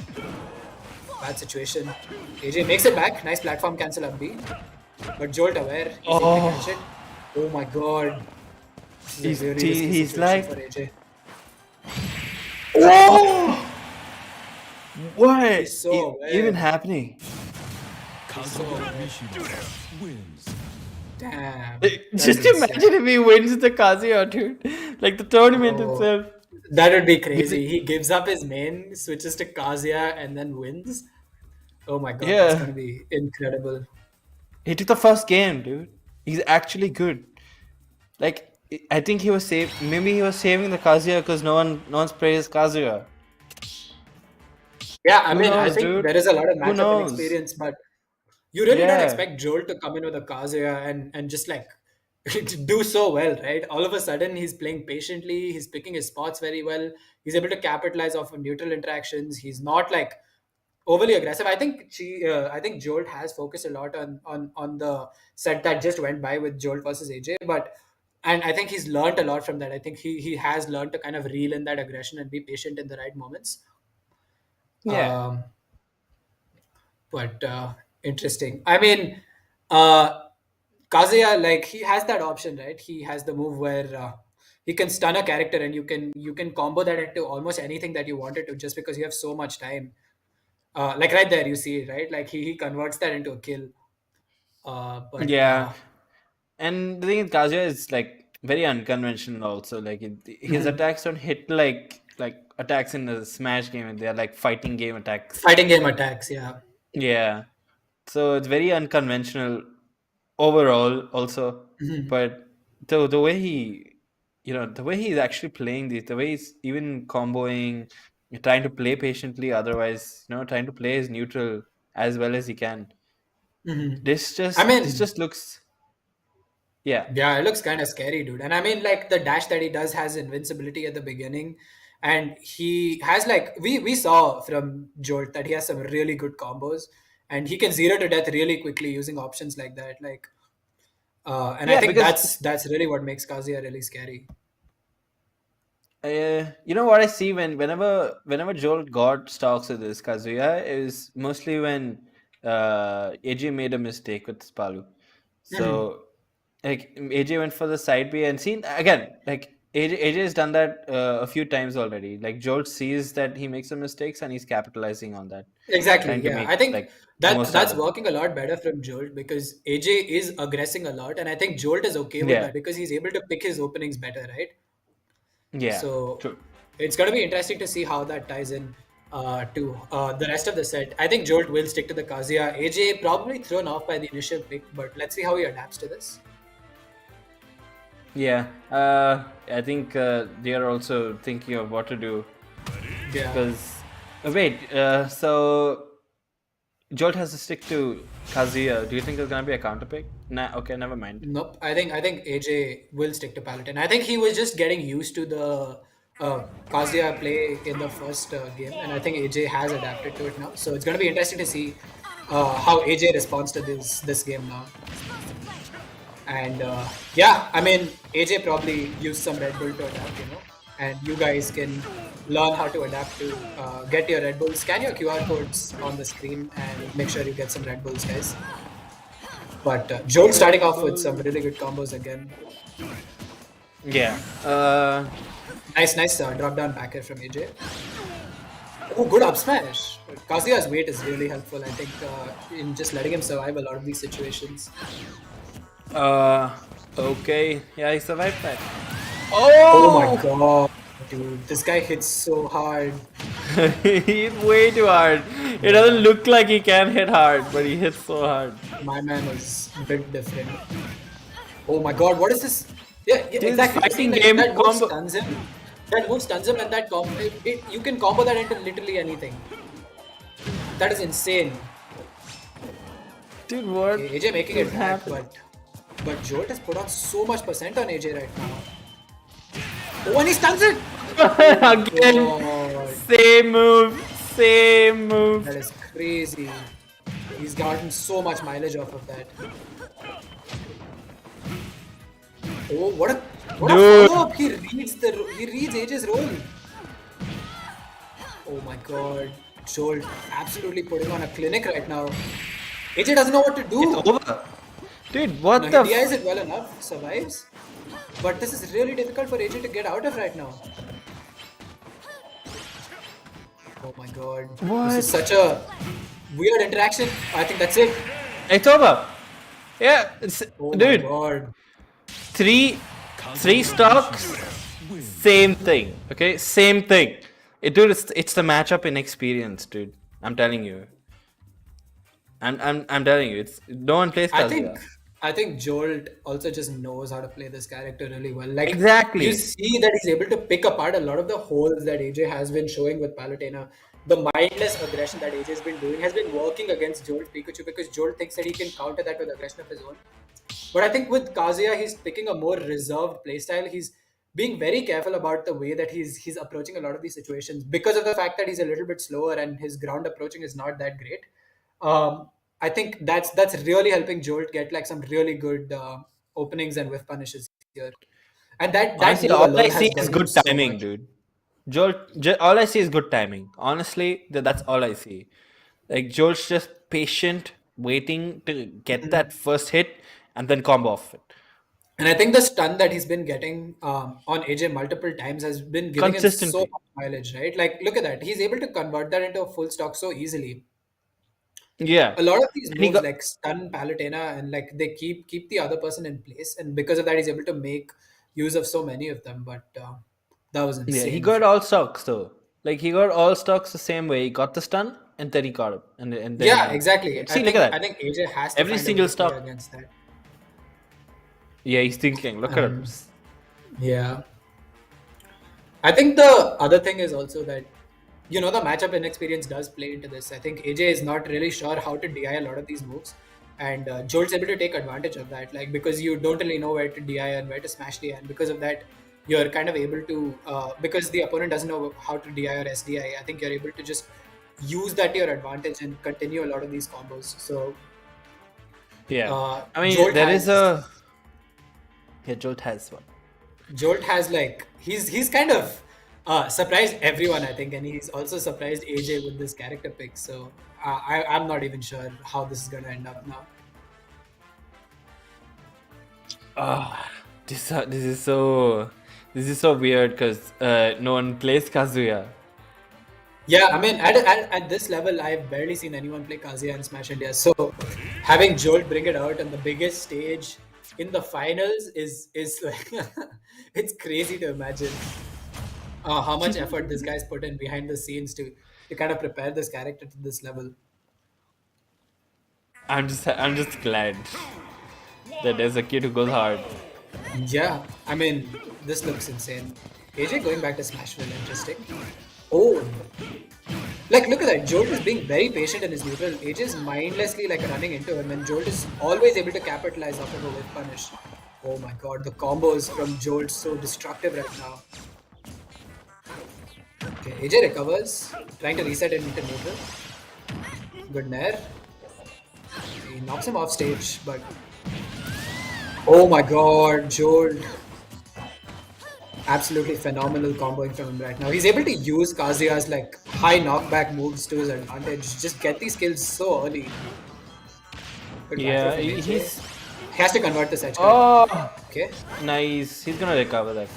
Oh, dude, he command. Dude, he didn't my even God. land on the stage. He literally converted that not landing on the stage. He jumped the command Yeah. guard. Oh my god. Okay, AJ finally getting the stock right there. Oh, nice platform cancel into there.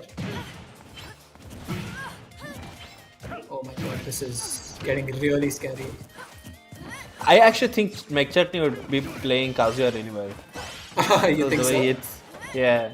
Yeah, maybe, but McChutney is McChutney because of the little Mac. I think that's Oh, dude! Jolt. Is he gonna Dude, 3-0 AJ to reset the bracket? Reset the bracket and then take the next one. Oh my, that is looking like a very real possibility right now. Because Oh my God. AJ doesn't know how to go against Yeah, his AJ Kazuya. doesn't seem to have an answer Yeah, to any of the look at stuff that. Kazuya is doing. He doesn't know. Command grab. He doesn't know. AJ has to survive something, dude. Look at this. No, this is looking really bad for AJ. I think that's it. Over. Dude, That's the game. Jolt resetting the bracket. 3-0 versus AJ. This is absolutely insane. I am so excited to this see is this. nuts. Okay, It is this is freaking nuts. AJ seems lost, dude. I don't think he's not sure what to do. Like, he doesn't seem to have an answer for a lot of the things that Kazuya is doing. And I think the problem with what AJ is doing right now is that he's mindlessly aggressing. He's just constantly trying to get in Jolt's face, but that doesn't seem to be working because Jolt just seems to be aware that this is exactly what AJ is trying to do, and because of that, Jolt is able to kind of time his moves a lot better. Like you'll see in a lot of these situations, Jolt isn't really doing much. AJ is the one who's moving around, like kind of trying to get a hit on Jolt, and Jolt just waits for AJ to miss, and then he just punishes it so quickly. So hard. So quickly and so hard. Like those moves are hitting so goddamn hard. Those punches, man. I think Jolt's feeling it. I mean, feeling yeah, all of and it. Jolt, like the confidence from Jolt, after taking the first set 3, that's definitely going to be playing to his strength right now because he feels a lot more confident now that he's 3-0'd AJ so convincingly to reset the bracket. I'm sure Jolt is feeling a lot more confident with this character pick right now. AJ, there is the pressure on him, but he does have the advantage. He if he wins even this set, then I think he takes the entire tournament. So Yeah. it's going to be interesting to see. But Jolt, the winner of the first set, resetting the bracket, going to the absolute limit of the number of sets that we can take at this tournament, and I think it's going to be very, very exciting to see. I think AJ might change his character here, but I'm not entirely sure what exactly he's going to do right now. Honestly, I think if AJ picks another character, Jolt will just go back to his Pikachu. I mean, you might be right, dude. You might just be right, So but I think his Crom was doing pretty okay against Jolt's Pikachu as well. And I mean, I think he always has the yeah, option of counter picking, but Jolt has definitely thrown in like a new variable, that X factor, so to speak, with the these Kazuya pick. kids nowadays, bro. These kids nowadays. I'm telling you, it's a thing. These kids nowadays, Yeah, no, I they're mean, just going hard because they know it's the next generation. This is what's next. So they're just labbing, dude. They're just labbing. I didn't even know that Jolt had a Kazuya, So I think it's crazy that he just pulls it out in tournament, and all of a sudden he's like ripping AJ a new one in grand finals, no less. So it's gonna be very interesting to see how these guys adjust. I think more than these guys, I think it's a lot about AJ having to adjust. Jolt seems to have a game plan figured out pretty easily. I think it's just about how AJ can counter what Jolt has been doing the whole time.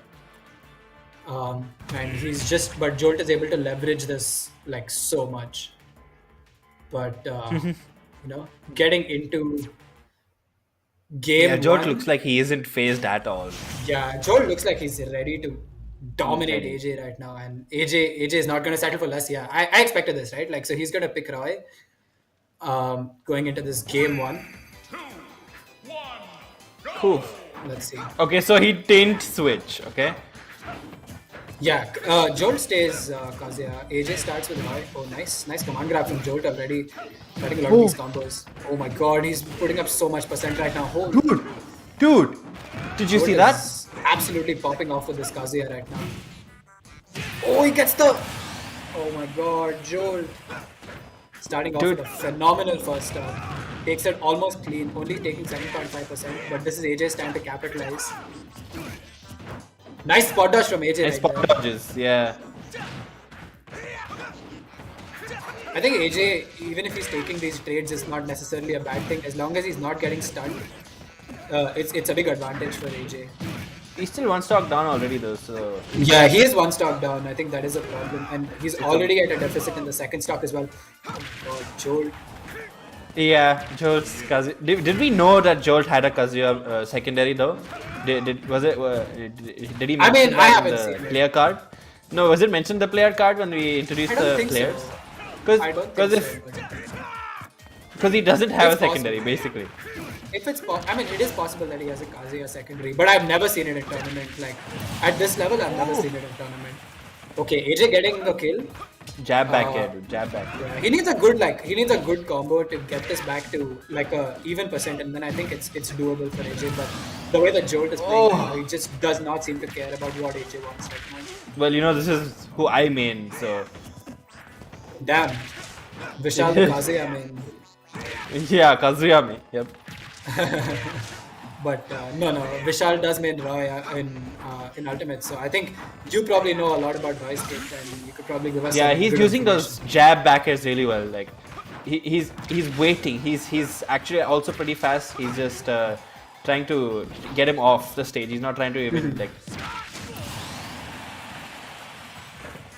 Okay. Okay, so Kazuya was mentioned on this card yesterday. Right. Okay. Yeah. So I mean, Yeah. then we did expect it, but I don't think any of us expected it to be this good.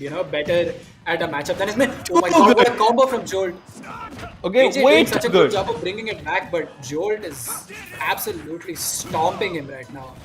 Oh, doesn't get the stun in time. That's good Yeah. for AJ. Good nairs. Nice. Oh, just misses. Oh, no, Good forward wait. smash from AJ. Oh, this is gonna be a very close. Ooh. I mean, now he's at that scary percentage, right? Like where AJ has to kind of get a good kill confirm in time because oh no, I Yeah. think that might be it. I think that might be. Yeah, Yep, that might that's be it. Wow. uncharacteristic upbeat. I'm not entirely sure what he was trying to do, but that was a bad option to hard read because of the end lag on the upbeat. And I think Jolt was able to exploit that really easily. Oh no, that's because Jolt was already like really high percent, right? So at that high Yeah. percent when you're on stage, that up B, it just kills, dude. Like that end lag, that end thing is actually what kills. So it's pretty strong actually. I That mean, up yeah, B but is like the pretty upbeat strong. is just a very risky option, I think, right there. I think it was a Yeah, high risk, for high sure. reward play. It just ended up Yeah, it not was a working risky out. option. Yeah. The end lag, then that was like I think AJ knew that if the upbeat didn't connect, then he was done, and Jolt knew to that Yeah. effect as well, and he was able to convert that pretty easily. But Yeah. the Roy looking a lot more promising, honestly, than the Palutena did. So I think I would see AJ sticking to Roy or sticking to a different character. I don't think he's playing Palutena in this matchup. Yeah, Just either because I Roy or don't think, Crom. yeah, I think because Yeah. of like her being floaty for some reason, Jolt is able to use his options a lot better. The fact that she can't really take space on the ground means that you're not able to exploit Kazuya's biggest weakness, which is like his ground game. So the Roy was definitely working a lot better to that regard, and the Roy also hit a lot harder. Definitely the better Like, choice. Yeah, yeah. Oh, yeah, for sure. Yeah. so this is the battle of the But secondaries in the grand finals. It's not something I would expect to see, but that combo from Jolt was insane. The last combo that he had on AJ's last stock, that was insane. He just put up 90% like it was nothing, and then yeah, and he AJ trying comboed his pretty best to well bring too it off back, the but ledge. high risk upbeat did not work, Yeah, unfortunately. holy. Okay. Yeah. Well, we're down to final, bracket. The losers. Yeah, No, the not the bracket losers. reset. I think AJ definitely feeling the pressure. I think the way that last game went, though, I think AJ will be a little bit more confident going into this game, and I think that's going to matter a lot as far.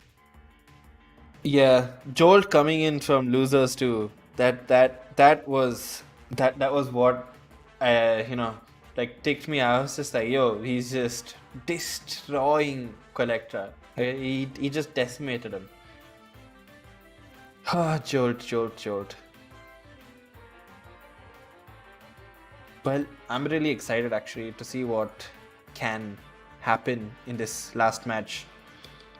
The bracket reset is actually what made me really want to watch these two guys play. Like these two guys have been so consistent against each other in this tournament. The last match they played against each other, it was so close. Jolt wasn't even gonna go into the bracket reset. So yeah, I think we are down to our second match of the bracket reset. 3, 2, 1, go! Okay, they start off pretty early. They start off pretty strong. Okay. Nice. Okay. Jolt's getting him.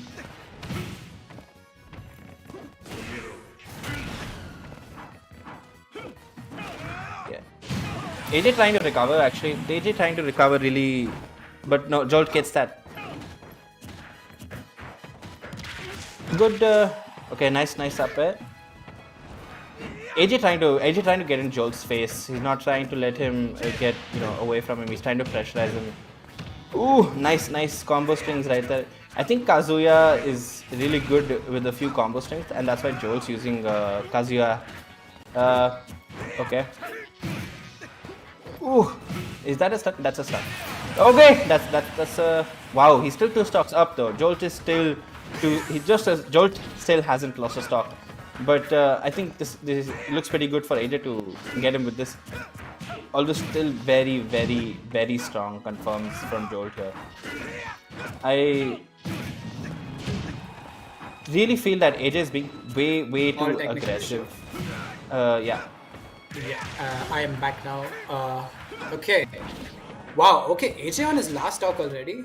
Damn, that was Yeah, quick. second game last stock. Yeah, he lost Yeah, he lost 2 of the stocks pretty quickly. Damn, that He's is. being too aggressive. Yeah, I think that might be the issue here. You know, a few uncharacteristic STs, a few uncharacteristic options. I think from AJ as well. You know, but he's been able to get 1 stock. Let's see how much he can do to convert it. But no, he can't. Oh Dude, my God, Jolt going up. Jolt is destroying 2-0. people. He's destroying him. Oh my God, he's going up 2-0 in this bracket. He's reset the bracket with Kazuya 3-0 and now he's up 2-0 and he's in a position to take the whole tournament. This is insane. I have no words. Even I can't think of what to say. I have a lot of words, but none of them are coming out of my mouth right now. Well, let's watch the highlights then, yeah? I need to get filled in on what happened in this game, and oh my God, all I see is just Jolt putting on a clinic right now. AJ was able to get 1 stock towards the end, but it's too little, too late, I think, and that's really where it ended up costing him. But I think AJ could have won this if he knew the matchup, right? But no one knows this matchup. Only Jolt does. Most likely. yeah, I guess that makes a lot of sense too. But let's see how this ends up going. AJ, I don't think we can count him out just yet. You know, we've seen the kind of crazy stuff that this guy can do, and it would be very hype to see a bracket reset reverse 3-0. Would be very hype to see a reverse 3-0 in bracket, you know. So it already looks like that. So it's okay, man. It already looks like that. There's 1 more game left from Jolt, and then we're over. No, this is I think this is the new age. This is the new age where you know, kids want to beat our ass. yeah, let's see, dude. It looks like it's gonna be really scary. Especially this Kazuya. You didn't expect it to be this good. I don't think any of us expected it to be this good. We knew it was Jolt secondary, but I'm not even sure. Like, if that was what we expected when he said secondary, dude, this guy, he plays this as good as like a Kazuya main would. I think it's insane to see. I think it's just how he plays. He's just exceptional at the game. Yeah, I And think AJ needs to adapt. He hasn't been able to do that these 2 sets, and that's really like affecting the way that a lot of the options that he's trying to take up. And like I said, I think the biggest problem right now is AJ just being overly aggressive. He has to try to make use of the situations where Roy has an advantage, just like playing the ground game a lot better, like restricting Kazuya's aerial movement, preventing him from getting a lot of the stun hits off. And I think that's really where it's gonna boil down to. Yeah, it depends. Like his Kazuya actually looks very, very strong. It kind of reminds me of Lionheart's Ganon gameplay. Like, he's very patient. He's taking those hits that he can when people are making mistakes, and he knows how to combo. Yeah, He just knows. Oh, AJ going to Wolf. Interesting pick. But you know, maybe we'll see that. What a reflect! Did you see that? Yeah, that was so good. Oh my God, Jolt absolutely popping off right now. Oh my goodness, Jolt is just putting on such a clean show right now. It's really hard to see Dude, AJ coming out of this. Oh my God. dude. This is not what we expected at all. You know, we spoke about his Pikachu the whole tournament, but Dude, I think AJ was just like, yo, if this is the last game, I'm just gonna select another hype character and try to make some hype plays. but I've seen AJ's Wolf. I think AJ's Wolf, he's able to use a lot of Wolf's tech skill, but I think the inexperience with this character might end up working against him. Seems to be doing okay so far. Oh no, it just goes for 2 F smashes. No. It's over. Dude. What an insane showing from this guy. He's absolutely been dominating AJ with Don't even Kazuya know right how to now. commentate this anymore, dude. It's I don't think finishing so anyone fast. knows how to commentate this. If he gets a 3 stock to win the whole tournament, I think that would be insane. It's happening. Oh God, he does! I cannot believe it. Oh my God, Jolt is our Penta Amateur League winner. Hopefully that was a best of 5 because I would be so wrong then. No, it was. You're not wrong.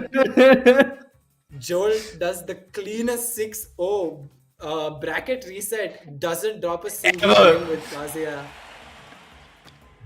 And damn. What even happened? Man, That's this is nuts. crazy. I can't believe we are seeing this. We saw Lionheart out. We did not see Quaylectra in the finals like we used to, But once in a while. incredible stuff from Jolt. The champion Honestly. of the Penta Amateur League, walking away with the bragging rights. I think one of the youngest players in not just in this tournament, but also in the scene as a whole. And he's walking away with that sweet 30,000 rupees and the title of the Penta Amateur League champion. So big congratulations to Jolt. I mean, incredible stuff from him. And that Kazuya pick, absolutely phenomenal. I am at a loss for words right now. I cannot believe the class that he showed, with the way that he played the last 2 sets, and that was incredible. He did not give AJ a chance to adapt at all, and it was incredible, honestly. This kid's gonna go far, dude. This kid's gonna go Oh, very for far. sure.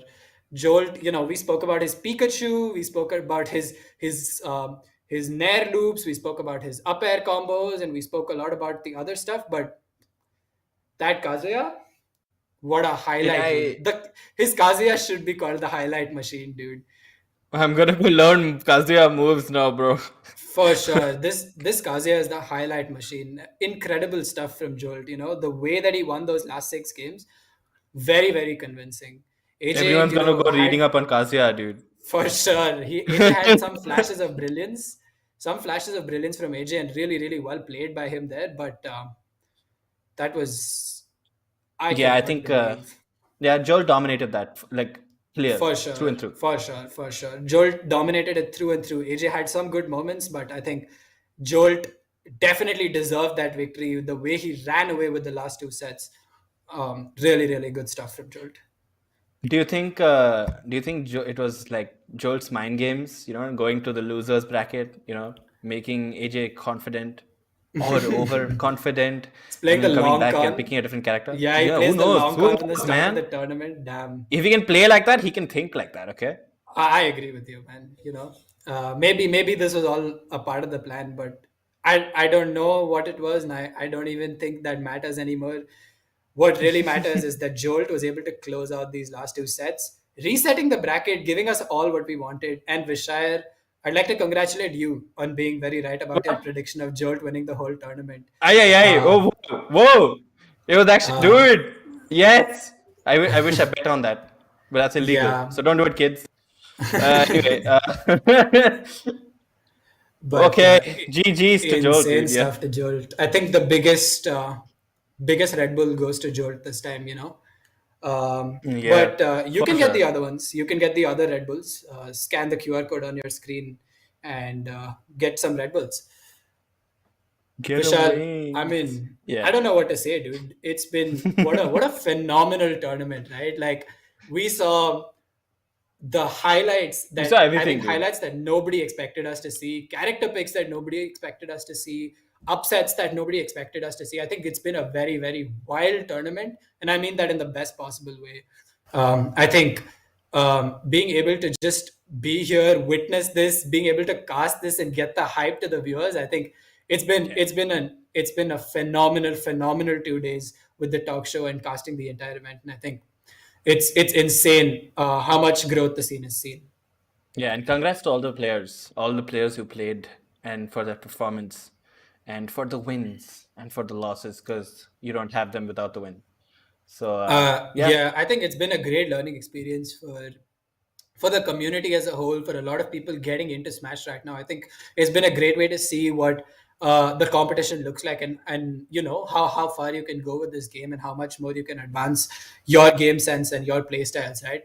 And I don't think it's just the new people. I think the people who were playing in these playoffs, the people who played the qualifiers in the tournament, I think all of them have taken away so much from this experience. I think it's incredible to see that this is just the beginning for a lot of people in the Smash community. And I think especially I think nobody I agree. exemplifies that better than Jolt, right? Like the kid's brand new to the scene. He's been playing hardly like with the scene for hardly a year or two, and he's able to put up such convincing results, and it's incredible to see that kind of growth from someone like him. And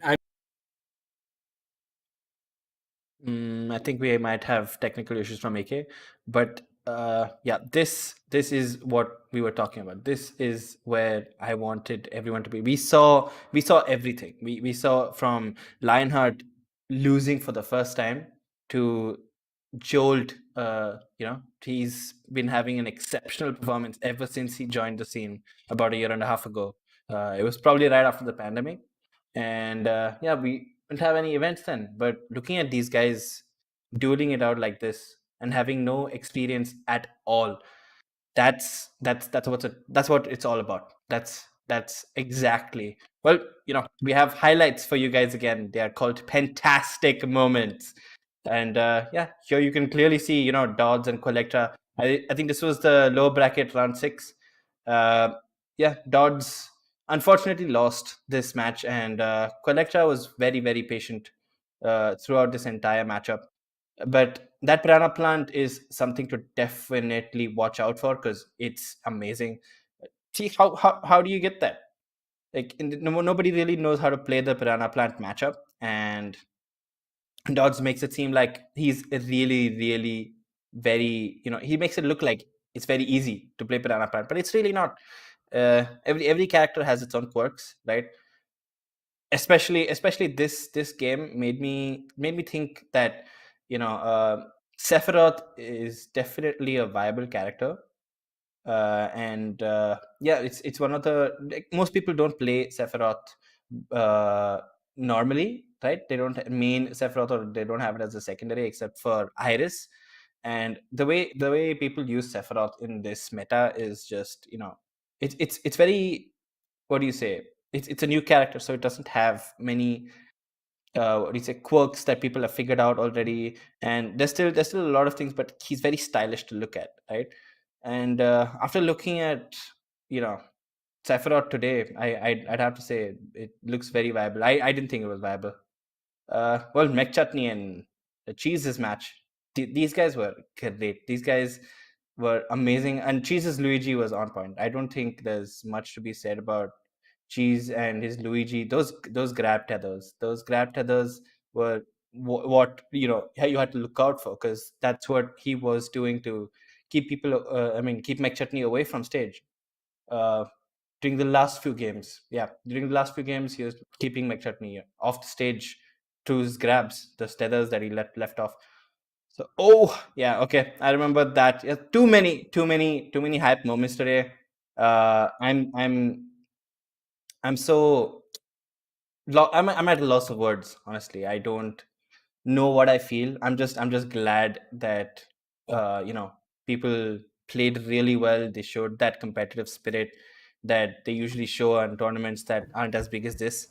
And I'm really glad that Penta Esports has had us do this and has given us the opportunity to be to be able to showcase what these players can do, and that there is a scene in India as well for Nintendo. Please, please, uh, please get a Smash scene in India. Get an active sponsored Smash scene in India. There's you're so much back, hype around this community. Yeah, technical difficulties, dude. You know how it gets. The hype. I think the hype was too much for my internet to handle. Slight technical difficulties there, but we're back, and that's just how we roll. I think it's been such an amazing event, and a lot of the like characters and a lot of the moves from a lot of these people coming in, low tier characters, characters that you don't generally see people play, and so many things just like uh, insanely unexpected about this tournament. I think it's been a phenomenal event. I think that's the word. And Just yeah, unexpected. unexpected and wild, dude, in the Yeah, best possible just sense. just unexpected So and wild. Yeah, huge shout that's outs to Penta Esports for holding these events. I think it's a brilliant way to get a lot of new talent into the scene, and to see how the new talent is redefining a lot of the things in the scene. And yeah, for again, sure, like, dude. I agree. I agree. Everything. Like it's just a new age, right? People need to see this. People need to yeah, know for what's sure. going on. And Penta is one of those companies that's actually doing it in the country. So it's really great to see that these guys have created opportunities and jobs for people. If this isn't a job, then what is it? Like, you know, they call Yeah, it I think. esports for a reason. Yeah, man. I mean, and huge props to the players. Huge props to everyone who made it to the playoffs. Huge props to everyone who entered the qualifiers. Huge props to everyone who's been playing. A lot of these games with the amount of passion that these a lot of these guys are putting into it. And there's only 8 people in the playoffs, but the amount of passion that so many people have for not just this game but for other games as well. And I think Penta giving people a platform to showcase that passion is. It's really amazing. Yeah, agreed. Agreed. And These what better fantastic time to moments talk look so about cool. this than while watching Cheese do the most insane technical stuff on the fantastic moments. And then Oh, this is Jolt the kicking this is ass like the against Lionheart. highlight set, right? I think this was the This one is the that highlight nobody set. expected.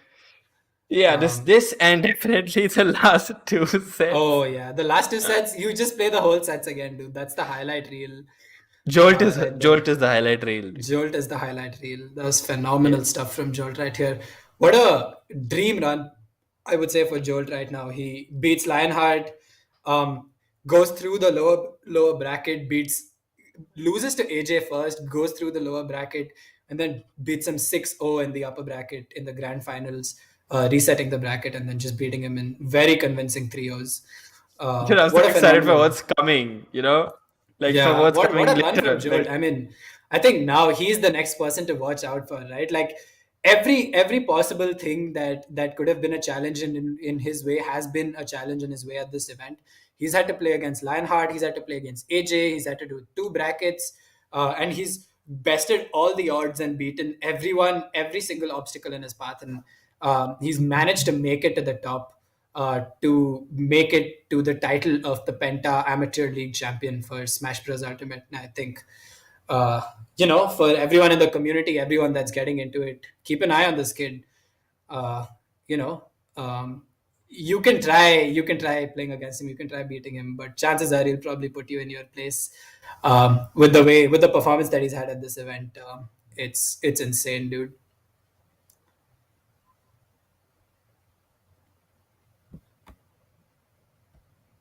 Okay.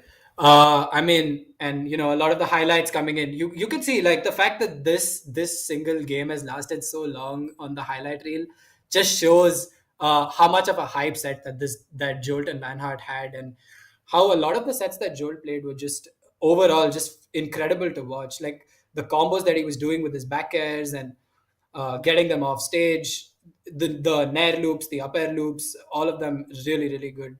And huge shout outs to everyone that showed up. Huge shout outs to the top 8 players, making it out of that grueling a bracket, that competitive a bracket, with so many like stacked names from the old scene, the new scene. Really difficult. Huge shout outs to everyone who qualified. Jolt for being the champion, AJ for coming second, Quaylectra for placing third, Eyeris fourth, um, Cheese the Gamer and who was the other person who came fifth? She's the gamer and Lionheart, of course, for placing fifth. It's not something that I'm used to saying very often, but yeah, huge props to Cheese the Gamer and Lionheart for placing fifth, and huge props to Dods and McChutney for placing seventh. Phenomenal performances from everyone here, and I'm sure all the viewers really loved watching every single set at this event. I think there was no set that did not live up to the hype, that did not deliver. There was not a single set like that. I think every set met and exceeded all expectations that I had and the viewers had as far as the play was concerned. I think it's been an incredible run at this event right now. It's kind of crazy to imagine that in the span of 6 hours, 5 or 6 hours, we've managed to get through an incredibly stacked bracket, and not a single second of it was boring.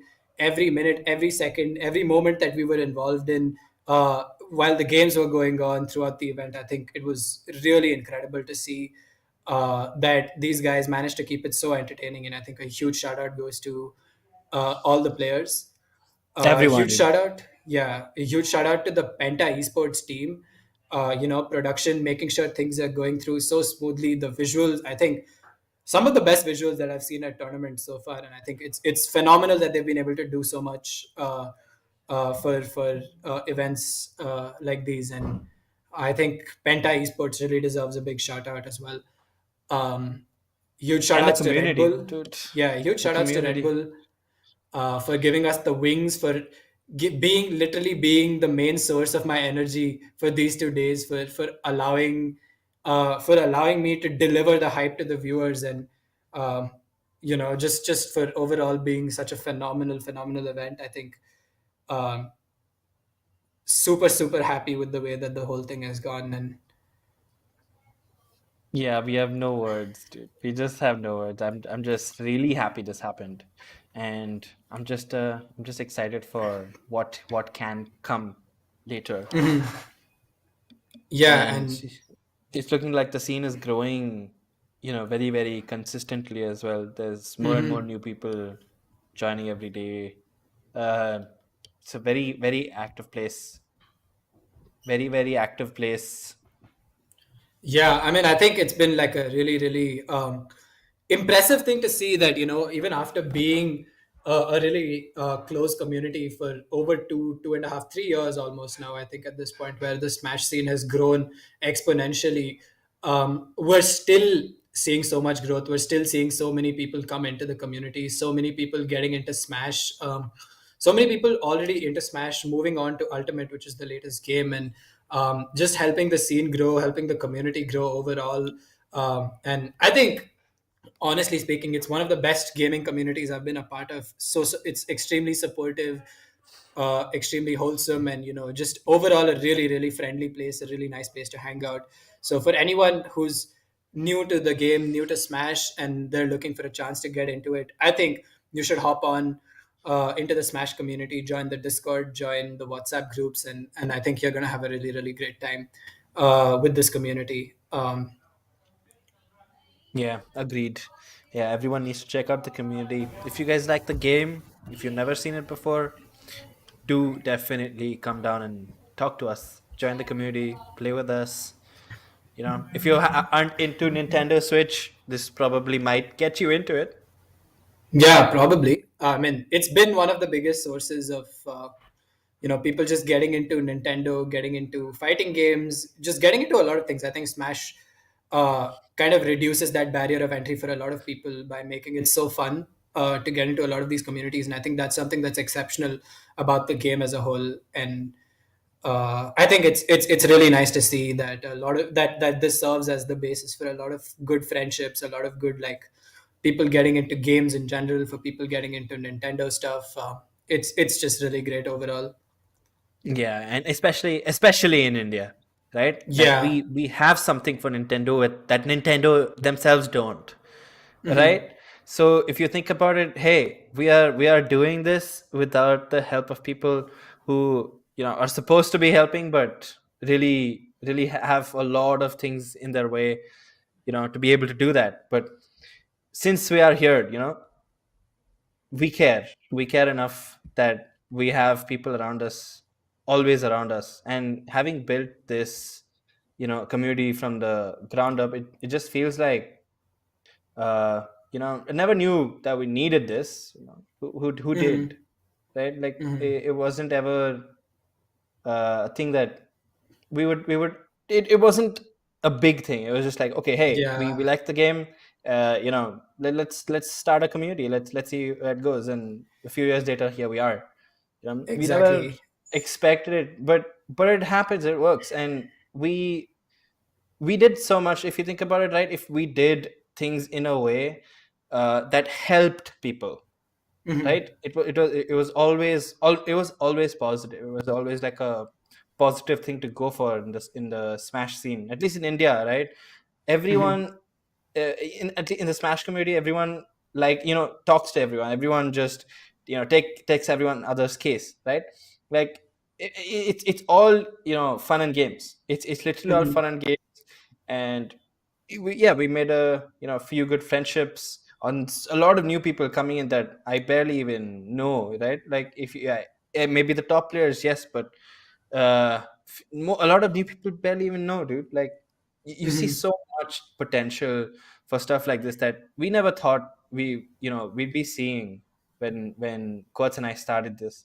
Yeah, I So think a huge shout outs to Quartz and Vishal as well. These guys have built this community from the ground up, and Quartz has been organizing so many tournaments, trying to get yeah, as many people into the scene as possible. And I think it's been a big part of the reason that the community has grown is that he's been so actively involved with the scene at all times, and from yeah, hosting like weekly tournaments to like getting big organizers, big tournaments, getting DreamHack in India and like such. yeah. I think the biggest thing, I think a huge round of like shout outs does go to Quads. That's Shout definitely out in to order. Quartz, yeah, for sure, Yeah. dude, for sure. Um, Yeah, and this thing, no, like when he started, no, Quartz does everything now, dude. He doesn't like anything about Smash India. He does. Like, he's involved with everything, and he's doing this for the community and the scene. He's not doing this for himself.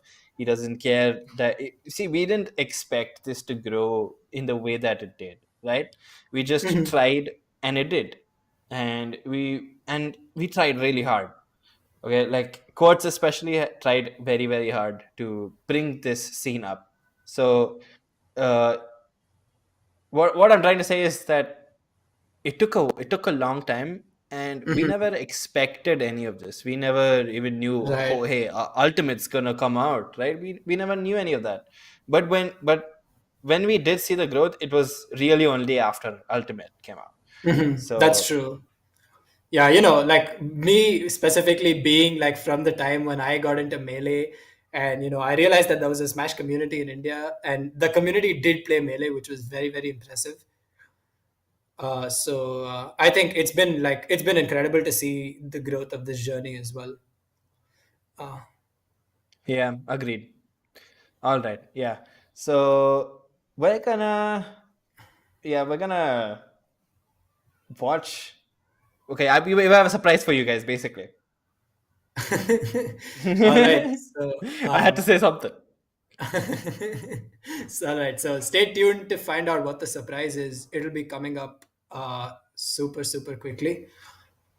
And I think the surprise is going to be kind of interesting. So I'm not really going to tell you what the surprise is, but oh, okay. We have production. Production has given us permission to announce what the surprise is going to be. So we have an exclusive interview with the winner and the runner-up of the event. So we'll be going to AJ, who was the runner-up of the event, and I think Vishal, you're going to be interviewing AJ. So stay tuned for that, guys. We'll be going into the interview, I think, right away. So yeah. Cheers.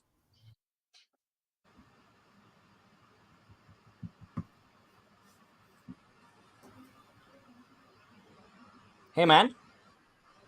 Hey, How you doing, dude? I'm doing okay. Yeah. It could be better. I mean, how do you feel? How do you feel? I want to ask that first. Yeah. I feel terrible, especially after how good the winners finals was. Getting 6-0 doesn't feel good, but I have 20K, so I mean, that's a good takeaway, bro. That's a good takeaway. But how do you think you did? Like, do you think are there any mistakes that you could point out for by yourself Uh, in actually, those last few games? I think I played terribly against Iris, but I guess I edged it out because he played worse. And against Jolt, I think I played really well because I went Chrome game one. So I went Chrome because he usually doesn't ban Battlefield, and he let me pick Battlefield this time. So I decided to pick Chrome, and that helped me like do Abhyar Shield a lot of times, and I didn't get punished as hard as I would if it was FT. So yeah, I am surprised I won the Chrome game, especially after dying at like 0%. Like after with one interaction, I just died, and he basically zeroed it at me. So to win that game was pretty huge for me. And then after that, he picked like stages that were better for Palu. So I went Palu, and Yeah. I was basically winning even the Smashville game that I SD on like at 0, like an idiot. So yeah, I was pretty happy until winners finals, and then he switched to Kazuya, and then like yeah, I just didn't know the matchup, and Yeah, that's basically what we're talking about the entire time. Like you having an inexperience with the matchup itself, because Jolt's probably the only one who knows matchups with Kazuya, because he brought it out like it Yeah. was nothing. I've never seen him play. I'm not sure if you played against him or He it's has Kazuya. he's played him online a few times, but like I didn't play him that much. I I just mostly play as Pikachu. He used to pull out the Kazuya a few times, but I just like play ball for someone and just try to camp him out. It never went well, but I didn't think he'd actually pick him out in the bracket. So yeah, that's a matchup I got to learn. I learned I was initially not very good against his Pikachu either, but I sat and like watched hours of gameplay against Pikachu, and like I learned the matchup, and that's how I got better at the Pikachu matchup. So I guess I'll have to do this for Kazuya as well now. Okay. Are there matchups that you're bad at? Like, are there characters that you're worse playing against, or there's matchups that you don't know? Are there a lot of characters like that, or is it very minuscule, the number? Not really. Because So yeah, the roster is so huge. yeah, that also is huge. It's if there's any matchup I'm not good at, it's either the ones that I haven't bought, like Piranha Plant or Kazuya. I mean, I bought Kazuya, but I bought him just for the music, so I don't really play him. And like it's either that or the matchups that my characters are bad against. So Palu's worst matchups are usually short characters like Pikachu and Pichu, and but I've learned that I specifically learned that matchup. So We I don't think saw there's that any clearly. matchup. Yeah, I don't think there's any match I'm particularly bad at right now. But yeah, there's a few like mystery picks like Kazuya, or I'm terrible at Steve. I know I'm terrible at Steve. So yeah, there's a few here and there. The cringe characters. I would like playing against them. I wanna ask you about your Crom and your Roy. Why the secondary as Crom and Roy? Like, and why Palutena in the first place? Like, what do you like about Okay, Palutena? so the reason I picked up Palu is because we usually the game's completely shifted to online, and Palu is kind of good online and offline, and I can kind of play aggressive and defensive with Palu. So she's like the perfect balance if I want to win. But my true play style fits much better with Crom and Roy. Like I can be as aggressive as I want, and I can do a bunch of stylish stuff, and they're like my true character. So they're currently my secondaries, but if I get better at the game, I'll probably shift to them eventually. So yeah, that's why I play Crom and Roy. All right. Okay, this may probably be like a really weird question, but when you're playing Palu against a faster character and when you're playing Palu against a heavy, what goes on in your head? Like, what's the feeling, like the emotion? Like I look at you when you're playing against a faster or slower character. Like, I can look at your face, right? And there's a lot of emotion there. So I want to know what it is. Like, what is it? Like, how I mean, different is it? When you play different kinds of characters, like heavies versus lights. I kind of like playing heavies because I play combo heavy characters, so like they're easier to combo. So I don't mind playing. I usually prefer playing heavies, but they're kind of annoying online. So like it's kind of okay if I'm playing them online. I don't mind playing fast characters because the games usually go fast. So like if you see mine in a result set, we played Wolf, and he doesn't camp with Wolf, so like our set was like really fast. So I usually like playing those kind of players, and like I play like those kind of characters where the game's like very fast paced.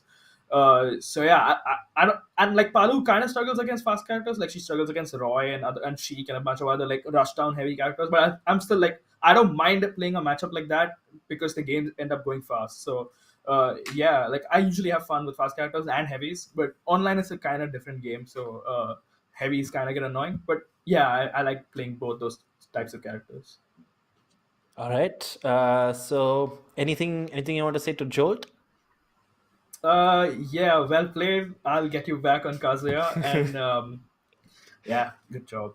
Congrats. Well, good job to you too, dude. You played really Thank well. you. Few Thank you. matches were on point. The first set against Jolt, yeah, Oh you did yeah. You did mess up a little bit, but you brought it back really good.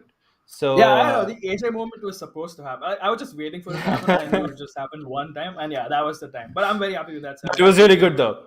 Yeah, you got a Yeah. lot of 2 frames too. So I'm really glad I got to watch those in the same game that too. So yeah.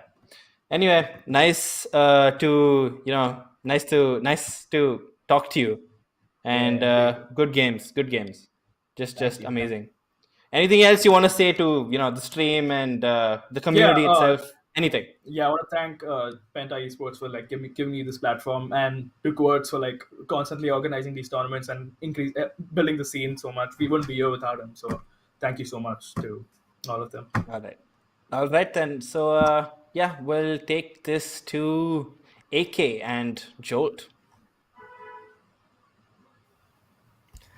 All right. So, Jolt, first of all, congratulations on becoming the champion of the Penta Amateur League. Man, how are you feeling with this first place? Yeah, thank you. I honestly don't think I didn't think that I would even make it this far. I thought I would just drown in top 8 as soon as I would get there. There's lots of great players out here. Yeah. But I think you've proved a lot of them wrong, right? You I think you've proved to yourself that you can stand here and like you're definitely one of the titans in this community right now. You've had the run that most people dream of having. I think you've had at this tournament. You've been able to take out Lionheart. You've been able to take out AJ. You've been able to do like a losers bracket run back. You've done a 6-0 finish in the grand finals. I think that's the run that a lot of people want. It's like, we Vishar and I were calling you the highlight machine earlier on stream after looking at your Kazuya. So how does it feel, to have that kind of run, and why don't you take us through your journey? What exactly was going through your head in every set? Right, honestly, it feels great. Like I said, I didn't think I would even make it this far. I fought lots of tough opponents for Lionheart. Honestly, Lionheart's a better player than me. It's just that the matchup, Pikachu versus Bowser, is really terrible for Bowser, and that sort of compensates for the skill gap. Lionheart's definitely more experienced than me, but I feel like just the matchup and me asking tips to various different peoples and them giving me tips made me get the edge on that set. And even the rest of the top 8 was quite difficult. Against AJ, I got 3-2'd. However, I thought my Kazuya was kind of rusty as I mainly practiced Pikachu up till the tourney. However, I just realized that maybe my Pikachu couldn't beat AJ. So in a last-ditch effort, I pulled out Kazuya, and it worked out way better than I expected. Yeah, I think way better than you expected is an understatement. You kind of dunked on him with the Kazuya, going 6-0 against, especially against AJ. I think he has been one of the stronger opponents that I've seen at this tournament so far, and he had like a pretty much a clean run until he faced you. So first of all, huge props to you. I think for putting up that kind of performance. I think a lot of people underestimate you because you're so new to the scene, but good job on proving all the doubters wrong. And so what do you think the future looks like for the Smash community, for the game as a whole, and what do you think the future looks like for you as a competitor in the Smash scene? Honestly, I feel like the more tournaments I attend, the more I get into the esports scene. And I think the future looks pretty bright, although Ultimate's DLC finished last year. If we keep on having big tournaments like this, where the community comes together, I think the Smash Ultimate scene is only going to continue to grow. Because I joined in 2020, and since then, it's significantly grown. And you spoke about the DLCs. So what do you think? I mean, with the DLCs just getting over, there was a lot of shift in the meta, especially at the beginning when the new DLC characters were being released. Like when Joker came out, there was a pretty big shift in the meta. A lot of people kind of like thought that Joker was probably one of the best characters in the game because of Arsene and things like that. So how do you think Right. the meta has shifted over time with like the release of newer DLC characters? Because I think towards the end they stopped gaining as much traction when tier lists were being made, right? Right. I mean, yeah, of course, the DLCs have rose to prominence. Pretty much every DLC character has some significance in the meta, barring the ones that have just released and haven't gotten that much time to sort of have an effect on the meta. I feel like, yeah, Joker was the main one in Fighters Pass 1, but Fighters Pass 2, pretty much almost every character in the beginning, like Min, had an effect on the meta. So, yeah, DLC characters have become a staple of the meta, and they've even gotten some characters like Peach to be a little lower on the tier list. And This is like a slightly controversial topic, especially in the Smash India scene. I think a lot of people have had problems with Joker and him being ridiculously broken with so many matchups that a lot of people play in this community. So, what are your thoughts on Joker, and do you think he's balanced? And if not, what would you do if you were Sakurai to balance Joker as a character?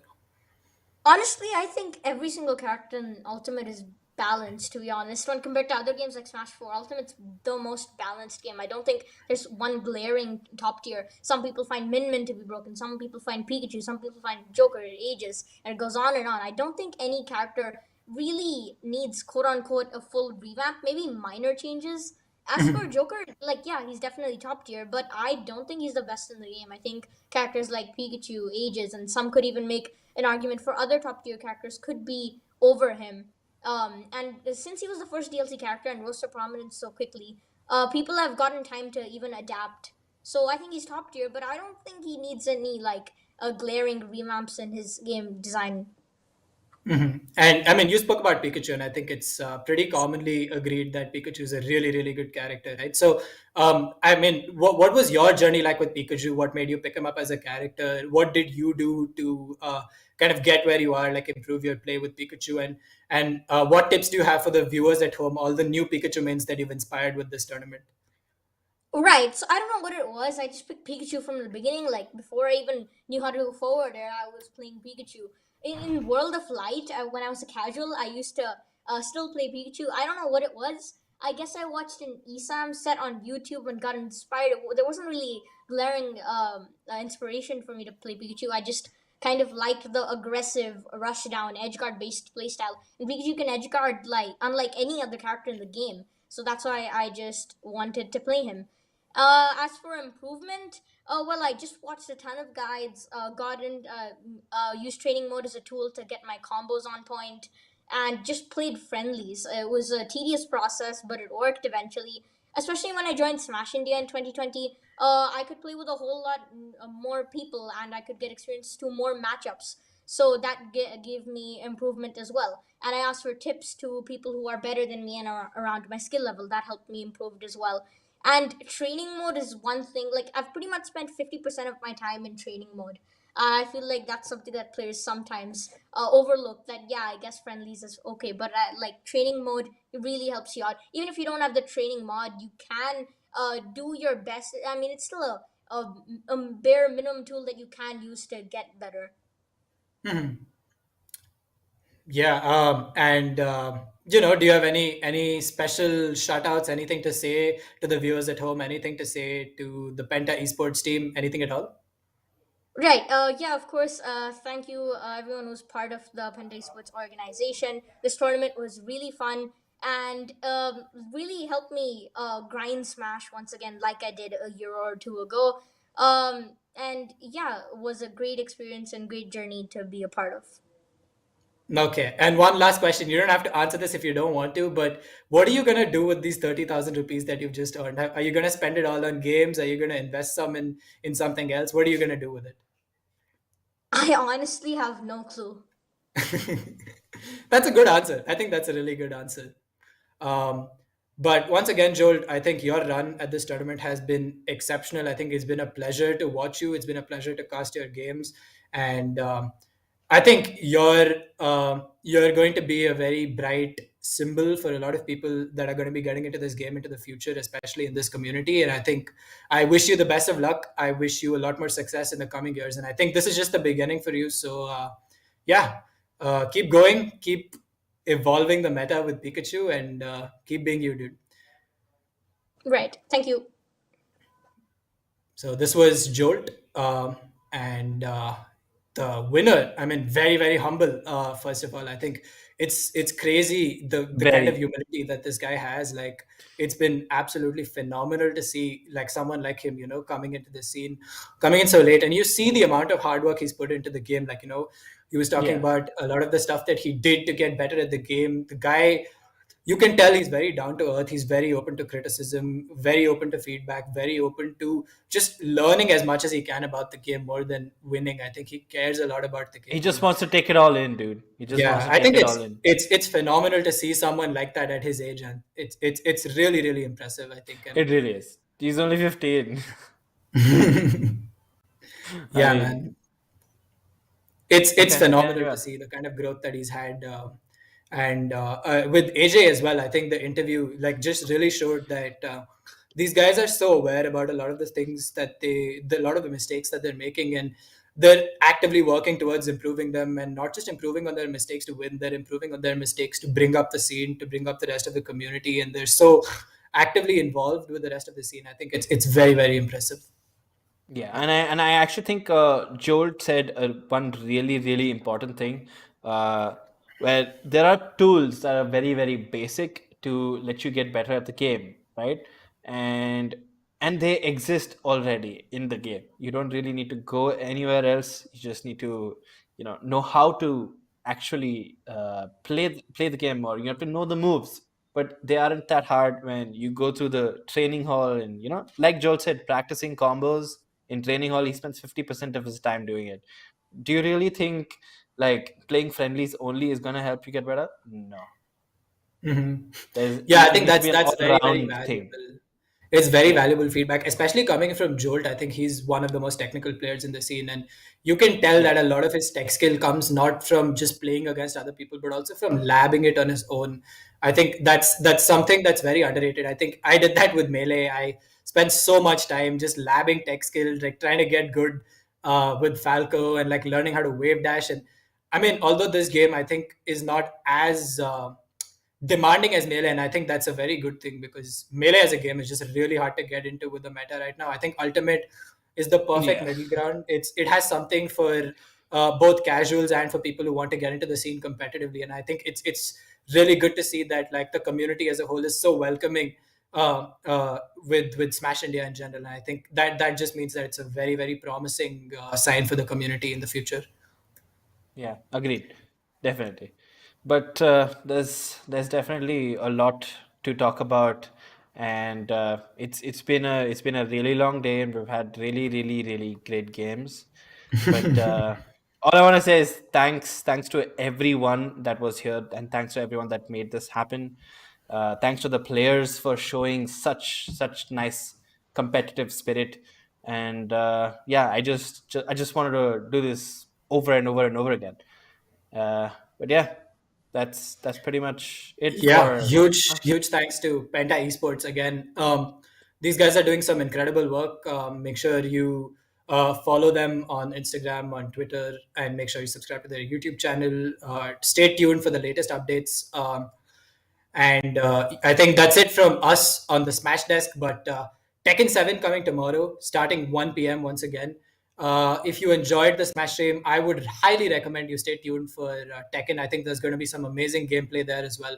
And we'll be having some incredible talent showing up for Tekken, some incredible casters, some really wonderful people in that scene as well. And I think it's going to be a really great event. So make sure you tune in for that. Tekken 7 again at 1 p.m. tomorrow on the same channels, the Penta Esports YouTube channel, the Penta Esports Facebook page, and the Booyah India official channel on the Booyah app. So make sure you stay tuned for that. But for now, this is AK and Vishayar signing off from the Penta Amateur League Super Smash Bros. Ultimate Tournament. We will see you in the next one. Peace out. Bye, guys.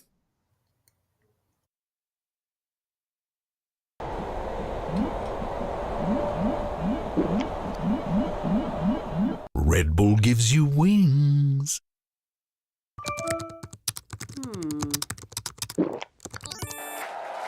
Red Bull gives you wings.